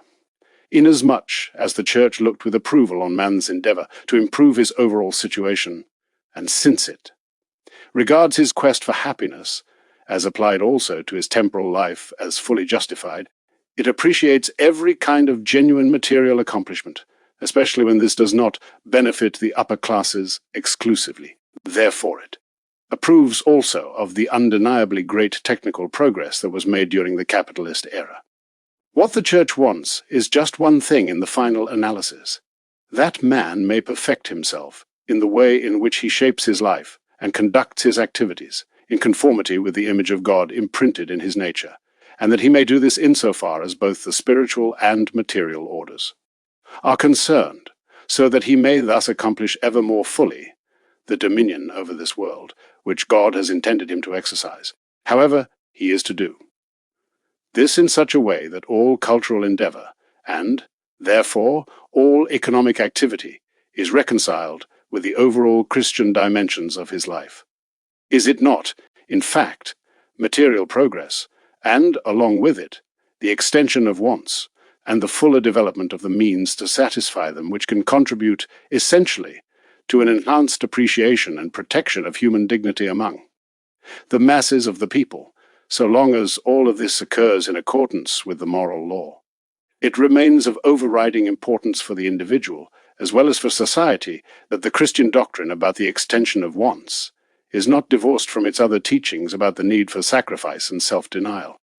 In this way, it warns us against the ever-present temptation to abuse legitimate endeavour to improve our physical well-being, and it safeguards us against the kind of sensuousness, lack of moderation, and unscrupulous conduct which all too often come to be associated with such efforts. In other words, Christian moral teaching does not require for even one moment that humanity should call a halt at some given level of quantitative fulfillment, and that it should signal an end to further endeavour. What it calls for, however, is moderation, and what it judges harshly is excessive craving, along with the kind of self-seeking extension of one's wants that is devoid of all scruples. Can economists make well-founded objections to that? Certainly not. The economist, too, must constantly preach economy in the production and use of goods, as well as a certain abstemiousness and contentedness, just as he must also combat waste, greed, and sloth. In fact, the more widely people come to realize that in economic life it is not the self-interest of individuals, but the material common good of the entire community, which is the goal and norm according to which the economy must operate, and that this therefore also represents the foremost principle of economics, the more appreciation there will be for the Christian principle of abstemiousness, precisely insofar as the national economy is concerned. As a matter of fact, this principle is eminently reasonable in itself. Christian ethics does not require self-denial simply for the sake of self-denial, or self-denial at any price. Self-denial is not an end in itself, but merely a means to an end. It is supposed to lead to internal harmony, meaning the moral sovereignty of the will over the disorderly passions and instincts. It is supposed to make possible and safeguard the regulation of our entire interior and exterior life, in accord with our own higher goals and those of political society and humanity. And this includes all cultural goals and aims. Christian teaching about virtue also calls for prudence, which is an indispensable guide for temperance, as it is for every other virtue, like the coachman on the driver's seat. St. Ignatius Loyola tells us that we should practice self-denial, not blindly or capriciously, but tantum, quantum, etenus quatenus. In other words, we ought to practice it in tempering whatever. Actions may pose a threat to fulfilling our obligations and in our striving toward true perfection. Thus, a limit is placed on self-denial, for it too can become a hindrance to fulfilling one's obligations and achieving higher goals if it is not practiced prudently. By and large, according to the teachings contained in the spiritual exercises, man ought to use the gifts provided by nature, and he should develop his natural capacities to the fullest and apply them in a proper manner by performing honest labor. That, too, will involve some genuine self-denial and sacrifice. The weakness inherent in human nature has already assured that the number of ascetics will not become legion. And for any sensible economist, the fear that in our ultra-materialistically directed age, pleasure-seeking and egotism will play too great a role should be of more concern than any fear that Catholicism may turn humanity into a horde of saints who take refuge in the desert. Thus, Tunney's arrived at the wise conclusion that, given the conflict and turbulence of our instincts and urges, a higher, more controlling and reconciliatory ethical principle is needed to moderate and regulate them, if the thesis homo homini, lupus, man is a wolf toward his fellow man, is not to triumph over the thesis animal sociale, man is a social animal. And the philosopher Fr. Paulsen praised the ancient church which stressed the discipline of the will above all else and cultivated self-denial in its saintly heroes. He said, "I have no doubt but that we still live off this heritage, if only the inheritance which they left us had been greater. And is it not a fact that precisely in our times, for a variety of reasons, a greater emphasis on social cohesiveness in the areas of civil, occupational, and universal human solidarity, and along with this also more stress on sacrifice and self-denial in the struggle against purely selfish instincts, have again become live issues in our political and human society? At the Second Christian National Worker Congress, which was held a few years ago, Count Posadowski made an eloquent statement to the effect that Christianity is the clearest and noblest expression which we have of our moral obligations toward our community and our neighbors. Only an ethical religious approach assures us of the kind of restraint on our innate human selfishness that alone can bring about harmony in social and economic conflicts. It is not the evolutionary ethics of persons like Foulis and Spencer, among others, or the kind of solidarity expressed in Comte's philosophy, but only Christian solidarity which, by the way in which it binds our consciences, and by its awareness of responsibility, before God, can muster up in us the kind of self-denial that is required, and help the individual to subordinate his private interest always to the interests of the political community and of his functional group in society. And it can also enable us to bring the special interests of such groups and the various estates and classes in line with what is required by the solidarity of the general interests of the higher communities. Only universal human solidarity consonant with Christian teaching can restore the relations among nations which have been destroyed in our time, and renew them on the secure foundation of complete justice, honesty, and charity. All economic, commercial, and colonial policies which are not guided by ethical principles are like a barrel without hoops. Only the Christian sense of community can fasten together the staves, which have gaping spaces between them on all sides, into a whole unified society, so as to restore peace to individuals, to nations, to the various social groups and classes, and to the state and the whole world. 7. Even the Catholic view of charity and Christian benevolence has been much criticized and misinterpreted. For example, it has been alleged that Catholic almsgiving remains something which is lacking in inner conviction. Therefore, it is a kind of Talmudic, Islamic, merely external display of piety, which is to say, the Catholic Christian is not operating on the basis of free conviction, but under the pressure of external heteronymous compulsion. He expects a reward for his almsgiving, and this makes it immoral or at best morally worthless. Catholic almsgiving, therefore, has less to do with helping the poor than with gaining merit for the giver. Also, almsgiving is supposedly done in an indiscriminate and unplanned way, so that it promotes begging, which even gained respectability by virtue of the fact that the Church has recognized mendicant orders. Now it is a fact that no nation has ever been impoverished by the presence of the mendicant orders, and the kind of life led by these mendicant monks is not one that slothful beggars are liable to imitate. Besides, is it not a fact that the mendicant orders actually have a genuine, noble, ethical value? F. W. Forster has said that the voluntary poverty of the Saint of Assisi was without a doubt a personal and social healing force of the highest caliber. Now we would not want to propose that as the right kind of social reform program in the present era. Even Francis himself did not demand it of the culture of his time, as Tolstoy did. Instead, he put it into operation within a limited circle around him, and by virtue of the spirit, and from the basic idea behind it, he hoped that it would exert some beneficial influence on the consciences of the men of his time. Indeed, we can still learn a lot from the underlying idea, namely that the tyranny of wants has to be overcome in each individual person if we intend to strike at the root of the idolatrous worship of gold. Even today, without our being aware of it, Francis has an effect on the inner recesses of our social consciousness. He has been instrumental in alleviating the sting and the depression of poverty in thousands. He has undermined in a countless number of rich persons the conceit of being rich, and he has de-emphasized what became the object of conflict between the classes. He has brought into sharp focus personal and interior liberation from the thirst for money and the craving for power, inasmuch as he glorified and demonstrated in a dramatic manner by his own life the reality of a higher plane of values, to the degree that he tamed and cut the ground from under the urge for unchecked self-seeking.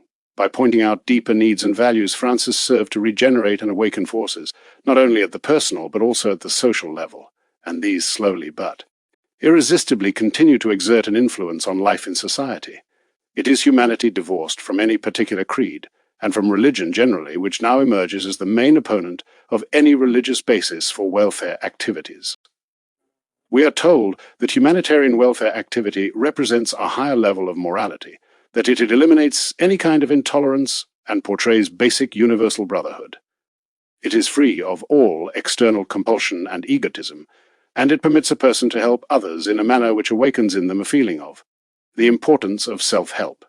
It operates in a critical, purposeful, and methodical manner, and it prevents any trace of sectarian hypocrisy in helping the poor.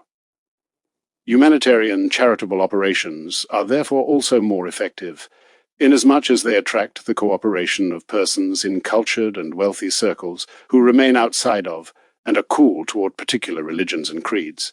Furthermore, humanitarianism does not rule out religious motivation. It simply prevents a dissipation of energy, and if some cooperation in various welfare activities is already possible in our time, then it seems clear that there will be further development toward wholesome cooperation in all areas eventually.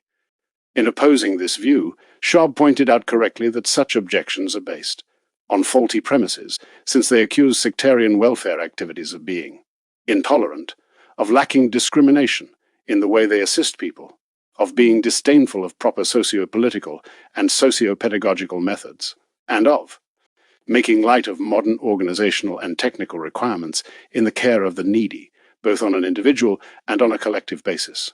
All of this has nothing at all to do in principle with welfare activities by religious bodies. Such shortcomings may be associated with them because of personal ineptitude, but the same might also be true of humanitarian welfare activities. If the latter have no advantage over the former in principle, they lag far behind them in other respects having to do with the unity and depth of their overall perspective, with the loftiness and clarity of the goals involved, and with the stability and vigor underlying their motives and their methods.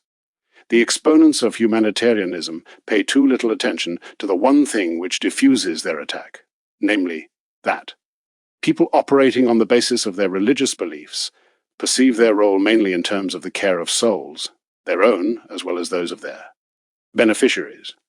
Humanitarianism, on the other hand, regards that too superficially. It cuts itself adrift from the loftiest of motives while overestimating external institutions in terms of socio-pedagogical values, and underestimating the importance of religious and moral factors. This erroneous judgment is quite basic. Advocates of merely humanitarian concern for the needy are motivated by widely varying and sometimes completely contradictory considerations.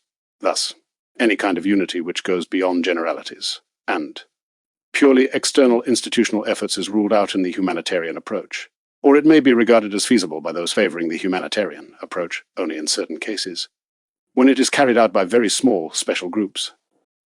This Talk about humanity and mankind and humanitarianism all sounds very nice. However, it is not enough when we deal with people's lives in actual practice. When Comte tried to move the notion of humanity into the foreground of all religious motivation, he failed to recognize that humanity is neither clear-cut enough nor sufficiently commanding and motivational to take the place of the old traditional inspirations. In opposing Comte, Huxley asserted bluntly that he would rather put his trust in a horde of apes than in humanity.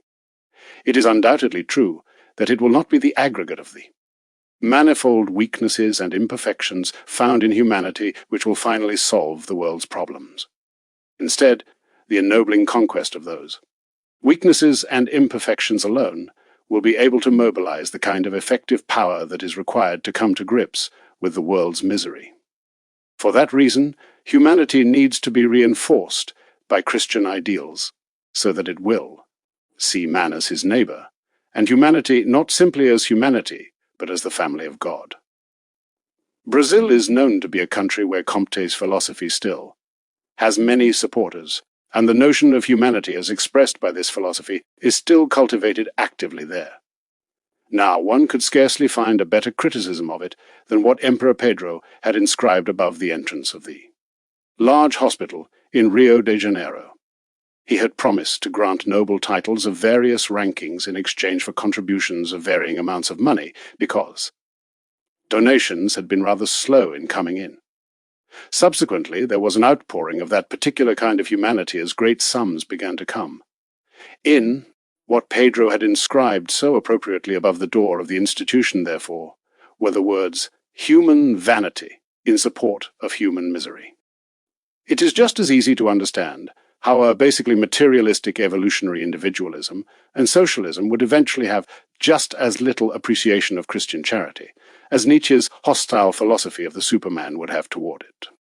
That philosophy has already captured the imagination of certain domineering types in our time, but it aspires to a higher type of human being on a universal basis at some time in the future.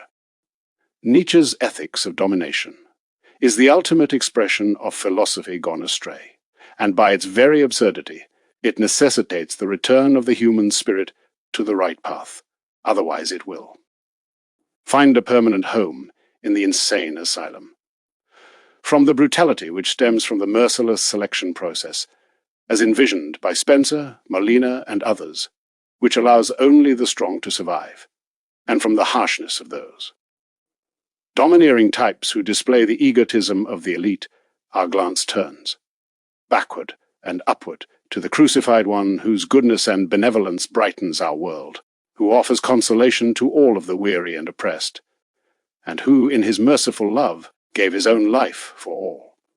It is from him that Catholic charities derive their persistent energy, their remarkable vitality, and their unfailing capacity to spread happiness and healing. Certainly, uncritical almsgiving contradicts the essence of charity as we too perceive it, because it is a drain on areas where help and healing are really needed. Therefore, charitable activity does not imply mere caprice or do-goodism, and it does not proceed in some stereotyped fashion. Instead, it individualizes and remains realistic, for all of the idealism underlying it, in the way it discriminates, judges, and operates. It does not fail to look beyond the immediate aim when it provides help in a sudden emergency situation, to the achievement of higher moral, personal, and social goals and objectives. As Schob has said, one tries to provide work for those who are able to work, and one provides credit to those who are worthy and deserving of credit. For the endangered child, one provides sound training for the simple-minded person who is unable to work. One provides the food and clothing that is necessary, and for the responsible person in need, one provides what money he needs to get back on his feet, and which he can then repay. One should not take responsibility away from relatives or damage the sense of family, nor should one spoil the poor by too high a level of support, thereby depriving the worker who is willing to provide for himself of the desire to work.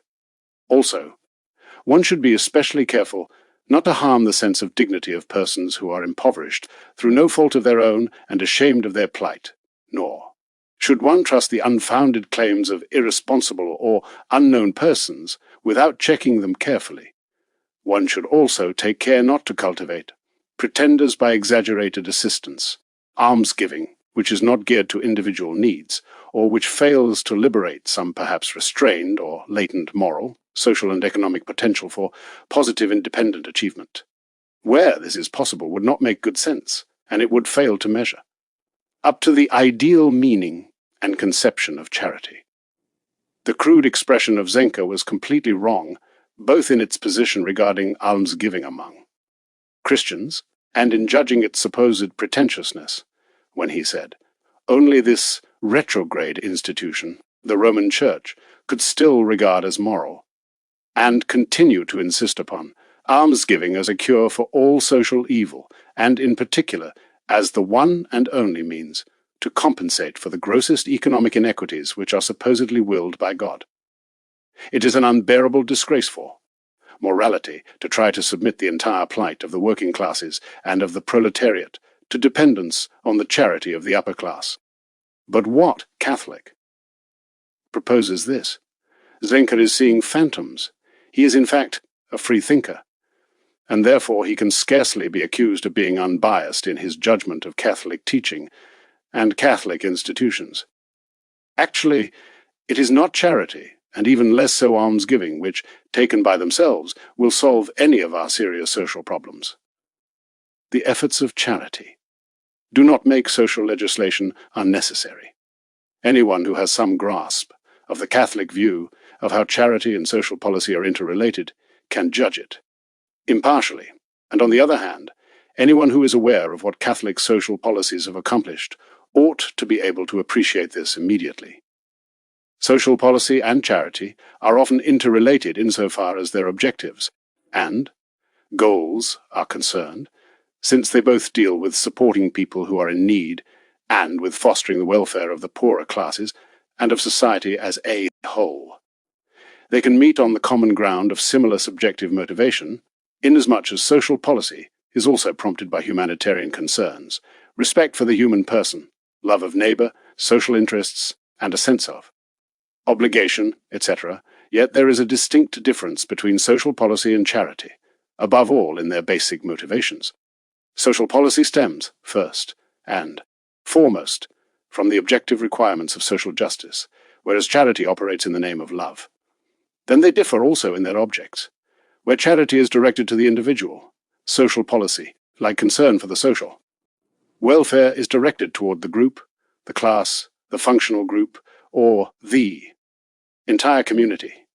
It can always concern itself only with the vast majority of cases, not with particular exceptions to the general rule.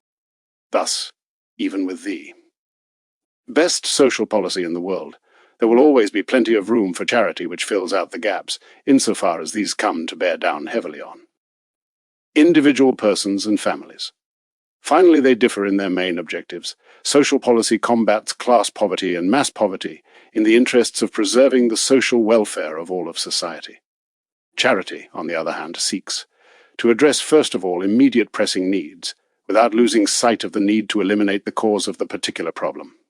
Social measures like unemployment insurance will be able to alleviate considerably the burden of charity, but on the other hand, an improvement in the standard of living of the lower classes, which results from social policy, increases the amount which charity must provide, and this means that there is an extra burden for charity, all of which applies to Germany at the present time.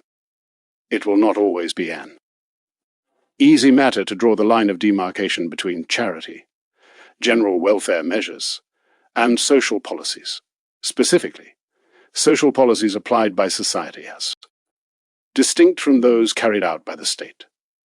The important thing is that a proper relationship must be maintained among all of these, and that charity and social policy must complement each other sufficiently so that there will not be any futile attempts to replace the one with the other. St. Augustine told us that we are not permitted to wish that there will be needy people so that we can exercise the works of mercy. You give bread to the hungry, but it would be better if no one was hungry, so that you would not have to provide him with bread. You clothe the naked. Oh, that all would be clothed, so that there would be no need to clothe the naked. etc. take away the needy and the works of mercy will come to an end. Does this mean that the warm glow of charity would be extinguished? Your love for a well-to-do friend, whom you have to give nothing to, is more brotherly, and your love in that case is more pure and selfless. Thus, charity does not seek to, nor does it have to, do away with social policy. It would find its most ideal expression where there is no poverty. On the other hand, it would be foolish to strive for a kind of social policy which, given the actual state of affairs, would seek to make a nation prosper without charity, and set out to abolish all need. The ethical value of charity, and specifically of alms, is beyond question. Almsgiving is the fulfillment of a positive divine law, an exercise in the love of God, an action related to love of neighbor, an imitation of Christ who went about as a benefactor to humanity, an act of genuine humanitarianism which attains its deepest affirmation and noblest expression. When it is motivated by faith and by grace, it is a means of material, and therefore also of spiritual and moral support for persons in need, whom there. Poverty threatens to make coarse, dull, insensitive, and apathetic. At the same time, almsgiving is a valuable moral sacrifice on the part of the giver, and it provides a condition for the outward expression of divine mercy. For the recipient, it bolsters trust in God and in his fellow man who pays him honor as a child of God and brother in Christ. It also bolsters his confidence in himself, by helping him to overcome the enervating feeling of abandonment, despair, and despondency. Beyond that, he is not merely the recipient of alms, but also a giver. That is because he can, in fact, pray for his benefactors, who should rightly regard such prayer as worth more than their material donations. According to the Catholic view, the ethical value of alms is not actually some absolute dimension.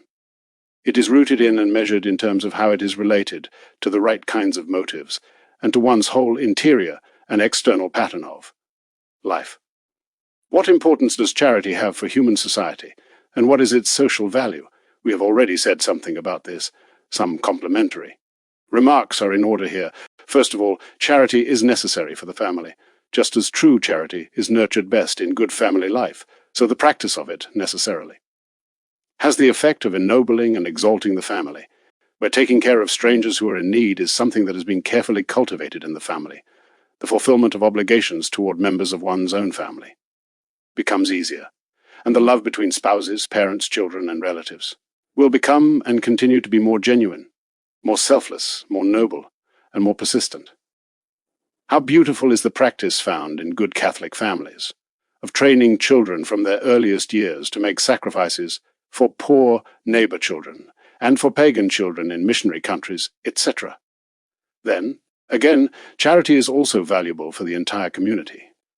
It counteracts the destructive forces of envy, pride, and discord, and it awakens in people the sense of community, which is so important for life in society, since it also evokes the desire to become actively involved in promoting the good of the community.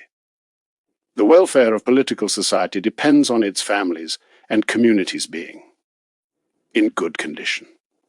What is more important for the survival of the state and the welfare of the nation than material riches is the strength afforded by the morally ideal, supportive, and binding forces, justice, which provides the necessary exterior order, and charity, which constitutes the internal bond and unifying force.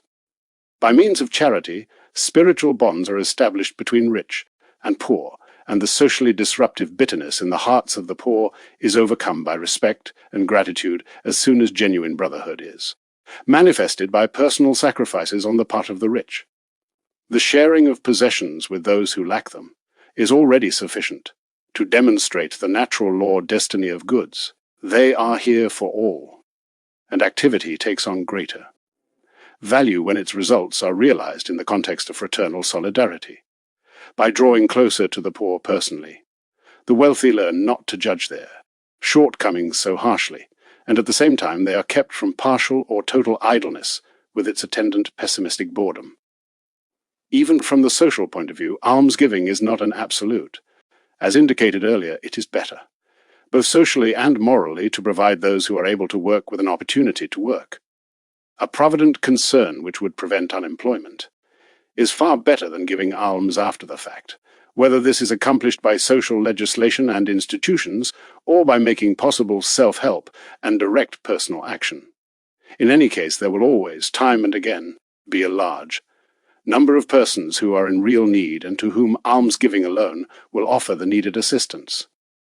It would be foolish to expect salvation from simply a new economic system if the nation and its people do not become morally better, if the materialistic, egotistical spirit at work in individuals, in corporations, in states, and among nations is not replaced once again by a genuine Christian spirit, if we do not finally come to appreciate that there is no better foundation, even for the material welfare of nations, than Christianity when it is put into actual practice. Chapter 9. Testimony by economists in support of Christian ethics.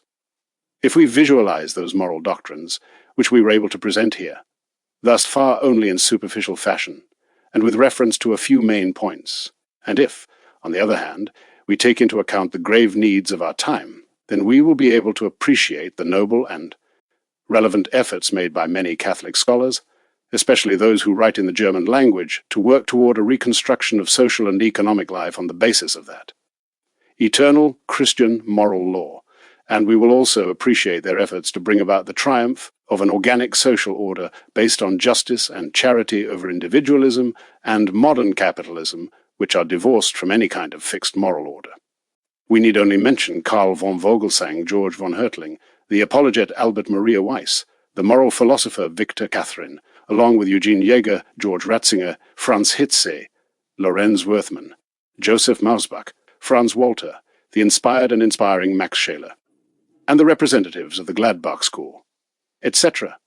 These are men to whom Catholics of all countries will always owe a debt of gratitude. In the interests of brevity, and because the testimony coming from expert economists is of special importance here, we shall limit ourselves to presenting statements by certain academic economists, since we have already devoted so much space to the views of those who find fault with the Catholic Christian moral view. Let us consider, for example, Pellegrino Rossi, who calls immeasurable the advantage which Christian culture offers to nations, specifically with regard to their economies. Men are brothers, labor is an obligation, idleness is a vice. He who employs his talents in a productive manner has acted properly. He who sees that there is oil for his lamp will partake of the feast, while he who does not will be excluded from it. Those are the maxims, the basic principles. Now then, if economics wants to do away with the catechism of ethics, can it prescribe another, one which presents its own point of view? There would be only one difference. The economist would present those principles as the prescriptions of reason, or as deriving from the calculation of self-interest. Religion, on the other hand, appeals to human conscience, the sense of obligation, and it crowns its doctrinal structure with the kind of sanction which man cannot provide, and from which he also cannot exempt himself. Werner Sombart has referred to the teaching of Christian virtue as spiritual training, which provides people with the kind of energy that is indispensable for any competent and successful merchant. Sombart is undoubtedly right about this. However, when he suggests that it was, Thomistic ethics specifically, which promoted capitalism, he himself introduces certain qualifications. He tells us it is self-evident that the quest for profit in Christian moral teaching, 1, must operate within certain reasonable limits, and 2, may not violate the precepts of morality in the choice of means. Sombart then notes also that anyone who goes counter to these principles is acting unreasonably and merits punishment, namely, the person who seeks profit for the sake of profit, strives for riches for the sake of riches, and who seeks economic power for its own sake. That kind of conduct makes no sense, because there are no limits to it. Therefore, a person who operates his business in total disregard for the dictates of morality and the general welfare, who no longer listens to the voice of his conscience, and who endangers his immortal soul for the sake of business profits deserves to be punished. In other words, what I have previously referred to as the reckless and unrestricted pursuit of gain has always been condemned by all Catholic moral teachers. These have given expression to the idea which prevailed until the beginnings of the capitalist era, and which, incidentally, did not rule out any and all kinds of windfall profit. What the churches, moral teaching sought to prevent, and what it actually helped to prevent, was the kind of inversion of all human values which did in fact occur only in our times. So much for Sombart. In his view, the early capitalistic era had not yet divorced itself completely from the influence of Christian ethics. That is, however, definitely the case in what we now refer to as capitalism, and the capitalistic spirit. Thus, we have to reject any notion that Christian moral teaching actually fostered capitalism when that is understood as embodying the capitalistic spirit. And in terms of the inversion of all human values which has occurred in our time, we may regard it as totally false. Now let us return to Rossi once more. He tells us that Christianity has been criticized for not having abolished slavery immediately by some decree or edict. However, what conclusion is to be drawn from that fact, which, incidentally, we do not dispute? Does it imply that Christian principle is basically compatible with the idea of slavery? Certainly not. The more Christianity progressed and the more souls it won to itself, the more it gradually overcame slavery in principle. However, Christianity was reform, not revolution. It fashioned man's spirit and heart gradually, and in that way it brought about the reform of morals and of institutions and of the whole world.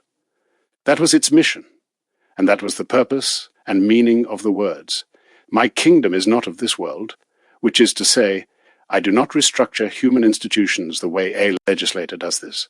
I intend rather to reform the world, but by reforming individuals and their morals. Yet Christianity is accused of a number of errors which inserted themselves in Christian nations, and even among some church dignitaries.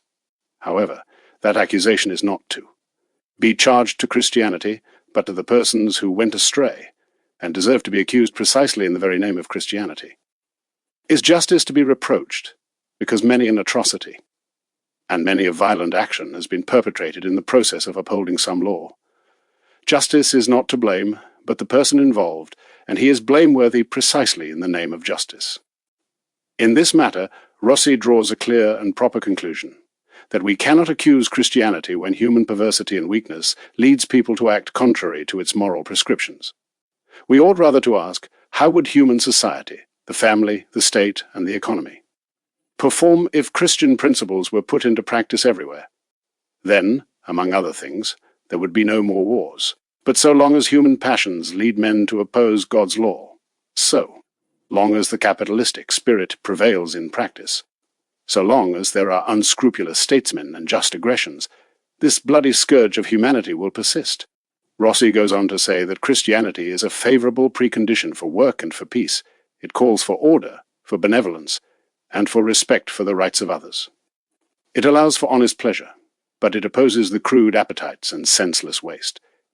It opposes taking immodest pride in one's wealth, and it calls for resignation in times of misfortune. Finally, it urges prudence and charity. If we wanted to express all of these great problems in terms of economics, then the gospel would fulfill all of the conditions which the science calls for to build up the wealth of society. Therefore, we think that the progress of Christianity should be of interest not only to religious persons, philanthropists and statesmen, but also to economists. To cite just one example, the economist ought to share joyfully in the accomplishments of the various missionary societies, the expansion, the achievements, the gains scored by such societies are, not only of religious, but also of political and economic importance. In fact, as they spread Christianity, they also propagate culture and civilization. They teach the value and importance of labor. They awaken new needs. They stimulate consumption and exchange, and therefore, production. They overcome the barriers of barbarism, barriers which the many differences in religious views and the lack of civilization and of recognition of common interests have erected. Among nations, they take pains to bring nations closer to each other and to assimilate, not by eradicating their national character, but by the operation of the law of common brotherhood, Christian charity, and solidarity, bringing people in closer harmony with each other. They expand markets which already exist and give rise to new ones. Rome, too, once used warfare to conquer the world. Latin was spoken everywhere, and Roman institutions were found. Everywhere, along with a system of law which defied all attempts to eradicate it. But did this make one a Roman at heart? When the barbarians descended on Rome, no one was prepared to defend it. Nations were conquered and civilized, or perhaps it is better to say that they were. Shaped according to Rome's image, but the hatred which conquests engendered, as a rule, was. Not eliminated. Friendly conquests by missionaries, on the other hand, are victories of intelligence and reason. They bring benefits for the conquered as well as for the conquering. Nations. They score gains for human morality, for philanthropy, and for the political economy. The noted economist Henry Baudrillard expressed similar ideas. Since its appearance, Christianity has exercised a beneficial influence on social conditions overall. Its effect could only be gradual and indirect, but that did not make it any less effective and powerful. By reforming human hearts, it broke the chains of slaves and made them free men, and it also elevated the lowly status of women and extended to the world the spirit of true freedom, equality, and fraternity. It instilled humility in the powerful of the world by the awareness of sharing with all others in sinfulness, and it lifted up the humble by providing them with a sense of their equality based on the fact that they were redeemed along with all others. Christianity blessed work, and, what is more, it actually got involved in labor, and it accorded the greatest possible dignity to the human person who had been deemed worthy of the sacrifice of a god. Actions speak louder than all attempts to deny them. It is the Christian nations which march in, the vanguard of industrial civilization, that became very apparent at the great world exhibitions held in London, Vienna, Paris, etc. Baudrillard then went on to warn against. Atheism. He said that atheism, which many proclaim openly and make the first article of their creed, opens the door for the strong to oppress the weak without any qualms of conscience. Materialism is the logical outcome of atheism, and it leads everyone to seek only his own enjoyment and to worship only himself, in other words, to exploit others at every opportunity. And, with regard to the notion of an infinite, non-personal being which is being propagated. Today, in France and in Germany, the practical consequences are exactly the same. That is because a God without justice, without love, and without any feeling for human beings is equal to pure nothingness. What would happen if the wishes of the most famous socialists of our time were realized? May the name of God, this name so long the last word of the wise, so long the hope of the poor, so long the refuge of repentant sinners, may this name be eradicated from the hearts of men and subjected to scorn and curses. Let us suppose that this cry of the irreligious fanatics was once realized. Do, retire toi, withdraw, O God. Who would become the victims of this great demolition of the moral world? The lower classes. The God who withdraws from the scene, as Proudhon himself has pointed out, is the hope of the poor who now forsake him. It is the quest for pleasure, the insufferable pride of a minority, the degradation and the oppression of the masses of humanity, which would move into the vacuum created by God's absence. In this great shipwreck, order in economic life, justice in contractual relations, that charity which illuminates all human relationships, the virtues which lead to well-being, and which also enable people to bear misfortune with patience, all of these would suffer irreparable damage. They have to be colossal fools who, in the light of so much tragic experience in our time, still believe that they can promote freedom among nations and progress. In Society by Such Negation, the Italian economist and minister Minghetti was no less emphatic when he stated, "Once the Christian religion spread over all the earth, it brought to society new principles for the whole realm of thought and human action. For anyone who is willing to look with his eyes wide open, what becomes clear is the evidence of changes in the various levels and relationships in economic life, and the fact that these had to take place once the most exalted principle of the equality of all mankind was proclaimed in terms of its origin and purpose, so that human dignity was thereby glorified in a most wonderful manner. At the same time, there emerged a sense of each person's being responsible for his actions. Merit and guilt had their constant sanction in the life to come. Furthermore, according to the gospel, work was accepted as the natural lot of mankind, and as something which does not degrade man, but in fact ennobles him. And inasmuch as benevolence had its origin in charity, it acquired a far greater inner dynamism and effectiveness by its being associated with religion. Finally, the love of country and pride in one's nation shed their old egotistical forms, and the national hostility which came with them, the more nations felt themselves bound together by the unity of the gospel. This latter idea was also expressed by the Hungarian economist Kautz.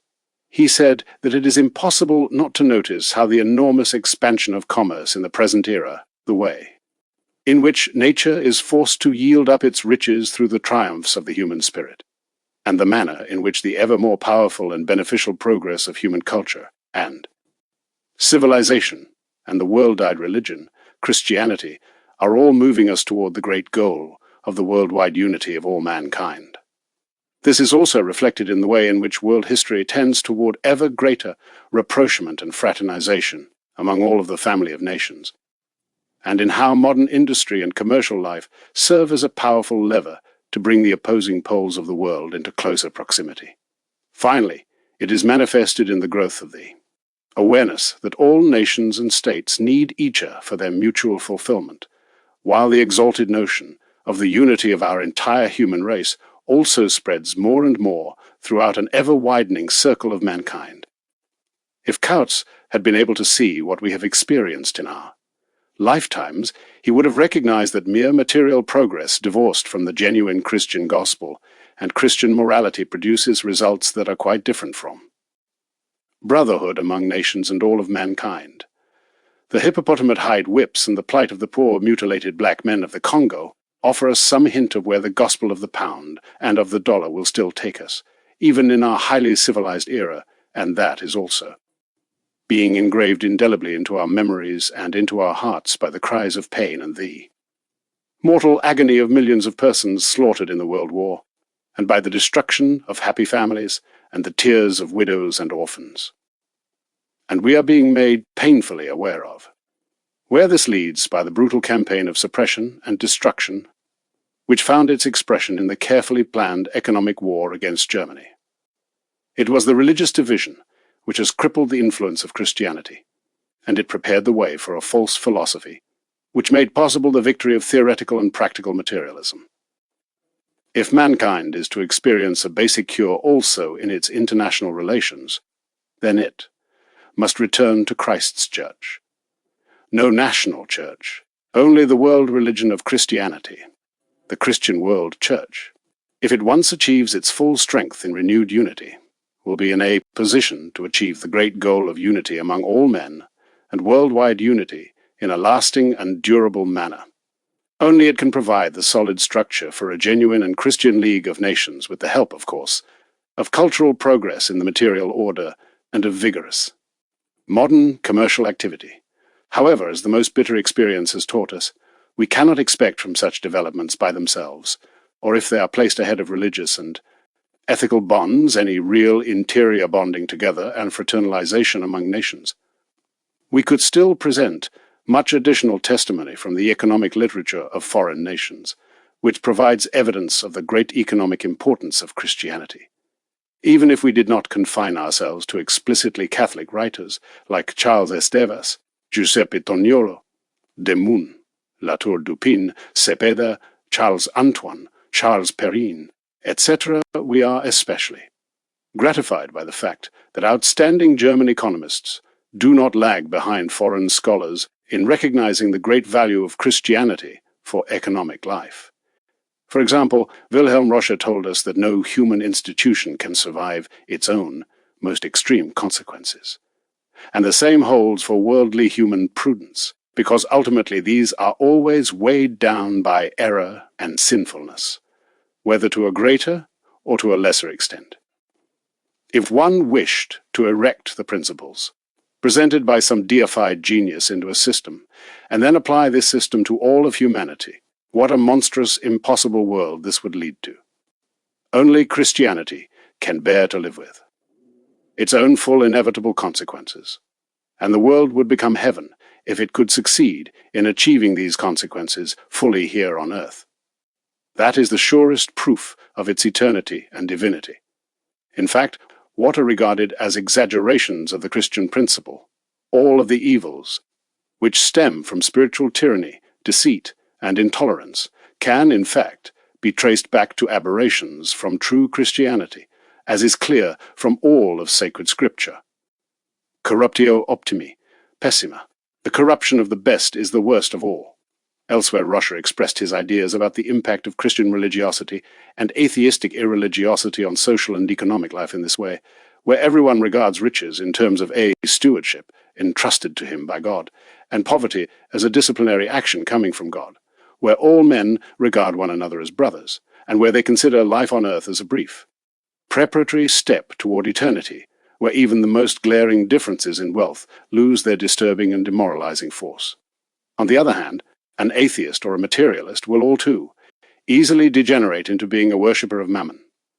When such a person is poor, it is easy for him to slip into the kind of despair which makes him want to set fire to the world so that he can either plunder it or perish along with it, whereas if he is rich, he often looks with suspicion on all riches because of the immorality that is implicit in the way in which he has acquired and enjoys his riches. Russia did not place much hope in combating socialism by so-called cultural enlightenment, but he expected the best of all possible results to come from religion.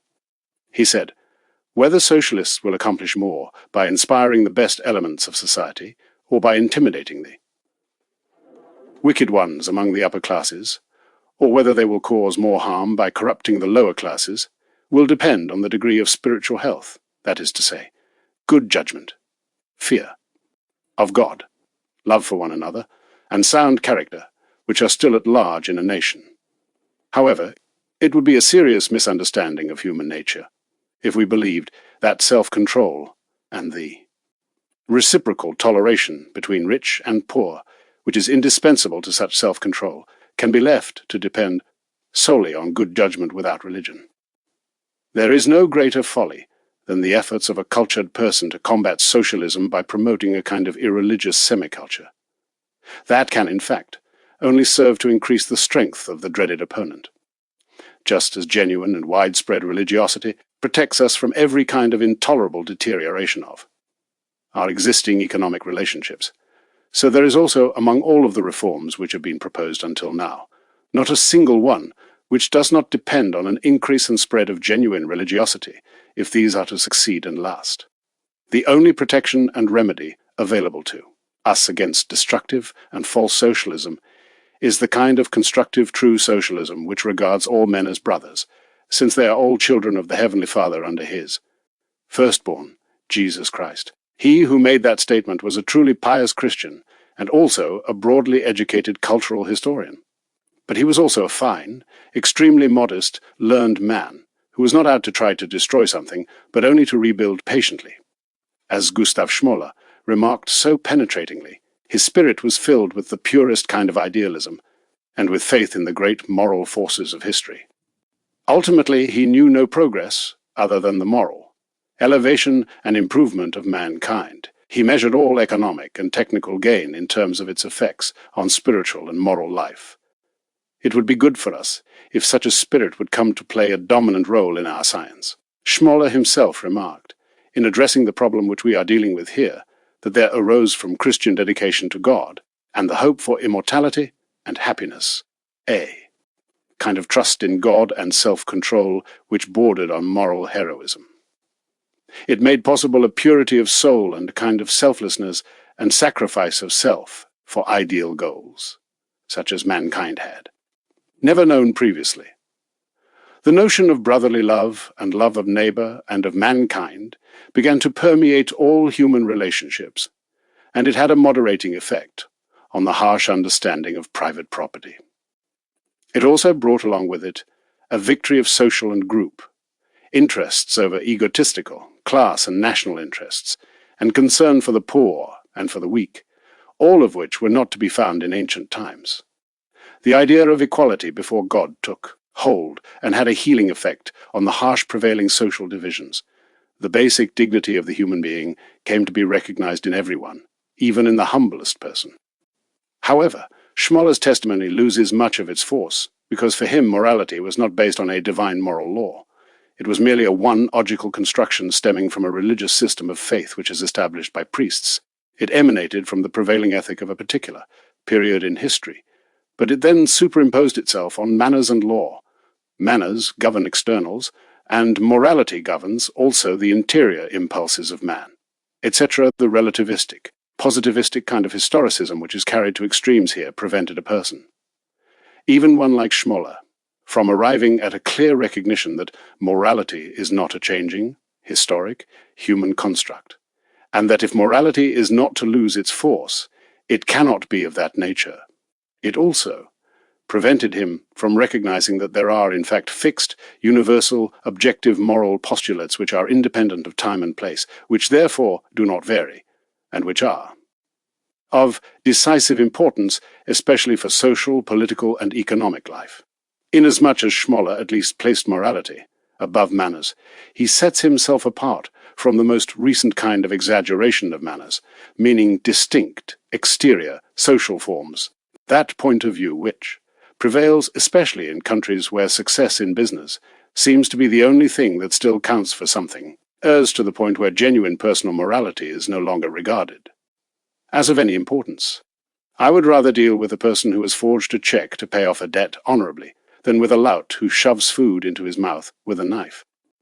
Joseph Kohler roundly denounced this kind of sick overemphasis on external manners. For him that is not Germanic but Chinese or French or English, and it did not lead to the moral improvement of those nations, but to definite moral decadence. Instead of morals, there are manners. In the place of reality we find schemes. Instead of honesty, there are appearances and hypocrisy. In countries like England, manners have been accompanied by debasement on all sides. The proper social person is one who conforms his actions to what society regards as proper. He stops working on Saturday and goes to church on Sunday. He greets his neighbor the way one is supposed to, and he does not say things which society finds offensive. Meanwhile, genuine morality was destroyed, and striving for success took the place of ideals. In the place of genuine emotional depth, there was the desire to never fail in keeping up appearances and genuine. Religion degenerated into hypocritical pretense. Stanislas von Dunin-Borkowski said about this statement by Kohler that it is severely judgmental, and he suggested that one must distinguish between the artificiality which prevails among certain fashion-setting social classes and the healthy instincts and actions of the English people. We agree wholeheartedly. But it is significant that precisely in such pace-setting circles it is enough to observe external social manners in order to rate as a gentleman, while one may, at the same time, practice an extreme, crude, egotistical morality of expediency in social and economic life, as well as in the conduct of international economic policy. Schmoller's point of view in judging the relationship of manners to morality was different, as we have indicated. He did not make manners more important than morality. Actually, we have to recognize that by no means all exponents of the so-called ethical trend in German economics share Schmoller's views on morality.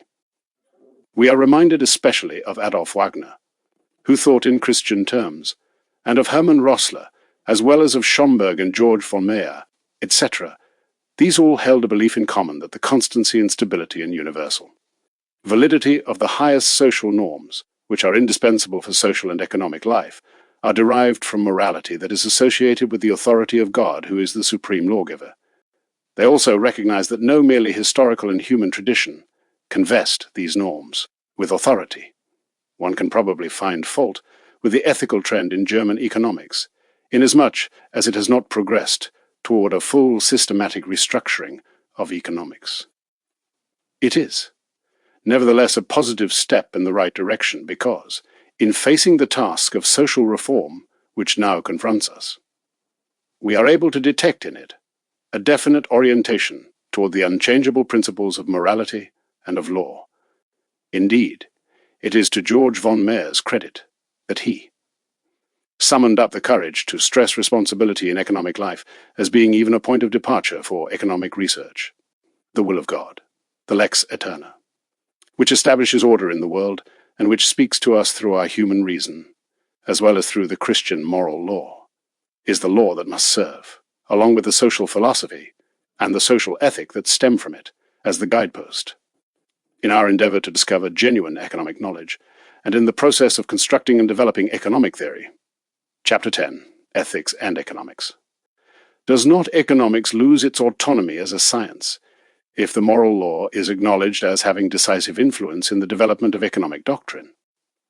Most emphatically, no. A discipline derives its autonomy as a distinct science from the fact that it has its own formal object. This means that it deals with its object from a point of view which no other science does ex officio.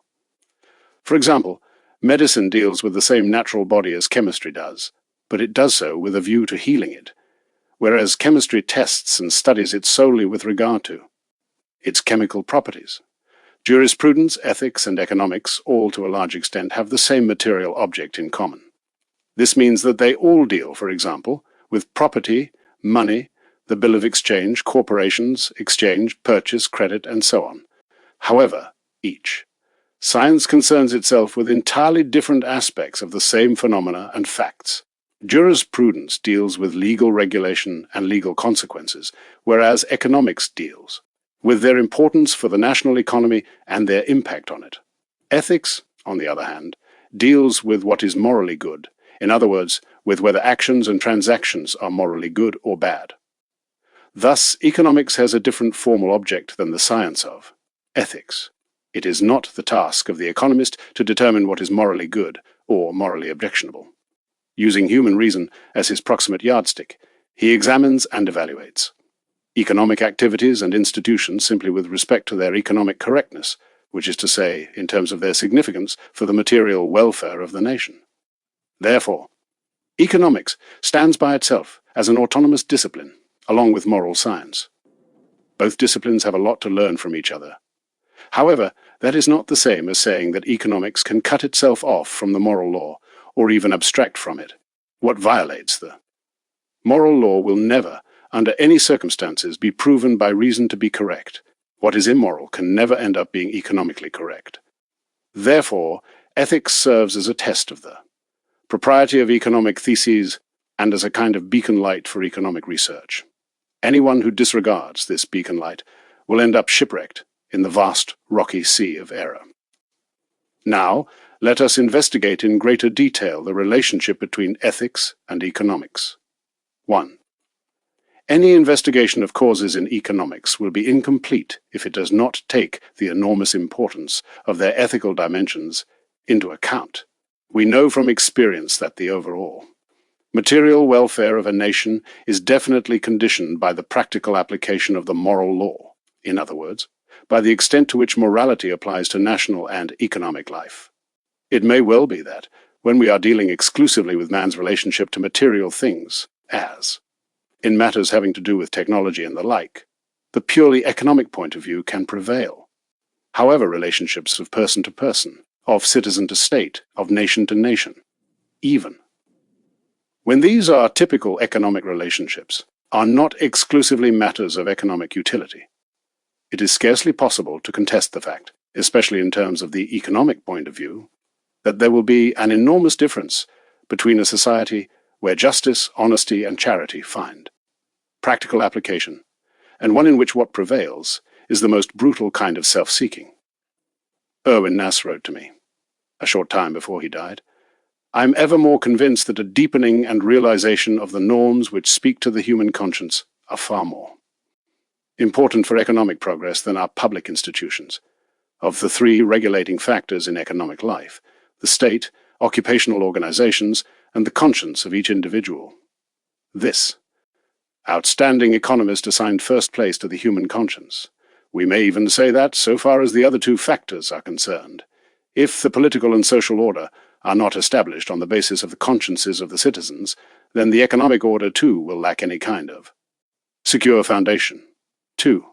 The economist may not contradict the requirements of the divine moral law when he is speaking as an economist. Such a contradiction would not only deny the universal application of the laws of morality, as well as their application in the area of economic life, It would also disregard the proper relationship between purely temporal goals and the principal goals of human existence.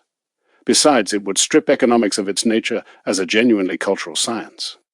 The economist cannot conceive of his formal object, the material economic welfare of the nation, in any other manner than in terms of its interrelationship with the general human and social culture. Therefore, when he concerns himself with the way in which people participate in the world of material goods, he must not lose sight of the inherent unity that binds together all of human culture, by failing to take into account also goods of a higher order, of the more exalted aims which people have in life, of the full dignity of man, as well as of the integral prosperity of individuals, of families, and of all of the people in the state. In other words, he cannot seek to pursue and advance economic progress at the expense of the progress of genuine human and national culture, and of the national welfare in its totality. In order to drive home this point, we may speak of a law or principle of cultural unity as a kind of rational principle expressing the inherent relationship and cohesiveness among the various higher and lower spheres of human and social existence and activity. Any kind of economics, therefore, which does not end up denying that cultural unity cannot avoid arriving at its own principles by the logically inevitable process of structuring its object in conformity with the moral order and in terms of its subordination to the moral law. So in developing its doctrines, which are of such vast importance for the practical behavior of statesmen and also of citizens, it must not fail to accord proper respect and recognition to the sovereign authority of the highest of all laws which applies everywhere. 3. Since it is a social science, economics derives the concepts that are needed to construct a system from social philosophy. We mean by a system the correct representation of the unity and purpose of economics with regard to its relationship to the purpose of political society. Now, ethics lifts this purpose to the level of moral obligation and provides it with a kind of stability which it would not have if it remained a purely scientific postulate. This situation, along with a deeper appreciation of the unity of human culture, protects the economist who thinks in a consistent manner against the radical, dispirited rejection of the human and social considerations which are a part of ethics, when he observes what goes on in economic life, and formulates his understanding of it. It also safeguards him against the kind of exaggeration of absolute material maximization in the production and accumulation of wealth, which is so prevalent today. It also enables him to weigh properly the relative optimal choices with due regard for the total human person, the whole nation, the entire state, and all of humanity. In this way, one is also able to better appreciate the fact that economic life is carried on not only for people, but also with people, and that material development is to be accomplished not by wasting people, not, in other words, by the very cruel weeding out process which implies the destruction of the weak, nor by sacrificing higher cultural achievements. Following this course, a social perspective is also developed in arriving at rules with respect to economic policy, as, for example, in matters relating to the middle class, and the problem of bringing conflicting interests into harmony with the higher interests of the political and human community will be essentially facilitated. There will no longer be any doubt that the material welfare of the nation will be conditioned by justice in the way prices, incomes, and wealth distribution are arrived at, something which ethics requires. Finally, in this way we will come to recognize what respect the economist ought to have for practical religiosity and morality. To be sure, he operates in accord with his own formal object. He tests economic actions on the basis of what ought to be in economics, that is, solely with reference to the task of the national economy, and not according to the moral aspect or with regard to the ultimate goal of human life. However, he does not deny or lose sight of the importance and validity which matters belonging to a higher order of things have for his field. He respects these and takes care not to violate them. It was the unfortunate fate of the economic science that the first attempts to treat economic problems systematically were made at a time when the knowledge of earlier centuries had, to a large extent, lost its influence. In the highest realm of culture, that of religion, the individualistic principle of free interpretation had become prevalent. Eventually, everyone, selected from sacred scripture as from a menu, what suited him and seemed right and proper for him. Philosophy also broke away from the tradition of past centuries. Every scholar set out to develop his own system. Eventually, the notion of a professor, which Brentano is supposed to have come up with, came to apply. A professor is a person who is of another opinion. Legal thought also fell prey to individualism. The state was supposed to have evolved from a social contract, while the Christian era clung to the conviction that faith and reason can never contradict each other. The kind of rationalism which now prevailed was no longer willing to accept revelation as a guarantee of truth. Knowledge derived from reason rose up proudly above faith, and in opposition to it.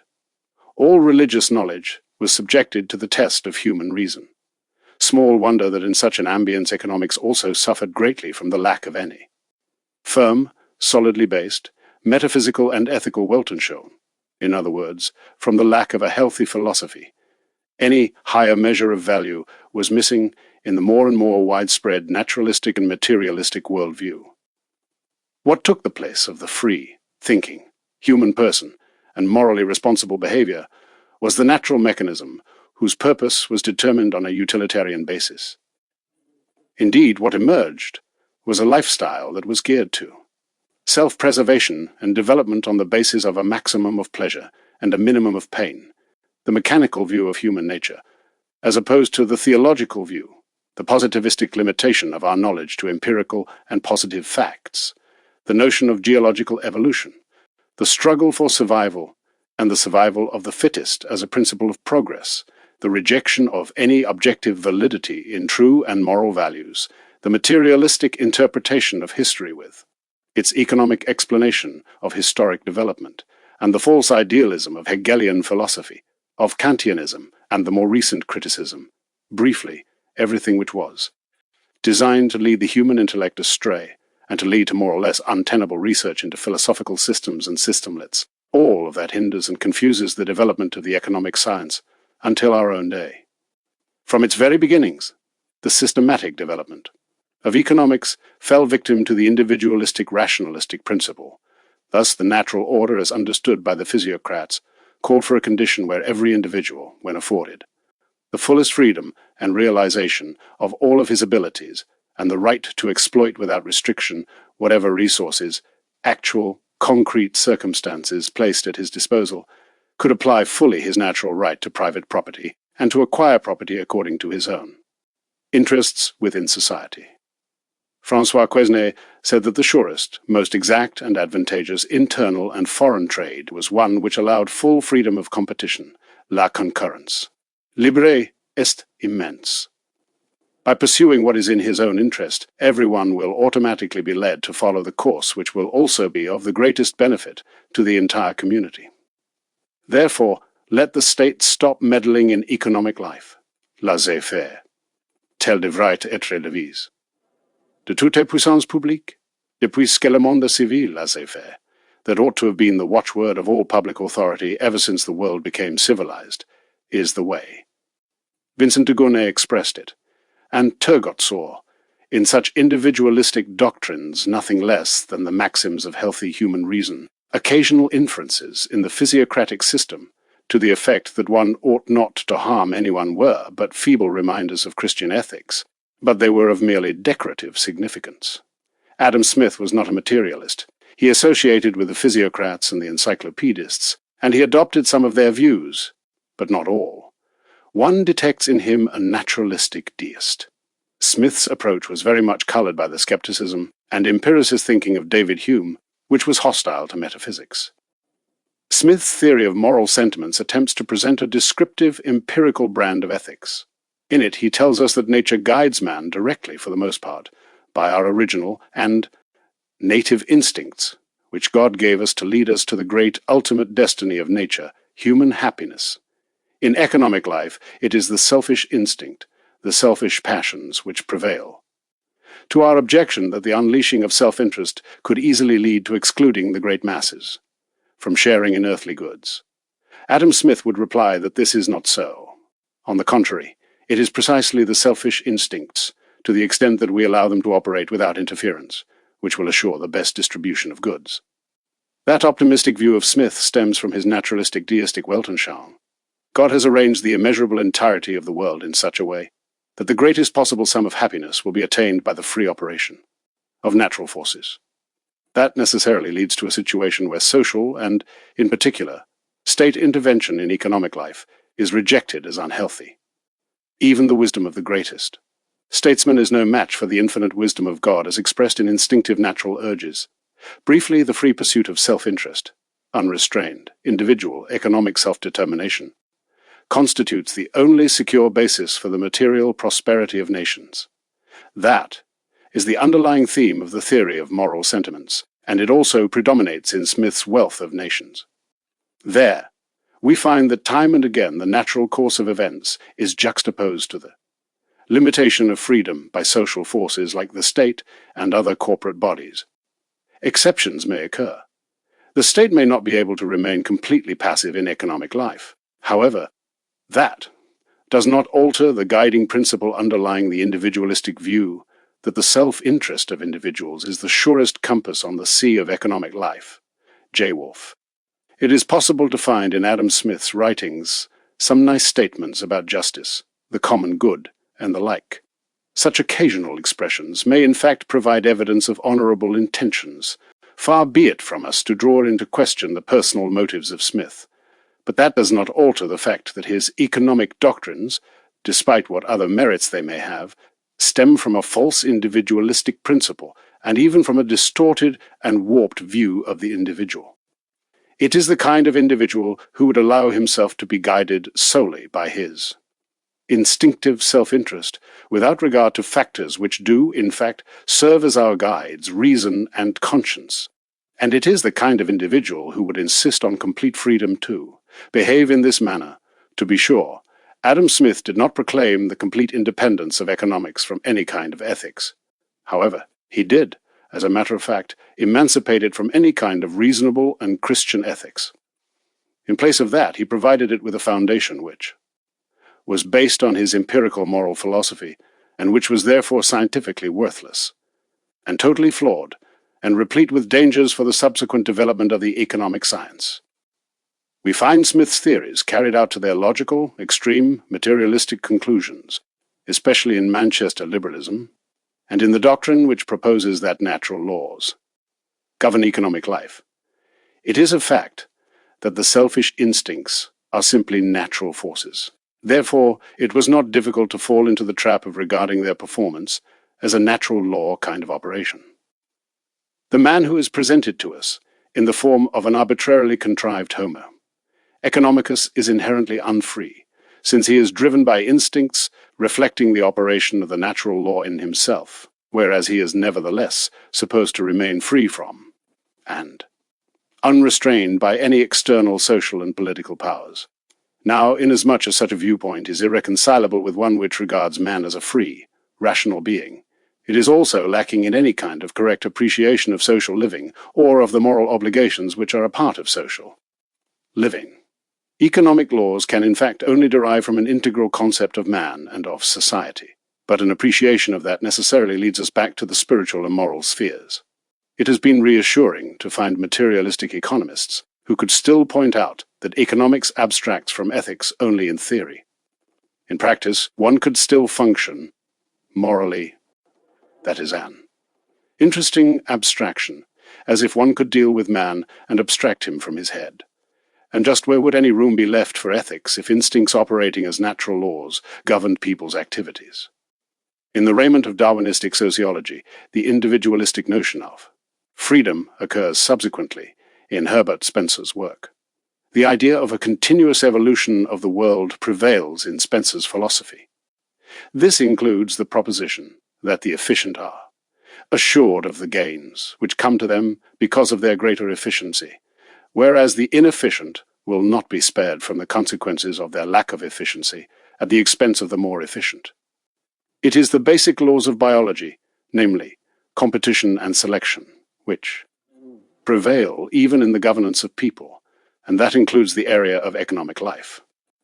The problem is not how to protect and strengthen the weak, but how to assure the victory of the strong and the annihilation of the weak, an undisguised philosophy of brute force, but that is the inevitable cost of progress. If the state moves in and interferes with this process on behalf of the weaker persons, so as to restrict the freedom of those who are economically more efficient, it will be violating the biological laws of nature. The universal industrialization of the world is the only legitimate goal of this evolutionary biological and positivistic. Welton Shung. If overall economic development thereby happens to come into conflict with the laws of traditional Christian morality, that is of no more concern than it was to those economists who put economic activity completely under the governance of the natural law. Operating through instincts, what we need is laws, because all sciences have laws, but spare us from the moral law. Relate to natural science, to biology, and more recently, also to psychology. But whatever you do, have nothing to do with Christian ethics and the science of morality. A little more ethical source, as Sidgwick put it so tastefully, might be permissible, but don't allow moral principles to exert any decisive influence. That is because morality, as others like to infer, is an alien element. It is like mildew for economics. In other words, it loses its value and its validity, inasmuch as it too is caught up in the evolutionary process and becomes a changing thing, which is to be included among those things which are already the result of the ongoing struggle for existence. Instead of treating freedom, the great watchword of the past century, as the problem, and as the social telos, and instead of asking how social and economic relationships ought to be regulated, so that all citizens, not only the powerful, will be really free, freedom became the motto also of the German school of free enterprise. In fact, individualistic freedom became its universal guiding principle for securing the interests of the individual, in exactly the same way as it was understood in English and French liberal economics. One had only to allow individuals to exercise their natural liberty and to pursue their self-interest without restraint. Then nations would maximize their welfare. This was not freedom in the state, but freedom from the state.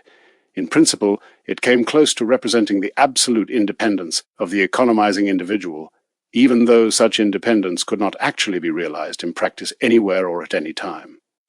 However, there was an insistence on free enterprise on all sides, to the exclusion of occupational organizations or compulsory corporate bodies.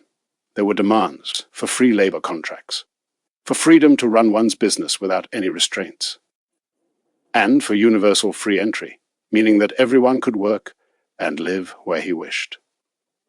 There was also to be freedom to own property, including land ownership. And all property was to be fluid, meaning that all restrictions of its sale, on inheritance, on dividing it up, and on mortgaging real property were to be done away with and avoided in the future. Let there be free competition in production, and in buying and selling in the market, in the operation of supply, and demand, and in price formation, and let us have freedom of contract in charging interest, as well as in financial market transactions, in the operation of stock companies, syndicates, etc. That is economic organization, as understood by those who advocate individualistic liberalism. In the process, the economizing person will be stripped of his role as a citizen, to use Hermann Rosler's expression. And what is more, he will no longer be either a moral or a morally responsible person endowed with reason. Now it is precisely at the present time that we again hear the clamor for economic freedom. There is much chafing against the pressure of compulsory state measures in the economy, especially among businessmen, just as mercantilistic privileges were once regarded as a scourge among certain merchants. We too call for greater freedom in economic life in the future. However, we should not allow this economy, when it becomes more free, to become again the old free enterprise economy.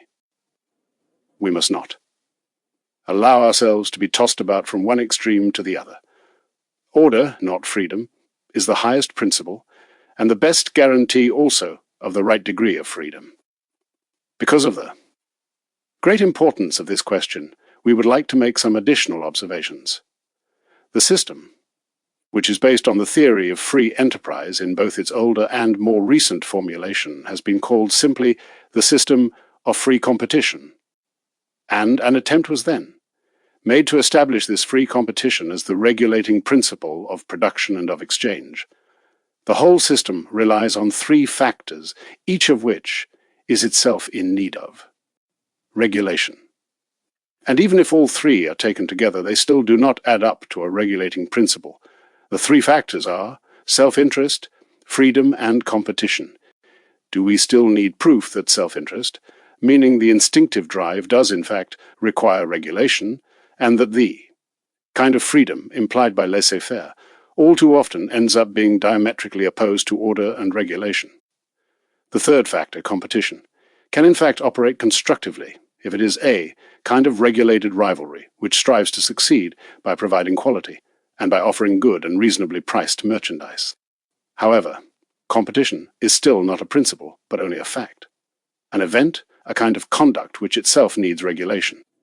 And if such regulation is lacking, free competition, and note well that we mean by that absolute free competition, will become a hazard for the national economy. The middle class will be suppressed by it. Workers who compete with each other will become the victims of wage slavery, and the employers themselves will have to seek shelter in cartels. The consumers, however, will end up being offered products on the market which are harmful to their health, lacking in aesthetic value, shoddy and superficial. Given the reign of such absolute free competition, who will worry about morality if he can succeed in earning an extra dollar by selling, for example, immoral literature, filthy pictures, and contraceptive devices? Ask any theatre operator who shows smut why he does so, and he will reply that competition forces him to do so. No, actually free. Competition, as this is understood in the framework of the free enterprise system, is not a regulating principle for the national economy.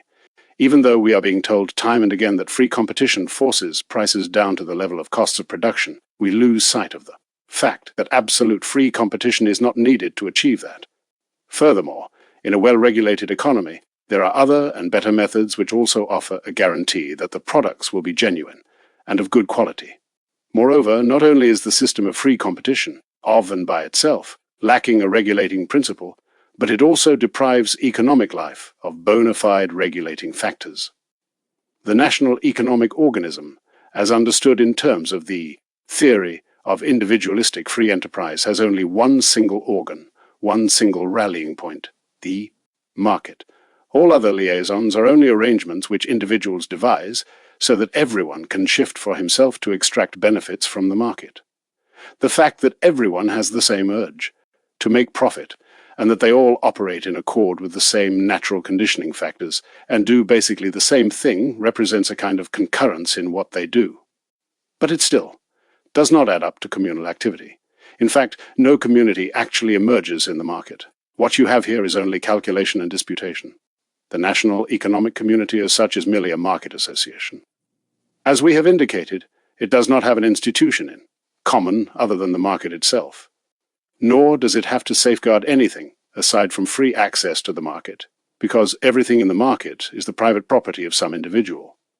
In this schema, the freedom of each individual to secure his own well-being according to his abilities is also the best way to promote the general welfare, which is merely the sum of the welfare of all individuals combined. Everyone knows how to promote his own welfare better than others know this, and each person also understands this better than he understands anything else. In the craving for unrestricted enjoyment of what one has acquired, and in the fear of being deprived of it, each person has the strongest possible incentive to apply his energies and his resources in the most effective manner possible. To weaken those drives, or to diminish that need, would make it impossible for people to accomplish all that they are culturally capable of accomplishing. Therefore, it seems, freedom and spontaneity add up to being the only regulating principles for the nation's economic household. So reads the Gospel of free enterprise economics according to the words of the founder of the German Free Trade Party, Prince Smith. There is no room left for regulative activity by occupational corporate orders, and the state is only there to prevent infringements on the freedom of those who are engaged in free enterprise. It has only one task, as Prince Smith says, to provide security. If we proceed to eliminate all ideal ethical values and powers, and if we install in their place the purely natural instinct of self-love as the guiding force in the economy, and if we go one step further and demand complete freedom for this guiding force in the quest by individuals for profit, then we should not be surprised by the consequences. A system which proceeds from false premises, as the free enterprise system does, and which is self-contradictory, can only lead to absurd consequences when it goes into operation. And what are these absurd consequences? They may be summed up into two words: capitalism and socialism. Chapter 11. Capitalism and Socialism. We have already made mention of the capitalistic spirit and capitalism in another context. However, we must return to the subject at this point because of its importance. The much-discussed new direction of the post-World War I period will depend in its form and in its outcome, largely on the position which is taken as regards capitalism in theory and in practice. As Sombart indicated in his Modern Capitalism and in his book about the Jews and economic life, the economic interests of man also occupied a pivotal position during the Christian Middle Ages.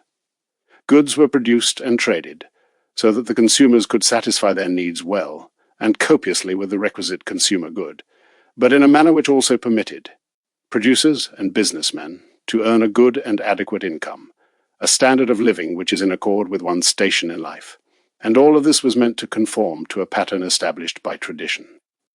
During this period, the unrestricted and unlimited quest for profit was regarded as inadmissible and unchristian, since the spirit of the old Thomistic economic philosophy still operated, at least officially, to rein in the passions.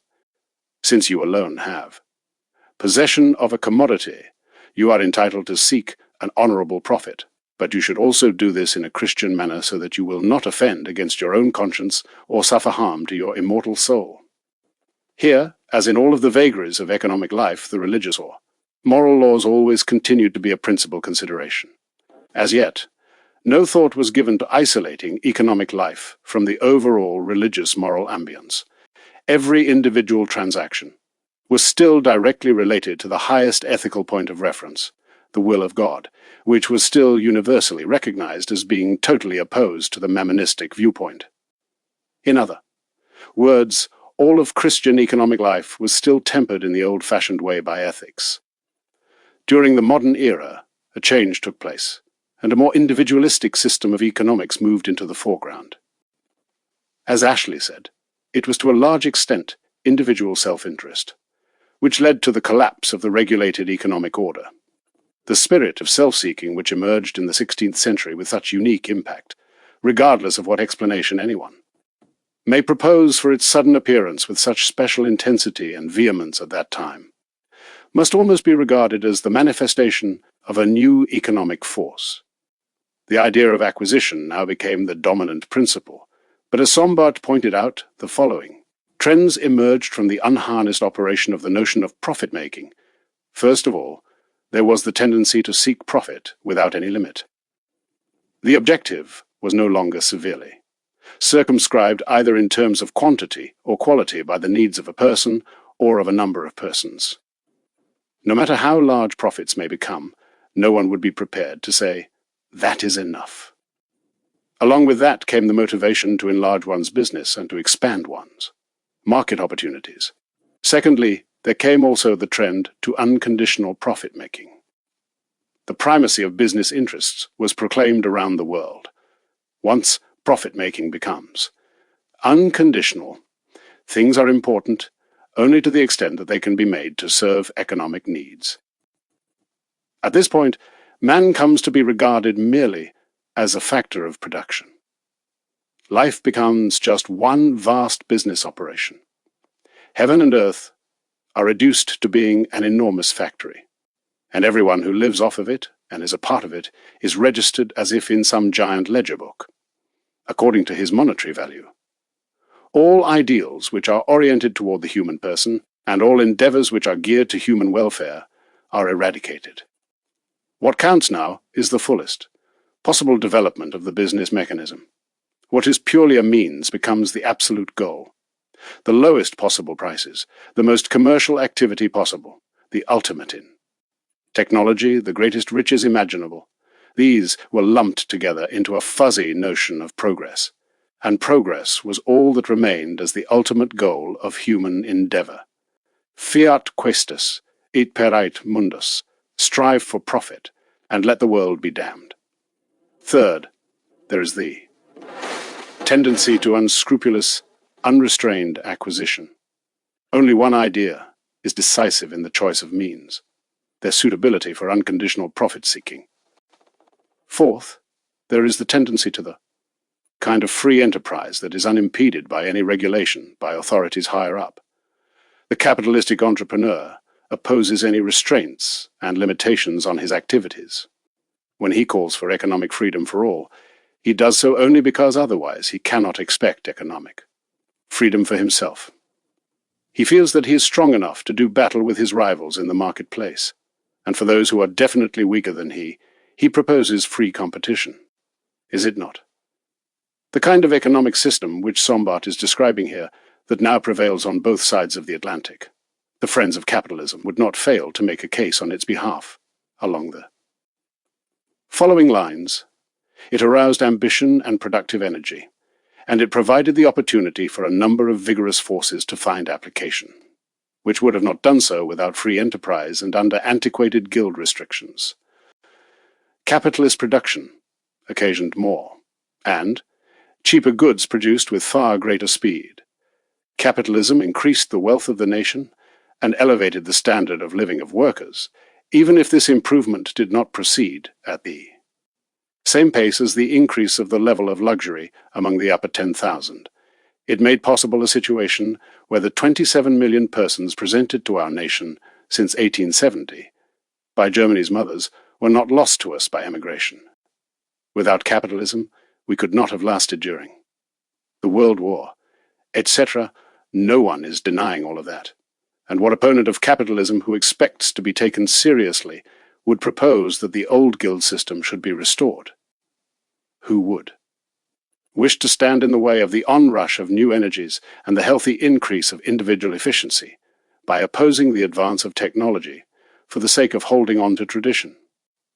That did happen at one time under the auspices of the guilds, but no reasonable person would propose that now. Nor would anyone seriously suggest that any kind of regulation and any sort of moral uplifting of economic life is inextricably associated with ancient guild forms and structures. Whatever industry may have accomplished in modern times that may be deemed as progress must be preserved by all means. The future should not be deprived of that. Only the detriments and the harm caused by modern development have to be eliminated. But these are precisely the things which we have in mind when we use the expressions capitalistic spirit and capitalism. In the area of socialistic dogma, the notion capitalism suggests the idea of a partisan political slogan, and such dogma is directed against private ownership of the means of production. The earlier bourgeois economics of Germany, and even more so that which prevailed in foreign countries, used to reject the concept of capitalism out of hand, either out of mere neglect or because some were critically opposed to it. However, the newer generation of economists, including Catholic scholars, have recognized the usefulness of the concept, even though they still deal with it in a circumspect manner, and often use quotation marks when they speak of it. Now, how does economics in more recent times understand the concept of capitalism, and what do Catholic scholars mean by the capitalistic system? Filipovich characterizes capitalistic production in terms of the following: A, the way in which it subordinates production to the pursuit of monetary gain, both in the way it is organized and in the way it operates. B, the preponderance of the power which comes from possessing wealth used as a means of organizing production and for leading individual productive enterprises to triumph over weaker competitors, even though the leader of a particular enterprise may not be personally more efficient. C, the dependence of workers on the owners of capital, and the reduction of hired workers to the level of means of production, where their working efforts are used simply to make the entrepreneurs rich.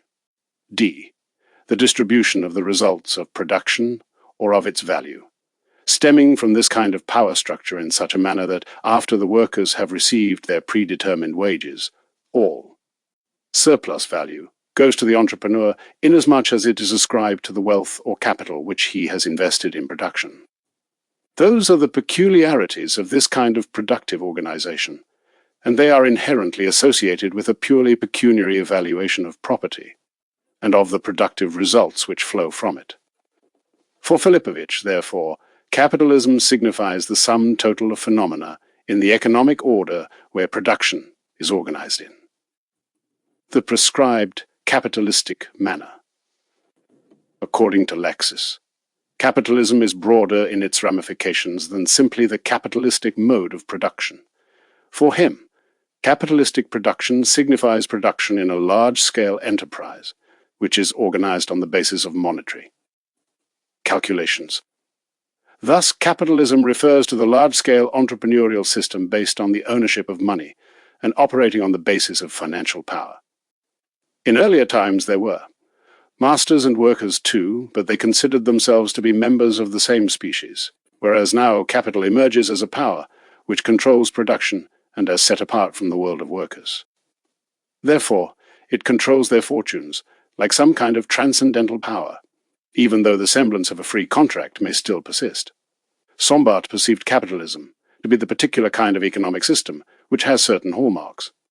It is a commercial form of organization which, as a general rule, involves two different groups of people, the owners of the means of production, who also happen to be in charge of production and who reign as the economic subjects, and then there are the propertyless wage earners, who are economic objects. These two groups are associated on the basis of the bonds of the marketplace, and the whole operation is governed by the principle of profit and run according to a purely economic rationale. Sombart took pains to refrain from including his own value judgment of capitalism in stating his definition. However, no one who takes the time to study Sombart's far-reaching investigations of it will be left with any doubts about his views. Perhaps such persons may even regard his work just as highly for these valued judgments as for the worth of his empirical research. Flugler, along with Kleinwachter, sees in capitalism dominance based on the ownership of money. But he goes further and emphasizes the connection between capitalism and economic liberalism. For Flugler, the focal point of those principles is to be found in the fact that every possible motive other than egotism is excluded from economic life. Thus, the capitalistic mode of production, from the point of view of economics, is one where pure egotism operates as the driving force in the monetary exchange, process, and in large-scale entrepreneurial activity. Aside from this, the way in which the individual segregates all ethical considerations constitutes the main characteristic of the capitalistic mode of production and of capitalism generally. I will only be able to comprehend the behavior of those who own capital towards their workers if I am prepared to accept that. What is more, the attitude of capital toward the state and toward the masses of the people will only be intelligible in terms of this viewpoint. Gustav Ruland goes further by saying that we must not pretend that capital is to be understood as being made up of the accumulated products of labor, which serve the purpose of producing economic goods. Capital is either a small or a large quantity of goods which serves the purpose of accumulating profit. Capitalists are usurers in the broadest sense of the word. We understand usury in the same sense as Franz Schaub does, as any contractual expropriation of what is clearly surplus value. So in our time, we use the word capitalism to mean a social system where usury operates with more or less complete freedom. The concept, capitalism, signifies a quest for gain that is totally uninhibited. Capitalism, therefore, means economic dominion by capitalists, and it must be understood as a historic category. For our part, we do not wish to settle for a merely historic interpretation. One only has to have some appreciation of human nature to understand that whenever moral bonds are relaxed and where external social restrictions are inadequate, a basic and genuinely emancipated quest for gain has to emerge and bring with it the most reprehensible excesses. Perhaps the bitter experiences of the present World War are providing us with a far better appreciation of that than endless theoretical disputations would make possible. No good purpose would be served by delving into the way yet more scholars understand the concept capitalism. Instead, let us sum up the conceptual notions which keep recurring. Doing so leads us to the conclusion that capitalism is an economic ambience which is marked essentially by the prevalence of money capital and the interests of those who control it, and which is based on the principles of free enterprise, and Individualistic economism. To put it more concisely, capitalism means control over economic life in the name of the unrestricted and unlimited acquisitive interests of those who own capital. The expression capitalism was already understood in this way by older generations of Catholic social philosophers and by those involved in formulating social policies. To cite just one example, Julius V. Costa Rossetti had this to say: the dramatic spread of the capitalistic mode of production due to the progress in inventions and the introduction of free enterprise, along with the total emancipation of money capital and the development of the credit system, led to the dominance of real and money capital becoming a widespread and firmly established fact.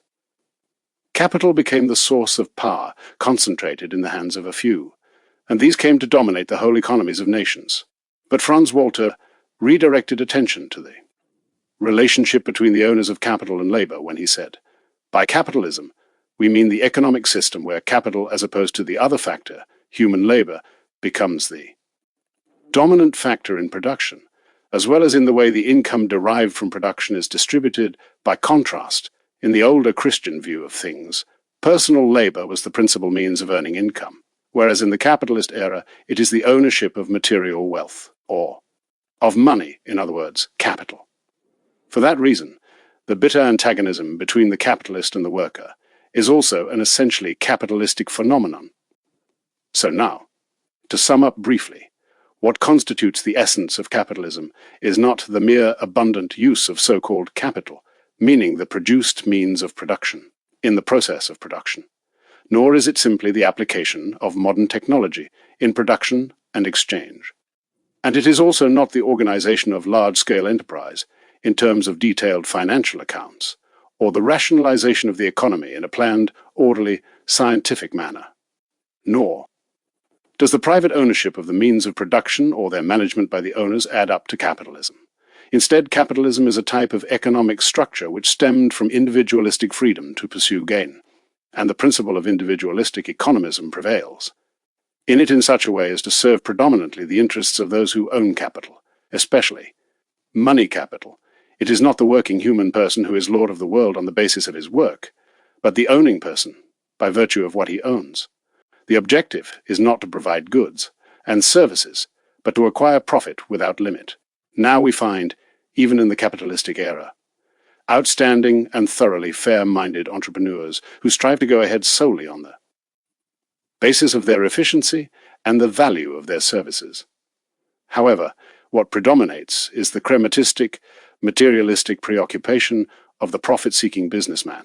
That, by and large, is the normal state of affairs in capitalistic economic life. National economic concerns take a back seat to private economic considerations. To provide the people of the nation with external goods is not an end, but rather a means in capitalistic economics.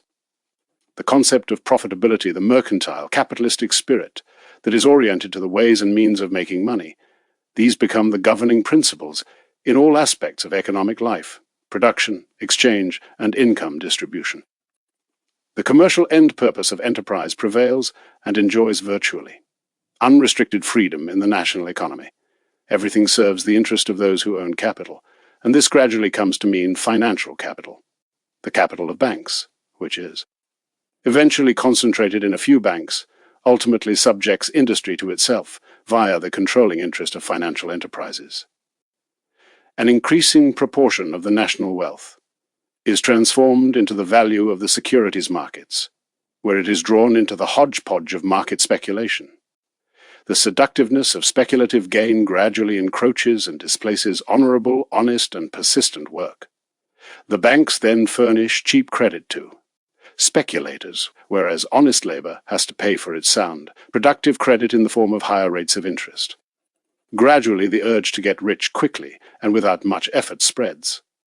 In ever-widening circles, along with the desire to afford luxuries and the pleasures which come with riches, nothing is studied with greater interest than the latest stock market reports. And that eventually leads to crises. Rudolf Fied Ischering summed up his impressions after observing the market crisis in 1873 as follows: "The devastation caused by privately owned stock corporations is worse than if fire and flood, crop failure, earthquakes, war, and enemy Occupation had combined to destroy our economic well-being. The money which people lost in that calamity did not, however, ascend to heaven. It disappeared instead in certain pockets, and pockets, according to Moritz Jokai, our contemporary man's most sensitive organ. Moral. Considerations retreat into the background when such things are going on. Oppenheim remarked to a judge who questioned him about the immoral aspects of certain of his actions, that one does not build railroads with morality, Albert Scheffel handed down to us a saying, by one of the Rothschilds to the effect that it is impossible to become a millionaire without brushing one's sleeve against the jailhouse door. Make money, my son, if possible, honestly. But if that is not possible, by all means, make money. That is the rule of life, which a dying businessman passed on to his son, as related in a magazine of American humor. Kladderadatsch saw in thee. Expression to rehabilitate financially, which is now being proposed so widely by large banks. An irregular verb which can be conjugated as follows: rehabilitate. You steal, he swindles, we cheat, you pilfer, they declare bankruptcy. Where this kind of capitalism operates without restraint, everything eventually becomes a saleable commodity: the press, art, science, personal honor, and dignity. The freedom to extract usury leads to increasing indebtedness throughout the nation, and that is so also among what are not necessarily the worst kinds of people. The independent middle class is wiped out. The interests of commerce and industry, of banks and markets, become the dominant ones. What is more, even the state is expected to serve the money-making interests of those who are in. Possession and control of property. Furthermore, the wealth which accumulates in the hands of the few does not pacify their greed. The more people get, the more they want, and the more unscrupulous and reckless they become, reckless in dealing with those who use up their vital energies as salaried workers and wage earners in the service of capitalistic entrepreneurs, reckless toward competitors whose downfall adds to their profit, which in all too many instances is extracted by all kinds of unfair tactics, reckless toward the consumers, who, instead of being provided with good merchandise at fair prices, are victimized into serving the exclusive interests of producers and merchants, reckless toward one's own nation, one's own state, whose most vital interests are then forced to take second place behind the internationalism of big capital. If the politics of the state are governed by capitalistic interest, that will naturally lead to self-serving, capitalistic commercial treaties. The need to protect our national labor force is championed not in accord with what the general welfare requires, but solely in terms of what serves private interests. Colonial policy also takes on a capitalistic coloration. It is not culture, but that which serves to increase profits which plays the leading role. Imperialistic world politics employs war as a means to achieve economic gain, driven by unquenchable avarice. The commercial nations seek world domination. In his work, Zur Entwicklungsgeschichte der deutschen Großbanken, a history of the development of the great German banks, Riese pointed out wisely that the political outposts are established on a financial foundation.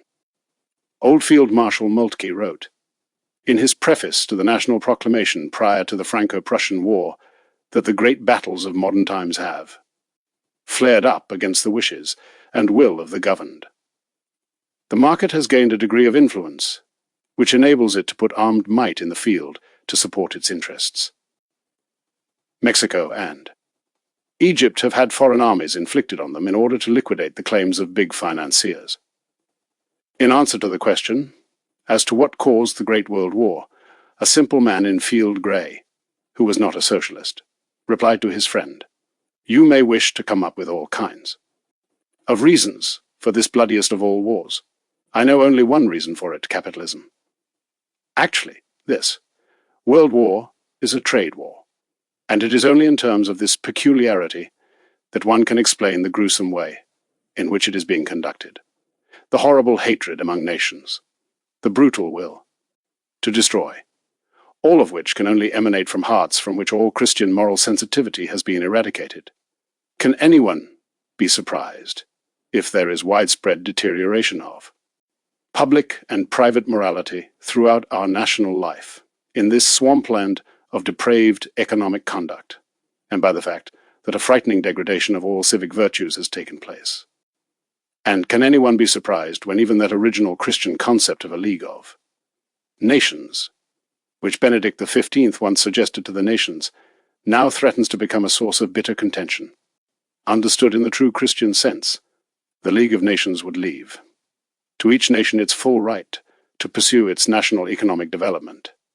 Now, however, the League of Nations is designed to serve as a capitalistic economic league for segregation and strangling instead of for reconciliation, for brutal hatred instead of unifying peace, for national egotism instead of Christian humanism, justice and charity, suppression of the economic life of others, the exclusion of the kind of competition which arises from foreign efficiency, and industriousness whenever that becomes inconvenient, the establishment of a monopoly of raw materials by excluding other nations from any direct access to indispensable sources of raw materials, the denial of any share in colonial possessions, even though the world has enough for all. That represents the program of a so-called League of Nations, which has been stripped of all moral dignity. What we are left with, then, is the elimination of the chance for living space, for present and future generations, and denying millions of inhabitants of large nations the chance to provide decent livelihood for themselves. That is some kind of splendid peace, which calls for the continuation of economic warfare, and that is some kind of League of Nations where the laws of Christianity are silenced in the face of unbounded greed. Before the war, Germany was itself already falling victim to an ever-increasing capitalistic kind of development, along with the exaggerated industrial development which took place since the War of 1870, during the previous century. Its future and its salvation depend on abandoning, after the war, the path which has already led to the downfall of many nations. We have to rid ourselves of the concept of individualistic economic liberty, of profit and pleasure-seeking materialism, and we have to return to Christianity and see to it that Christian morality once again prevails also in economic life. Earlier we mentioned two absurd consequences of the individualistic free enterprise system. The first of these consequences is the one we came to know as capitalism. The second is socialism. We have only to take note of the developmental laws of the capitalistic era, as these are perceived in Marxian theory, the law of concentration and the law of the progressive, impoverishment of the masses, etc., to recognize that socialism envisions itself as the historic sequel and the evolutionary outcome of capitalistic free enterprise. After the individualistic principle has permeated all of the higher levels of our culture, it bankrupts even the very lowest levels of material and economic culture. In fact, it does so especially among the broad masses in a manner that is most obvious and noticeable. In their desperation, the poor people cry out, "Socialism, communism, anarchism." Yet socialism is an extreme, just as individualism is, and it is unable to provide a remedy. We have no intention of dwelling on the fact that socialism destroys what is a powerful psychological incentive for economic activity, inasmuch as it rules out even the legitimate striving for gain. But let us pause to consider the notion of equality. For the so-called critical utopian socialism, equality was its primary demand. Marxian socialism saw in equality the necessary outcome of historic development. Both were wrong. People are equal only in a metaphysical sense, as animalia rationalia, and by physical definition, since they all consist of body and soul. In their actual concrete form, all people are very different. And it was, in fact, nature itself which introduced this diversity. Therefore, we are dealing with a kind of diversity which cannot be eliminated. Any attempt to abolish artificially individual differences in what people do and in what they own would turn them into slaves, where man can no longer exercise his individual uniqueness, and where he can no longer enjoy the fruits of his individual differences in an individual manner, all freedom ceases to be. Thus, freedom and equality are mutually exclusive, but the Christian perspective, which holds that all men in human society are entitled to enjoy their equal rights, is correct in the sense that they enjoy equal status as children of the eternal Father and as brothers of Jesus Christ in the supernatural order.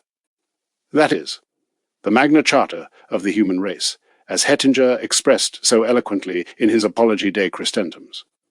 In a socialistic society, there is just one master, in the political and economic order, namely society. But isn't it extremely hard to be bound absolutely to one master if this master happens to be a tyrant? And actually, there is often nothing more brutal than domination by a majority in a democratic society. This has been demonstrated recently with all of its bloody excesses by the Russian Bolsheviks. Also, when it comes to distributing the fruits of production in a socialistic society, how is this to be accomplished to the satisfaction of all? In the preliminary stage, according to Marx, everyone will get according to his work. How will this add up to equality in the long run, since the efforts of various people produce varied results, based as they are on their differing personal capacities?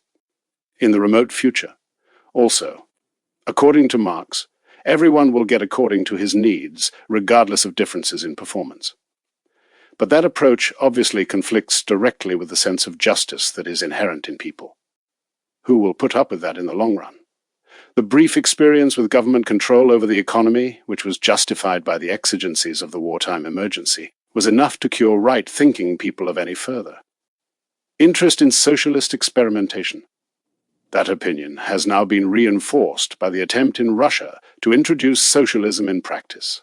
No, salvation in the future is not to be expected from socialism? To be sure, not everything about socialism is wrong. It properly affirms the social bond that exists among people in opposition to atomistic individualism. However, it then proceeds to carry that idea to an opposite extreme. If we go ahead and refer to the socialistic society of the future as an organism, even though true harmonization among its members is lacking, then we will end up with an organism which is like the physical organism of the animal body. In other words, man is a comrade, in the same sense that a physical organism is merely a member. Actually, however, a man can never be merely a member. As we indicated earlier, man also has his own personal goals, rights, and obligations, which society may protect but never do away with. Social life, which conforms to human nature, must therefore have the character of a moral organism, with full recognition of the autonomy and personal responsibility of each individual person. In other words, it is just as wrong for socialism to proceed in a one-sided manner in the name of society as it is for the opposing doctrine to arrive at its false mechanistic concept by proceeding in a lopsided manner on the basis of an imaginary atomistic individual. We have to rid ourselves of the concept of individualistic economic liberty, of profit and pleasure, seeking materialism, and we have to return to Christianity and see to it that Christian morality once again prevails also in economic life. Chapter 12, The Economics of the Future. Reasonable social theory does not proceed on the basis of the individual alone, or on the basis of society alone, and it is not based solely either on individual freedom or on social compulsion. It chooses as its point of departure an order of human and social life, in which both the individual and society are assigned their proper place. As Carl von Vogelsang said, if man proceeds on the basis of his own ego, therefore with the kind of free self-determination that is limited only by the equally unlimited self-determination exercised by others, what will inevitably emerge from this kind of naturalistic subjectivistic operating principle will be the whole Hobbesian scenario about an egotism which serves as the exclusive source of all human incentive, the Rousseauistic contract theory, which proposes that the regulation of this savage struggle comes from a social contract resulting from the free will determination of the parties involved in the struggle, also derives from this approach to society, along with the whole liberal system with its competitive struggle, its iron law of wages, the freedom to work, free trade, and all the rest, if, on the other hand, we use as our starting point a personal God who created the world with a purpose in mind, and who, acting in his capacity as creator, infused in the world laws which were to serve as the conditions for its operations, then man will appreciate his natural and rational subordination to such laws, and recognize his obligation to cooperate in living up to them within the particular occupation in which he happens to perform his function in society. Therefore, his thinking, and subsequently his actions, will be based on the objective, historic, Christian principle. That is the way it is. And as Max Scheler reiterated in his Krieg und Aufbau, War and Reconstruction, we have to start at the top, with the highest and ultimate. Sanction for every free community made up of beings which have a rational human nature. That is to say, God has to be our starting point. Even in the economic sphere, we cannot be content simply to allude to the divine moral law every now and then. The will of God, the lex eterna, which establishes order in the world and which speaks to us through our human reason, as well as through the Christian moral law, is the law that must serve, along with the social, philosophy, and the social ethic that stem from it, as the guidepost in our endeavor to discover genuine economic knowledge and in the process of constructing and developing economic theory. By making such a suggestion, we are undoubtedly placing ourselves in direct opposition to the newest trend in economics, which proposes that any consideration of a goal and every kind of value judgment must be excluded from the study of economics.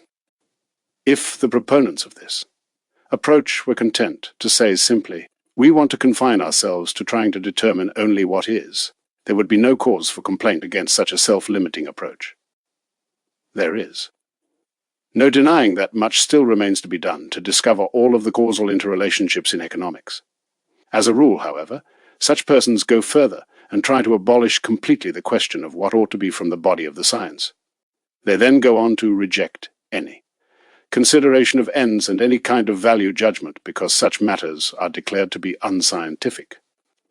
Furthermore, this leads to questions which relate to an overall Weltanschauung, about which, they inform us, there is no unanimity of opinion, so that there could be no unanimity in economics, as if those who follow this line of thinking were united among themselves even in so far as their research in causes is concerned.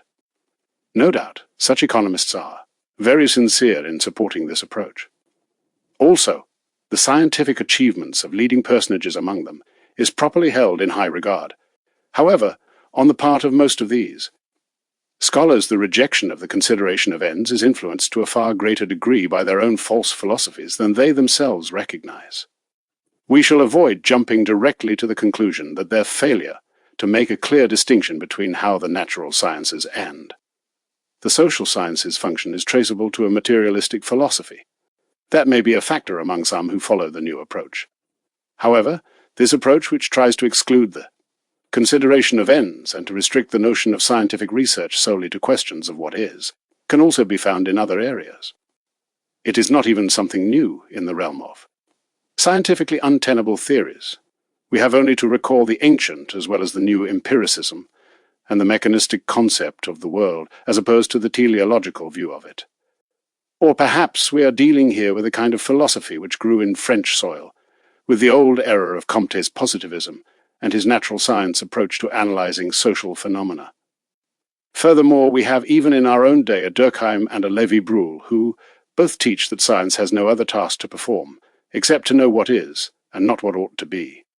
It is on the basis of such thinking that the scientific character of moral philosophy and moral theology has come to be rejected. It goes without saying that this is all wrong. In the natural sciences, one deals only with cause and effect. However, in the social sciences, which include economics, we are dealing in the final analysis with means and results evaluated in terms of the intended objective. The value judgment, telling us that one or the other means is good with regard to the intended objective, also proclaims scientific truth so long as it is based on knowledge which conforms to reason and experience. Now such truth is at the same time of practical importance for the actions of a person, and with regard to what he ultimately should want and ought to do. Thus, even the practical science by no means disregards the knowledge of what is. It informs us about the regular operation of habits, of laws, of human institutions, and the like, in other words, about actual cause and effect relationships. However, man not only has the need to know, but also to act. It is for that purpose that practical science serves him inasmuch as it leaves intact the notion of goals. In fact, it renders valuable services in the process of arriving at freely chosen or necessary goals, since it provides principles and experiential knowledge to help us in selecting the proper means. In speculativus scientius non queritur nisi cognitio in scientia's operatives. Finis est operatio. In the speculative sciences we seek only knowledge, but in the practical sciences the goal is action, is the way St. Thomas Aquinas expressed this. It is all right for the advocates of the new approach to want to render service by their research into what is. But when they try to exclude knowledge of what ought to be from the body of science, and when they limit themselves to ascertaining facts while being skeptical about or rejecting principles, then they stifle economic science and abandon any chance of arriving at a satisfactory, systematic development of economics. If economics has suffered greatly because of false philosophy, to the degree that economists are until now not even in agreement about what the object of their science is, then we may perhaps expect from a gradual movement to make philosophy sound once again a healing and strengthening influence on economics. The leading intellects in philosophy are today oriented in an anti-materialistic direction. We are witnessing an ever more widespread rejection of naturalism, of biologism, and of pure criticism, skepticism, and agnosticism. There is a renewed tendency to seek new directions toward idealism and to a metaphysically based Weltanschauung. In the Southwest German school of Windelband and Rickert, they are now teaching that the idea of what is good stands above the idea of what is, and furthermore, that all recognition of what is conditioned by what ought to be. Dilthey regards economics as an intellectual science, and Stamler includes it among sciences dealing with ends, which he wants to juxtapose to the natural sciences, and Stolzmann produced a work about the purpose of economics, etc. At the moment, what we have in such efforts is a groping quest for what is true. However, if we find spreading in the most up-to-date philosophy of our time an appreciation for the domain of objectively true and moral values, much has already been accomplished. In the process, the wellspring of universally valid norms and value judgments about how people live, and with regard to human interaction, is also being tapped. In Christian philosophy we are already in possession of this firm foundation. It is a foundation which is all the more secure, because our view of the world and of life is rooted in a recognition of a personal God who is the ultimate source of all being and action, so that it alone provides us with a totally satisfactory scientific resolution of these matters. Now, let us briefly sum up the most important elements in a system of national economy that is tempered by ethics, in the light of what we have already presented, and in terms of our approach. Man is the Lord of the world in accord with God's ordinance. This dominion is not for the purpose of satisfying man's pleasures but his needs, so that he can achieve his fulfillment in this life. Man is the Lord of the world by virtue of his work, and he does not work in a condition of individualistic isolation, but within the framework of society. Economizing persons are citizens of a state. They cannot deny their citizenship status even in their economic actions. That is so because their economic activity, too, is subordinate to the goal of political society. Just as, on the other hand, this goal also embraces the welfare of all citizens, the direct attainment of their own welfare, as a rule, remains the task of individual persons and individual economizing units.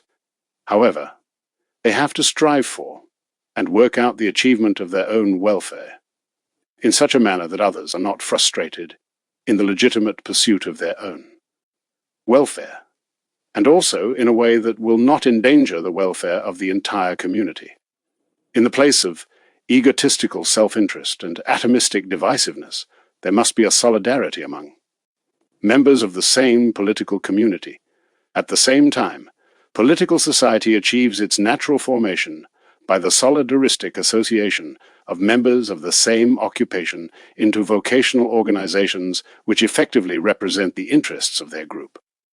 All of political society, all factors which are a part of the national economy and which are active in it, That is, to say all individual resources and individual economic units, the various enterprises, whatever their particular legal form, the various economic and occupational organizations, the state and the community overall, all in their own way and in their proper spheres, must cooperate toward fulfilling the purpose of the political society which constitutes the state so as to make possible the attainment of the welfare of the national community organized into a political state. At the same time, universal human solidarity comes into play in all person-to-person relationships. And once again, along with it, eternal morality, instead of some fickle material or political power, must be fully operational. The national economy is made up of a number of economizing individuals, but it is not a mere sum of individual economic units. It ends up being a social unit, but this does not mean that it becomes a mere band of people, as is the case in socialistic society, nor is it the kind of historically evolving state envisioned by state socialism, where the state becomes the subject, and the controller of the whole economic process. The unity in the national economy grows out of the goal which all participants in the economic process have in common, and out of their common subordination to the purpose of political society which imposes obligations on all, while it does not become a separate organism alongside the state. The national economy is a part of the organic structure of the political community organized as a state. It is a component part of the social life of that politically unified national community, the state. It derives its purpose from this community, and it also serves this community's purposes, the first and most important of these being the material one, which is the material dimension of the public welfare common to all of its members. In other words, the task of the national economy is to provide for the satisfaction of people's wants for material goods in keeping with the requirements of the public and general national welfare. However, the satisfaction of these wants includes the production of goods along with price determination and income distribution, which are three distinct but nevertheless related components of the want-satisfying system. Up until now, economics has generally put the economizing principle in first place among the various aspects of economic life which it analyzed. We do not deny the importance of economical procedure in production and consumption. However, the principle of economizing is not enough, if we take into account that the need to provide for the wants of a nation involves also the task of providing for the welfare, culture, and progressive development of a nation. That is the reason why we supplement the economic principle with other principles which are related to want satisfaction, namely hygienic, aesthetic, and ethical considerations. We are not suggesting that we expect the economist to determine what is proper in terms of hygiene, aesthetics, and ethics. He has only to recognize that the requirements of hygiene, aesthetics, and ethics are important for economics, and that they must be observed properly if we intend to do justice to the economic goal. Therefore, we have to regard as not only hygienically, but also economically prudent the action of the Chinese, for example, who at one time took measures to prevent the import of opium, whereas England, in order to safeguard its mercantile profit, waged the Opium War. We have to recognize as economically as well as aesthetically worthwhile the efforts of the Labour Federation to provide serviceable and decent housing for workers, since such housing is part and parcel of the overall national welfare. Furthermore, it is a fact that we need quality labour in order to hold our own in world markets. Likewise, we are not abandoning the high ground of the economic science when we designated, for example, indecent fashions and the spread of immoral literature as economically harmful. Those who put private profit above all else will undoubtedly not share our view on this matter. It is indeed possible to reap huge profits from such activities. However, anyone who believes that immorality constitutes a danger also to the material welfare of the nation, in that it cripples and impairs our national vitality, and that the materials and energies devoted to turning out goods which satisfy immoral appetites could be used to better advantage for satisfying legitimate needs. Such a person will understand why and how we insist on making room for the ethical principle along with the principles of want, satisfaction, It is scarcely necessary to point also to the great importance which the principle of remuneration according to the value of services rendered, the principle of equivalence, has in authentic economic analysis. It has that degree of importance because it is the controlling principle for the whole price and income determination process, a principle which is at one, and at the same time an ethical and an economic one. Individualistic economics has installed the principle of free competition as the regulative principle of the economic process. We have already seen how free competition is anything but a regulating principle, and that, once it has been installed as the dominant regulating principle, it strips the national economy that has been damaged by it of all regulative factors, both social and political. A system which is structured as a moral organism is not without a genuine regulating principle, namely, the material welfare as the national objective. Nor are social regulating factors lacking in it, occupational organizations, and the public authority, which are obliged to intervene to the best of their abilities, just as the members of the various occupational groups and the citizens of the state are obliged to pay attention to the various agencies of society and to the state. All of the freedom which is compatible with the general welfare and which conforms to the national purpose remains intact, therefore, but not the wild freedom of the free enterprise system. In opposing Friedrich Naumann, who wanted to confine the concept capitalism to a recent development in the positive economic order that was characterized by trusts and cartels, Sombart noted that the whole tendency to combination was introducing an alien element into economic life. He felt that this trend will probably end up destroying capitalism, just as the movement toward bureaucratization, regulation, and eventual state control would do so. We, too, see in the regulation of production and distribution by cartels an element which is hostile to individualistic capitalism, because it appears to us that cartelization will eventually lead to some vigorous action by governments to come in and control them. However, state intervention need by no means confine itself to regulation of cartels.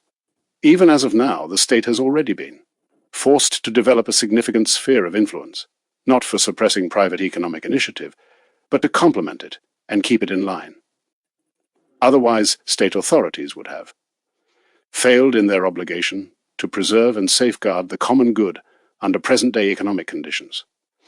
Add to that the ever-increasing importance of various organizations, including even vocational organizations, along with other autonomous associations like guilds and businessmen's associations. This development has by no means reached its crest. Yet, it appears that these kinds of organizations will provide important assistance to the state's own regulative operations by advising and cooperating with public authorities, specifically functions which stem from the very character of such organizations operating as regulative. Factors in the national economy have not yet attained their potential level of structural effectiveness. The movement away from capitalism and from the principle of individualism has already begun, therefore. What is more, nations will no longer wish to put up with the lopsided domination of their economics by the financial interests of those who happen to possess individual material and monetary wealth in great abundance. In other words, the hour appears to have struck when the objective purpose of all economizing and of the national economy, the satisfying of the wants of people and of the nation, will claim its rightful place and priority as against the traditional dominance of a one-sided, purely private quest for economic gain, when the various kinds of work will gain proper recognition for the important functions they perform and for the obligations which their various statuses impose, when private economic activity will be seen as operating in the service of the whole society and in terms of its importance for satisfying the wants of all of the people, when quality in personal or material services and integrity and good judgment in producing and evaluating them are demanded, along with fairness in the pricing process, eliminating as much as possible all deception, dishonesty, and corruption, when profit will not be derived from a difference between the price of the product and its real value, and when the striving for riches which exceeds the limits imposed by the value of the services rendered, and which extracts surplus value at the expense of the labor and material contributions of others, and also at the expense of The welfare of others and of the whole community will once again be properly branded as usury. The principle of remuneration according to value rendered, which replaces the individualistic principle of absolute freedom to seek profits, will then once again provide for the right kind of return for honest private enterprise in society that is organized on the basis of division of labor. It will regulate commercial exchange and income distribution, replacing force and deception with justice. And all profiteering, all parasitical extraction of income, and all lucrative sinecures will be subjected to the kind of scorn and contempt which they richly deserve as irreconcilable with the national welfare. Briefly, the individualistic, capitalistic system is going to give way to the social system of human work, which today is already deeply rooted in the national consciousness. This system regards human work as the principal active cause of the material welfare of the nation, and it views nature as the principal passive cause operating under the guidance of man. It considers the produced means of production as merely the instrumental cause or condition in the process of producing goods. It looks for progress in satisfying the wants of the nation as coming first and foremost from the increasing productivity of labor that is performed in the service of the entire nation. The working human person, the personal economic and productive factor, is seen as essentially superior to the material means of production. It is in this position of primacy, in man's dignity as a human person, in his position as the subject of economic activity, and with a view to his rights in general, that the working person discovers his protection and self-esteem, especially when he is applying his energies in the service of someone else. Such a system of human work bolsters the will to work. It makes certain that everyone will get his proper remuneration according to the value of the service which he provides. It is a social system, because, on the one hand, it provides the underlying basis for reconstructing society along organic lines and for establishing its structure on the basis of occupation. On the other hand, it is social because it is governed by the idea of a national and social community organized in the form of a political state, and it is social because it perceives the ultimate goal of the national economy as consisting not only in the accumulation of wealth in the hands of private individuals, but in the overall well-being of the entire nation. Furthermore, it is social because it upholds the harmonious binding together of the various branches of production and of the various levels of society which make up the population, while excluding every semblance of harsh class antagonism in the state and in the national economic working community. It will also stimulate an appreciation for a healthy conversion of the traditional master-servant relationship, which exists between employers and workers, into a form of solidarity community of labor and of the other interests involved. Finally, it will call into operation the social virtues of justice and charity in the relationships among citizens of the same states and of different nations. And it will honor the international division of labor without sacrificing the national welfare, and it will preserve peaceful competition among nations. In the long run, the future does not belong to any kind of command economy, whether that is simply a state-dominated one or a socialistic one. It belongs rather to the kind of free national economy where there will be independence for, and personal responsibility among, all of the economizing subjects. However, it will no longer be the individualistic, capitalistic economy of economic libertarianism, but a socialized and regulated national economy which will be bonded together into an economic community by integrating individual economic units into the national economic unit, subordinating themselves to the overall economic purpose of the nation. Still, all of this remains in the twilight zone of theory, as an abstract figment of the imagination, and as a kind of patchwork, so long as the third regulating factor is missing. That one has to extend as a principle of order and in a normative manner to all of the relationships among citizens and their various organizations, to one another and to the political community, and also throughout the relationship which the state has toward its citizens and to lower social units within the state, and ultimately also to the structuring of international relations. What is that third regulating factor which operates alongside and also beyond the state and the civil structure or organization? It is the Christian conscience, the Christian sense of responsibility. Let us not deceive ourselves. Capitalism, which has caused so much mischief and so much, confusion within the modern states, which represent Western European culture, and also in the relationships of nations to one another, is not merely some kind of economic concept. It is a matter of how people approach one another. It would be foolish to expect salvation from simply a new economic system if the nation and its people do not become morally better, if the materialistic, egotistical spirit at work in individuals, in corporations, in states, and among nations is not replaced once again by a genuine Christian spirit. If we do not finally come to appreciate that there is no better foundation, even for the material welfare of nations, than Christianity when it is put into actual practice. That is why I wish to conclude my presentation about ethics and the economy not merely as a theologian, but also as an economist, with a grateful, unshakable, and joyous acknowledgement of Jesus Christ, the Son of the living God, who is not only the Savior of souls, but also of human society, of states, and of nations.